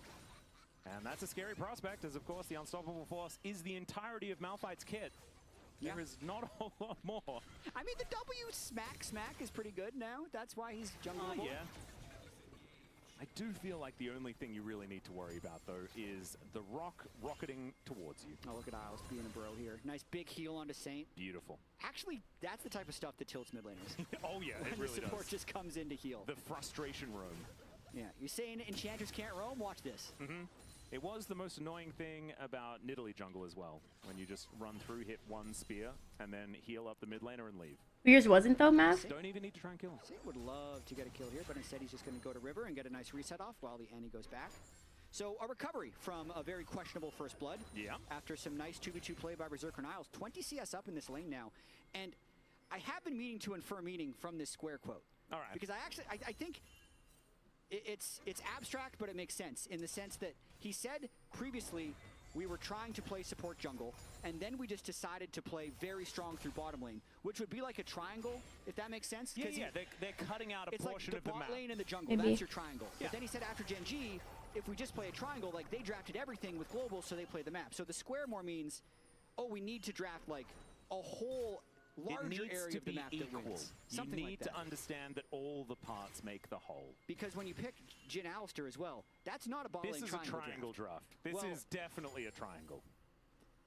Because it's a top side yeah, triangle. they've chopped off the bottom lane. That's true. That's This what is a they've triangle done. draft. This is a triangle draft. Yeah. And so, if JDG loses this, we're going to need another interview with Tabe to ask him why he drafted a triangle here in game number 2. As Saint has been ganked here, does have to flash into the Raptor pit, as Inspired is just a little bit frustrated that there's someone else there. The while wrong he's triangle, taking too. his Raptors. Because they've been so good at normally winning it's the bottom other lane. triangle, isn't it? Their CS is currently getting doubled. Berserker Niles. So because Vampire tried to become a square, he's left the one side of the triangle even more alone. So from production, they personally think that he wants champions that tessellate nicely, like squares would do. Well, Gala I think that's still a hasn't beautiful gotten the addition to what could be an inferring of meaning from like a the thing. producer as the character. It's all right, there's a bear in the mid lane. As Saint doesn't have flash anymore. Throws down the Arcane Storm, though, in response. How I'm watching the games, it's like, Oh dear, another flash forward and I'm a co-streamer. I'm a co-streamer for Riot. So we were like given like a server thing, so we can like link it directly to our OBS with no delay. They have full control over the bot lane side. Yes, so they there do. are silver The linings and empty everything. part that this triangle has left behind. Honku. It is really cool. It was really hard to set up. I was so confused. Buy more health to prevent that from happening again. And is this the first time we've seen Annie actually win lane? It appears so. In this tournament. I feel like Annie has always had value, right? Because you can always just flash bear. But it hasn't been a pick that's been in control of a lane. Kyle's flash just came back up in this lane as Malphite was thinking about ganking. Well, Berserker just wandering on forward. Does take a fair bit of damage here. This is such a bloody bot lane. Level 5 Alistair, and he's just dead. That will is big time breakable. Generational game right now from Berserker Isles against Gala Vampire. Still, I showed up. Jin's CS. And Inspired able to take a Drake in exchange for those. You guys see my account? So this is a Berserker angle for sure. Yeah. And Berserker's Corki has always been pretty good. Even though he didn't necessarily find a whole lot of success when he was in the LCK, this was one of the picks that he did like to gravitate towards. Oh, sorry. I linked like a fucking idiot. On it. 1,000 gold is going to be the lead here with that first dragon. Sorry. Next one going to be Acker. Ocean, which means we're almost guaranteed a pretty powerful soul here in this game. I'm looking forward to seeing what it is going to be as Vampire rotating around, thinking about whether he wants to support his mid laner. Isles doing exactly the same thing. It would be a good strategy. That's awkward because I just wrote a Twitch support ticket. At this stage in the game, it's the only positive part of the map. This would be a very one-sided game without Honku's performance so far. Play safe mid, I think, is what Lion should be saying in this particular game. I mean, to be fair, it is a little tricky to do. Every mid laner is super good about every laner now is really good about freezing when they have an advantage and forcing the other player into more dangerous situations to try and clear. Don't know if that's exactly why Saint has died twice, but it's part of it. I was going to say something, but I just don't feel the need. Yeah, it speaks for itself. It does. As Berserker and Isles just going to move towards yet another plate. We'll see whether they can collect that one. As Isles, man, he's just been hitting these bubbles. Aquatic champions. You know, an Australian player makes sense. You know, of course. We do like the beach. Although, you guys are in California. A lot of beaches there too. Raptors. All right, more Raptors. Got to be a little careful, but they see Junja. Has Inspired just been clearing Raptors this whole game? That appears to be the most important objective for him right now. He's just been going Raptors to Raptors. All right, Equalizer comes down just to stop people from going back home. All right. The wave with it at the same time. Though. Sorry, guys. And, I mean, if there's I'm not on Adderall anymore, so I can't multitask. Tempo marker there for him to not recall. Where are we at? How are we looking? Mid-wave, so he realized I just want to play Overwatch. I think that makes enough sense. I mean, it could theoretically be a thing. The Corki being on, this is the thing. Corki being online this early, it should be GG, right? No. Somehow, they're gonna choke. Yeah. So if it's a sign that they have to respond to you, the sign could be the tempo marker. Yeah, that is the marker. Yeah. All right, there you go. It works. And honestly, it is just if wave be pushing towards Mm. tempo, and that is That's the kind of how marker. it works. That's the marker. Yeah. It might make it easier. This is Overwatch 2. Abstract concept. Yeah, I kind of hate that it kind of works. If you start making markers, yeah, it's easier to teach. Because I do need to admit to everyone that this was 100% a mistake on my part. It was made up. Yeah, it was just a bit silly. It's just pointless money. And Gala also just taking so much damage. Phosphorus Bomb comes down. They even get the ebb and flow. Make sure the Berserker is absolutely fine. Decent trade here onto Honky, but he does have that stun lined up and throws down the bear because of it. More damage comes out. The Death Ray would have been enough, but dealing with Tibbers and the Annie at the same time, a little bit of difficulty here. And Junja was lurking off towards the side. They were fighting over Raptors again. I was going to say, Inspired is obviously on his Raptors. Yeah, the Raptors are the new crabs, for sure. I mean, another good game state for Lion. Yeah. Currently, I will say the Wukong Annie, once they both hit their item power spikes like this Malignance and the Trinity Force, will be very strong in team fights. That's what Berserker is going to have to contend with, since he's got the lion's share of the gold. Plus 2,000. Oh, I see what you did there. That was a very nice pun, Jad. This mic is a sure SM7B. He was eliminated. See, and now you've used his name as a pun as well, for double puns. First stand goals. Absolutely ridiculous. Okay. Dokla just going to have to collect another wave, as that one is going to get melted by the Equalizer, but it looks like Lion will be able to grab this outer turret on the bottom side of the map. First turret blood going over their way, but Junja is in the area. Yeah. They should just be able to back away. Jat, by the way, just then visibly tensed as they were potentially going to overextend, but they didn't.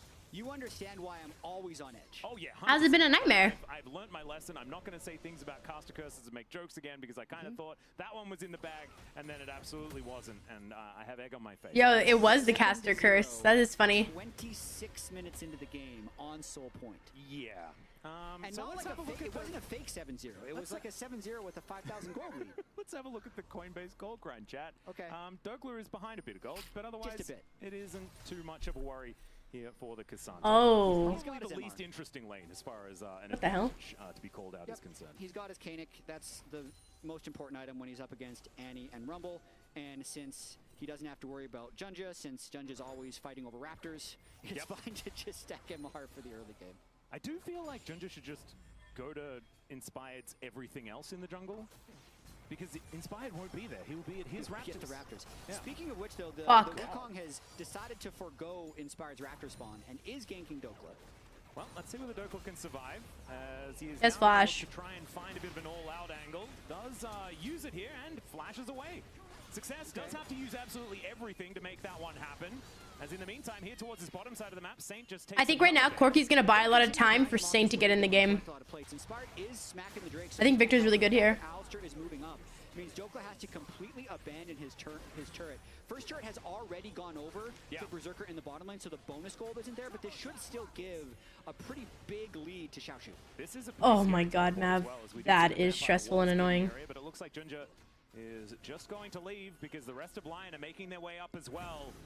Dokla will just get exhausted just for the slow to stop him from moving further forward. It was Roll Quest completed teleport, so even more secure with the massive shield plus the Kanik shield. Gets to keep that shield for 30 seconds too, so he's going to go do some goofy things to interrupt resets. Yep, continuing just to dash underneath the enemy turret. Death Ray comes down, does a fair bit of work there as well. With that Rod of Ages now completed here for Saint, he's doing his best to scale up. It is a little weird that Saint is here though, since Dokla's the one that teleported up. So Saint is the natural person to go match bottom lane, and he's just going to have to burn his teleport without basing to get down there. So that would be a negative tempo marker right now for Lion that they had to use the TP in that way. Yeah, I mean Saint did have to walk up top lane because they thought that Dokla was potentially teleporting into 3 people. Right. But that wasn't actually the case as Gala continues to take a lot of damage. This Jhin is not exactly doing the most at this stage of the game. Look at the number. Which one? That is the CS number is a big one. Whoa! Saint puts the int in Saint. Holy shit. Kind of ridiculous. I haven't seen a lead like that in quite some time. This early on in the game, Berserker really having a good one. Yeah, but Dokla, very unhealthy turret, is gonna have to likely just give this one up and then walk through the Alistar. Oh, we also got another bear coming down here towards the side, but the flash does have to be used to get out of the way of the unstoppable force. Inspired will now have to walk towards the bear and does get stunned on his way up, but he is going to live. Yeah, and Dokla is going to get dove here or lose another turret with how much time Lion just spent bot. Yeah, that is a whole lot. As let's see whether Berserker can actually make his way up. You can see he's trying to get there, but I just don't think it's going to work. As he dashes around with the all-out for a little bit, but it is not going to happen. Shelly also going to get a headache as they look to take down this inner turret, and that is a massive amount of gold over to JDG as they swing things back in their favor. Yeah, I mean, JDG is playing this very well. Corky, I just think they just, I don't know. Dive attempt onto Dokla that has Saint walking up top lane, Dokla stuck around, Saint then teleported bot lane, and then if they would have paid more attention to their tempo markers, I know, they would have not gone for that dive bot because it just gave too long of a turn for JDG to repeat the dive on Dokla and kill the inner turret. Sometimes those tempo markers can really be camouflaged, can't they, Jat? And it's really hard to identify exactly where they are. But hopefully the next one, they will be able to figure out. As getting these grubs to work as well. As here towards the bottom side of the map, I believe that plate will be going on over. And there it is. Jeez, this is still a very close game by the numbers. It just, the feeling you have after what happened in game 1 and then just this last sequence makes it a very scary situation. If they're halfway through killing the Nexus, I still won't be, sure. I'm not 100% sure because it's going to be actually pretty difficult for Lion to play out. So Berserker has a massive lead. That gives them full mid-prio, right? They'll be able to step up on mid-wave, and they'll make Gala consistently catch this under his turret. However, with a 1,000 gold lead in both solo lanes, it's very difficult for Lion to do anything with their mid-prio, because with turrets missing in side lanes as well, it's very hard for them to get any push. So it's just makes it difficult for them to actually have like true setup on these objectives, and it should allow JDG to get flank angles onto Berserker in fights, which makes it a very tense game of League of Legends. Not to mention the fact that like Flash Tibbers into Equalizer is always into Cyclone will always kill Berserker, no matter how much money he has. Yes. That will always just be a way to get it done. Eventually, I think Isles should build the McHale's. Currently, he has the Imperial Mandate, which is very common. Berserker's maxing damage, and they're breaking the turret. Yep, that is going to pull Junja away, and he's going to have to flash into his blue pit. That is going to keep him alive, though, as they do take down the turret. Is Inspired, throws down an R button for fun. Gets the flash. And okay, Gala did flash out of the way of it. Did miss that one, as Headbutt Pulverize does come on through his Vampire, looking for a re-engage. The curtains have been called. It's a lot of damage. Holy fuck. As he tags Isles with it as well. Finds the Evan Floyd to keep himself alive. It's now the double knock-up, the triple knock-up from JDG as they throw the kitchen sink at Lion. It's a double for Junja, and Saint is having to flash his way out. He does have a disengage cone, so he will be able to use that to escape, but it's a big win for JDG. The anti-Wukong strike. They just put Berserker in a bounce house. The CC chain from Alistar into Jhin gives time for Junja to just annihilate Berserker. Yep. Pulverize, Cyclone, and the Deadly Flourish, everything just thrown at Berserker. And this is exactly what we were just talking about, is the fact that they do just have the tools to lock down a target. You can have mid-prio, but you have no control over your side lanes. So when you're pushed up in mid, they can flank you specifically from the top side. So Xiaoshu throws the ultimate down. Berserker already spends a lot of time on the Equalizer, has to Valkyrie away, tries to re-enter the mid lane. There's the Jhin value there from the root. Yeah. You can't say that didn't happen, Atlas. And honestly, like, the Jhin is fantastic. It's actually fucking crazy. They had such a lead with Corki. They just did nothing with it. Jhin is not that bad to have in this play. Yeah, that's basically what you have to do. As, yeah, Saint not looking too happy about how this one's going. But it is only 1.8k. It's not a massive lead. One dragon goes over to JDG as well. Stopping the stacking is a huge deal, especially when it is an Infernal Soul. But we'll just have to see where the line... I am drinking, Dave. I'm drinking. We know that if they do manage to get an unstoppable force to land onto a target, right, there are flashes that are now on cooldown. In fact, everyone has their flash on cooldown on JDG's side. Very soon, we will have Honkyu having his available again. But, I mean, this is the time to throw the rock at the enemy team. It really is. Try to get someone flashless, kill them. But the big thing that you focus on is just continuing to collect gold on Berserker, because he's 2.3k up right now, but... Okay, sorry guys. I took a 1-game hiatus mentally. He transforms that Manamune, and it's full 2 items on the entire top triangle for JDG. So at this point, Berserker actually not that strong in the relative sense of the game, but he will be strong later with how much gold he got early once he completes full items. Dokla is just dancing around on an equalizer, and that is a dangerous thing to do. Junja holding him there with that Cyclone, and collapses, grabs the kill onto the Cassante. And now that lead is only extending. 2.2k just for Xiaoshu on this Rumble. He is so scary in this game. Yeah, and it's... Thank you, Matt. When you have a Fed Wukong with double AP, I got an account that is banned on your stream. You have an account that's banned here? So are you evading a ban? I'm confused. The Cassante stacks it, Mercury treads and Kanik. Now he's working on Iceborne, so he has a little bit of armor. But then Which one? Victor, I'll unban it. To deal with Junja, who's going to be dealing nearly true damage with the shred from his Old story. As well as the Black Cleaver. Yeah, it's a very scary time here for Lion. And I think that if they I thought so. find a team fight, you know, with the Malphite, you know, get the AoE wombo combo to work. What a dumbass. Ducks in a row, as it were. It might work out, but the problem is the difference between this game and last game is that JDG now have full control. And Lion Wait, he's not even banned here. I'm confused. There's a Dave recently that... It's still very, very difficult to pick their fights in the right way. Now they're going to have to really try and orchestrate something without this Wukong Rumble. Wait, I'm gonna do my research before I allow this person to talk. This is a very, very difficult one to play. Despite the fact that Gallo is put so far behind, it just doesn't seem to matter. When There was so comfortably. Yeah, the team play for No, JDG dude, has been it's not Dave Deluxe 27, it's Dave Deluxe 28, bro. Has been exceptional in both of these games. Even if they were getting a little bit picked apart in game 1, they found the team fight at the end. And then here, the big fight they had in the mid lane has really spread their lead. So now they can start playing the map. I mean, look at how fed this Rumble is actually getting. Oh, he's 229 CS, 2.7k ahead of Dokla. And does have an arm guard now completed as well. And so can go on untargetable at any point in time. Yep. And so Garlic will catch this wave. We do have Saint picking up a wave towards that bottom side as well. That lead isn't as gigantic as we can see towards Well, he's banned on 27 now. But the game certainly slowing down at this point in time. We're looking for our next dragon. I think it was Instagram. I think I had a problem with... What the fuck? Dave 27 doesn't even show up now. For sure. I wouldn't be too I'm pretty sure... you can see Lion sending 2 out the top. I don't know, whatever. I think they're hoping that JDG put a lot of fucking accounts does this guy have? And then they can get some extra turret gold for Saint. Because Berserker's really fed. He recently requested to get unbanned too.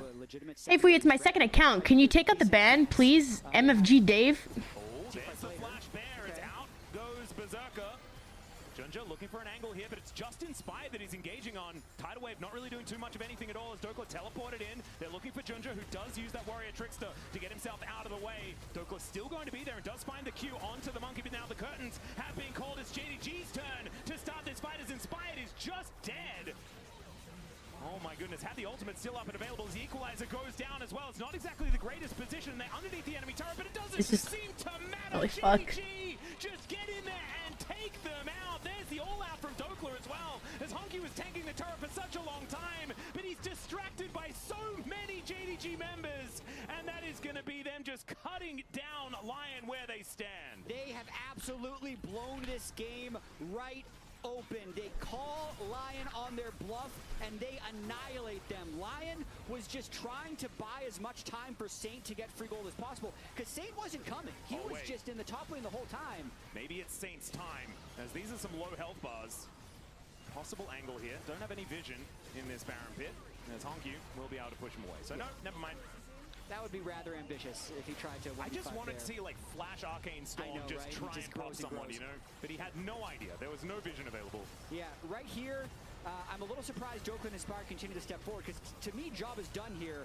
Saint's going to get top turret. He's going to give. Look at this screenshot. Inspire gets stun locked. Probably thought he'd be able to ult away for the disengage. Yeah. Never ended up pressing his ultimate. Dies with ult and flash up. And then Lion definitely underestimated just how much engage JDG has, because they can flash forward with Danny, they can flash forward with Wukong, they can flash forward with Alistair whenever they want, and Jin can CC from so far away. They can't run away once that fight starts, and they lose everything. Well, Dragon up and available here as Dokla down to 50% health. As in comes Vampire, finds himself a pulverize, but he might be a little bit too far forward. Never mind, Honkyu does make his way round the corner. There's the unstoppable force. Inspired going to hit it this time, as the tidal wave is also much better this time around. Vampire already taken out. Honkyu just getting hit by a rock. And Everyone's just getting 1v1'd. Still the Nami is dead, and Berserker is fighting against Tibbers. Almost loses that one at the same time. However, now it's just Xiaoshu and Gala alive. Big fight there for Lion, getting 3 for 1 and currently preventing the Drake, so they get a big bunch of bounty gold, making this a 3,000 gold game. They have 3 accounts. They have 3 accounts. Time to take this Drake. They could get soul point as well. This could be a huge deal.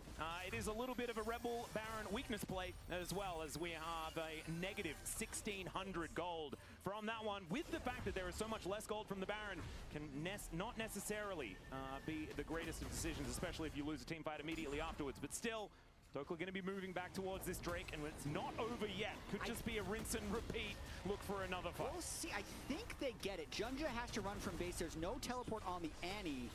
If Saint would help them on the Drake, they'd definitely be able to kill it faster. But he takes the wave. It's going to be completely fine. Yeah. And soul point now, as we get to watch this fight one more time. Vampire is early. You look, Gala, Junja, and Rumble all on the other side of the map. So when Honkyu moves in, Inspired, I think Lance's first Malphite ultimate of the game, but it does lead to 2 That's a huge kills. shutdown. Very interesting development as Berserker dodges that last curtain call and survives the Tibbers to stay fed in this game. Yeah, much better team fight look here for Lion as the equalizer goes down. Deadly Flourish as well. Make sure that Isles is just ticking. Wow. As that one does go down. So he's going to have to go back to base. They still have some Barons left on this map as Inspired off to the side. Thinking about using that blast cone to get himself in there. Malphite ultimate worked the last time he landed it on a player. Yeah. So might want to try it again. The angle is actually not there though, so he decides to back up. Honkyu level 16 Annie, very scary right now. And this is JDG just walking around as a unit, waiting to catch out anyone who puts a foot out of line. 27 minutes into the game, soul point like you were talking about, a huge deal here. As Lion will at least be able to get this wave shoved out. Yeah. And I think now is the time to talk about like scaling and things like this. True. I do feel like it's a bit of an evergreen comp from JDG with the fact that they have so many AoE CC tools. True. But the damage I have a weird hypothetical for you guys. If someone has Tourette's, Absolutely. I think JDG's team comp is incredibly front-loaded in damage. and it often, like this is what's weird actually. This is a weird hypothetical. If someone has Tourette's and you're asking them not to talk about a video game, and they claim it's their Tourette's that makes them talk about the video game,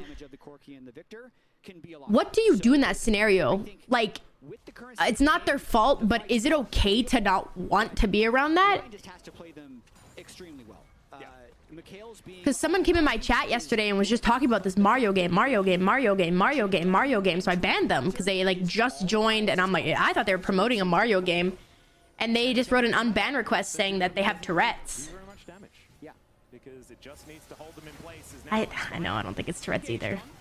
I thought Tourette's was like doing some work here alongside his, you're not like hyperfixed. I don't know actually.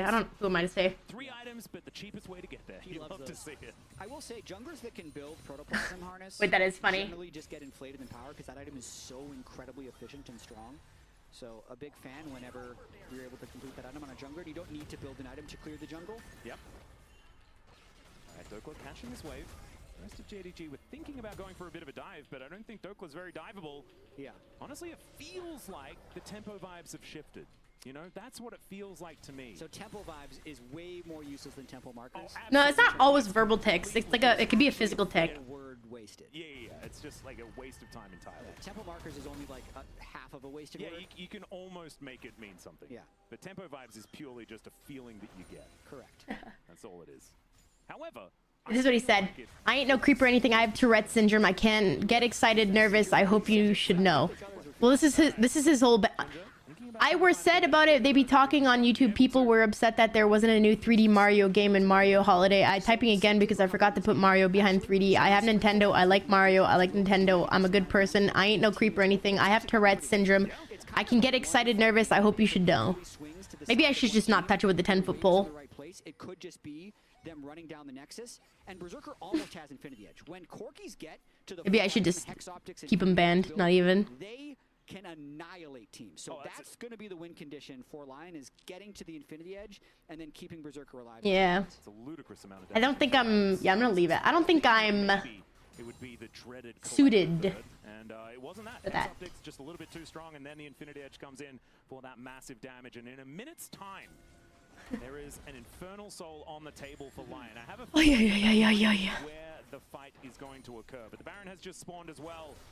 That might be another angle. JDG could also go for a potential trade, but I think that Soul is so dangerous, especially when it's a Victor so good at applying that Infernal Soul. For sure. I don't see an easy way for Lion to move in here, and as soon as they move into River, they're going to get flanked. Junja is currently I want to see a huge Inspired ult here. Inspired really likes playing champions that, like, you know, if he got like a 4-man Malphite ult, that'd be huge, but people's reactions are just so insane. Does have to that was scary. Expend a bit, but still able to survive. But you can see all the flank angles. Rumble in mid lane. Okay, now teleporting over to the bot lane, so he's... Maybe. Yeah, sure. I just remember he like just followed and then just started talking about this fucking Mario game. So like the 4th time talking about it, I was like, what the fuck? I just like banned him. I never said a word to him. I just banned him. Great ward there by Isles. Yeah, getting that ward down is certainly important, but they need another one so they can see what Junja's doing. I think they do manage to see him, as Honky also walking over this control ward will be discovered. So no flank. I don't care for Mario or Nintendo. They might just have to pull the trigger with information over to Lion, as Inspired does spot him out here. Cute little poro there from Honky, but I don't think that that is going to allow him to get his flank off.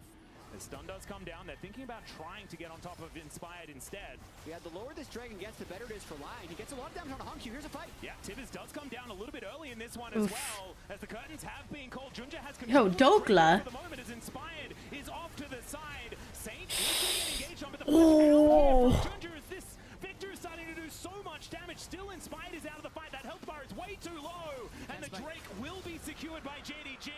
Can they get anything more, though? That is going to be the question, as Xiaoshu does have a full health bar, but doesn't exactly have teammates with the same, so he is just going to back away. Mission accomplished for... And he's actually so tanky. ...soul point and keep the pressure on the map. It was an interesting start to the fight where Inspired was just hoping to get the anti-ultimate down to just diminish the amount of engage that JDG would have if Lion sticks around for the Drake, but then I think Inspired ulted in probably a little bit early. We'll have to watch this one more time. Start of the fight is okay. Look at it, Annie. Oh, I guess Inspired's tank. On Inspired, and then they lose vision of the Drake for a bit. Inspired ulting in for Hongq there, I think it's just a straight up mistake. Yeah. If he stays on the outside of the fight, he'd still have the ultimate for an eventual steal, and they could reset the fight right here. But then once he had to flash out back of the pit, they have to completely bail, because then they're not even looking for the Infernal Soul. Yo, Corky, what are you doing? Hold your position. What a horrible teammate to have. I fucking hate that. Oh. Corky hold your position, I believe. So he didn't like Valking out the back of the pit like that. Probably would have wanted to Valk into the river to hold that part of the river so they could stay on the Drake. But being talked down to by your teammates probably got to be top 10 worst experiences ever. Clearly wanted that fight to play out a different way. Well, we'll see whether they are going to be able to figure it out in the next one, because of course didn't lose too much. It is a couple of Drakes stacked up. Next time, if JDG manages to get a third, my goodness. I mean, then you're staring down the barrel of the 4. He's so mad. I mean, oh fuck. Lion, I don't think Lion's gonna walk out with a map. Entirely revolves around making sure that you have enough damage in your opening salvo. And is certainly going to be helping out here. A 4-item Rumble with a 10-stack Dark Seal as well, though. I mean, this Xiaoshu guy is pretty strong. Rumble's out of control at this point, but it is about Berserker and Sing. If Berserker can stand and hit in any of these team fights, which is much easier said than done, against a Proto Belt. You said call your position, yeah. He's gone all damage, so if Berserker finds the right fight, it's going to be big, but it's probably more likely that he gets CC chained and dies. With Mikhail's being on Nami, it helps a bit, but they also just have no side lane control, so everywhere they push, they're trying to throw down as many wards as possible to try and prevent a flank. It's a very difficult game to play. See whether they can convince JDG. Oh, I love finding kitty whiskers. Yeah, but Met, there was like a... So Inspired was the FlyQuest jungler, and I think at Worlds, there's like a video or documentary that came out, and like Inspire was calling his fucking teammates NPCs and stuff. Like, I just, like, I say it all the time, bro. Like, it literally does no one good when you're talking down on your own team. This was coined by OK Bro, once known as OK Bro. Yeah, I'm down for Gentleman's 5v5. Yeah. They weren't a great team, so maybe being a gentleman in League of Legends is not the way to do it. Maybe cheating into a situation that is just advantageous for you could be the way to do it. Flanking. However, sometimes there are gentlemen still left. Yeah, flanking seems like smart 5v5s. Yeah. Not necessarily. I think it's sneaky though. It's not honest. You know? I think it's quite if honest. you have a gentleman's 5v5, you just draw the battle lines, and then you go. Well, this is a gentleman's... It's not a gentleman's Baron. There's no vision. Yeah, it's just a from Baron. Lion. It's just a Baron. Well, Inspired will get some vision on to Xiaoshu here. I don't think he wants to be engaging onto him and Honkyu once again, though, as Gala has taken a lot of damage from just the Baron. Their Baron damage is actually just not that great. As any Oh, Nami ult just missed Jin too. Vampire dies. Huge Victor ult here. Huge Victor ult. Oh, never mind. Everyone's fucking dead. Oh my goodness, Xiaoshu just does so much damage in this game. And they look to get on top of Saint. They will be able to do so. There's the all-out from Dokla. Allows him to trap. That was actually a really nice ult from Dokla. And takes down the Rumble to boot. Still Junja's going in. But these shields are working for Lion. Still it's a 3 for 2. Wow, what looked like a disastrous start. Did you see what happened, Ivan? We do not want Lion to win. They're too arrogant. No problem. Saint is TPing back on midway, but it just seems like it seems rather bold to try and stop this Baron, but that's Just like being around that environment, so unfun and stressful. Only a Jin, right? He doesn't do a lot of damage to Baron. Still, it is down exceptionally low, and the teleport is going to mean that they are not going to be able to get that one done. Even if it was just a Alistair there, finds a double It's Jober. It's Jober. He just teleported back in, and now he's going to take the Death Chamber route in order to get out. I think it would have been better not to contest the Baron. You know what? Yeah. As far as the hindsight is 2020 is concerned, I would agree with you. The second time. The first one I'm down for. And it was a very nice engage here by Vampire. You can see Isles, he wants to be there to support Berserker, but he just dies. If Rumble... Guys, look at this fucking... on the CC. They are...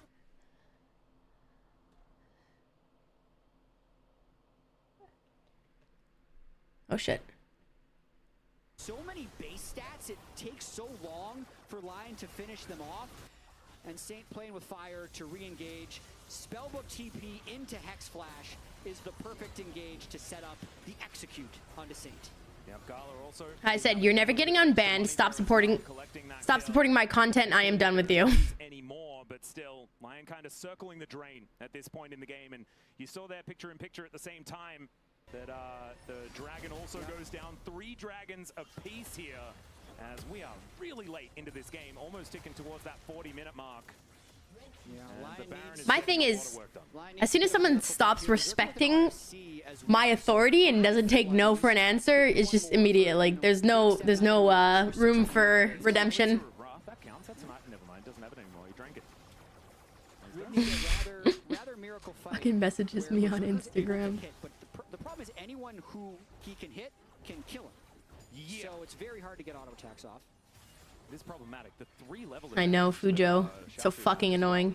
That's the one thing that's annoying. You can literally ban someone and can just make a new account. But you can't hit level 21. I don't understand how people do that. That's true. I can't even remember a password for one account. You're exactly right. I do like that optimism. As Junja off on a bit of an angle here. We're waiting to tweet. Only lose 3-0. I look at my Instagram. You gotta have you just have to have a banger fucking message and I'll reply. Exactly. It's beautiful to see as Ingo's Berserker looks for Junja. He's almost just dead.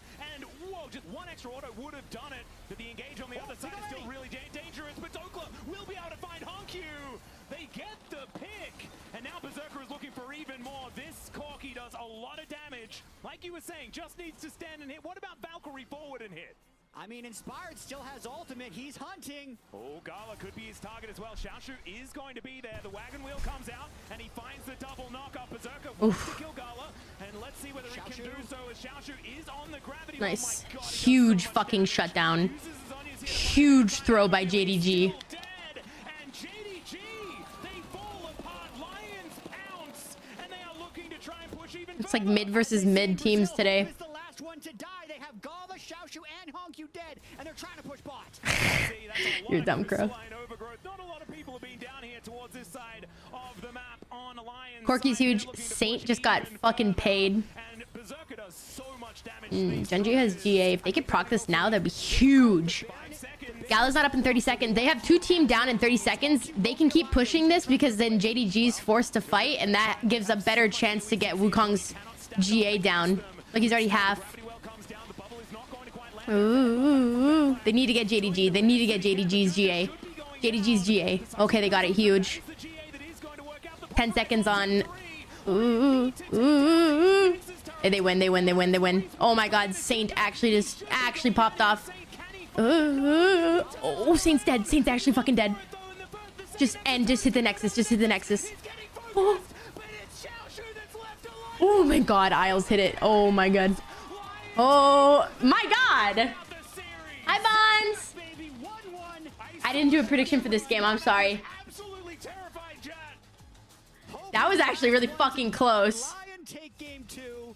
This could easily be a 2-0 Is it Hope is the last one to die, or is it the Dude, Styles fucking Inspired's such a douchebag though. You have to choose. I'll give you God damn it. because we're gonna throw it over to the left. That was a wild comeback. Absolutely insane here. Oh my god. They give them their test of their own medicine here. Raz, I want to hear you first. Did you believe in them? Hell no! I'm happy nonetheless. I told you. Oh my! What did you say? I heard nothing from your mouth. I told you there's no way it would be This man is a liar. I heard nothing from his mouth. I told you there's no way it would be a 3-0. Remember? You did say that. I did say that. You did the say that. audacity of Jack to say this could have easily been a 2-0. Yeah. What the hell? Yeah. What do you mean easily? What are we talking about here, That's Jack? actually crazy. I mean, it almost was. How they made it happen. They made it happen. They made it happen. But I actually want to see that last team fight. Please do. Absolutely. Talk us through what happened, because it happened so fast that I'm not sure how they got it. Well, so this is the second half of the fight, because the first half. Well, they're leaving out that they're leaving out Annie dying. Underneath their tower, and they were like chase, and the thing is, they didn't allow JDG an opportunity to regroup and reset.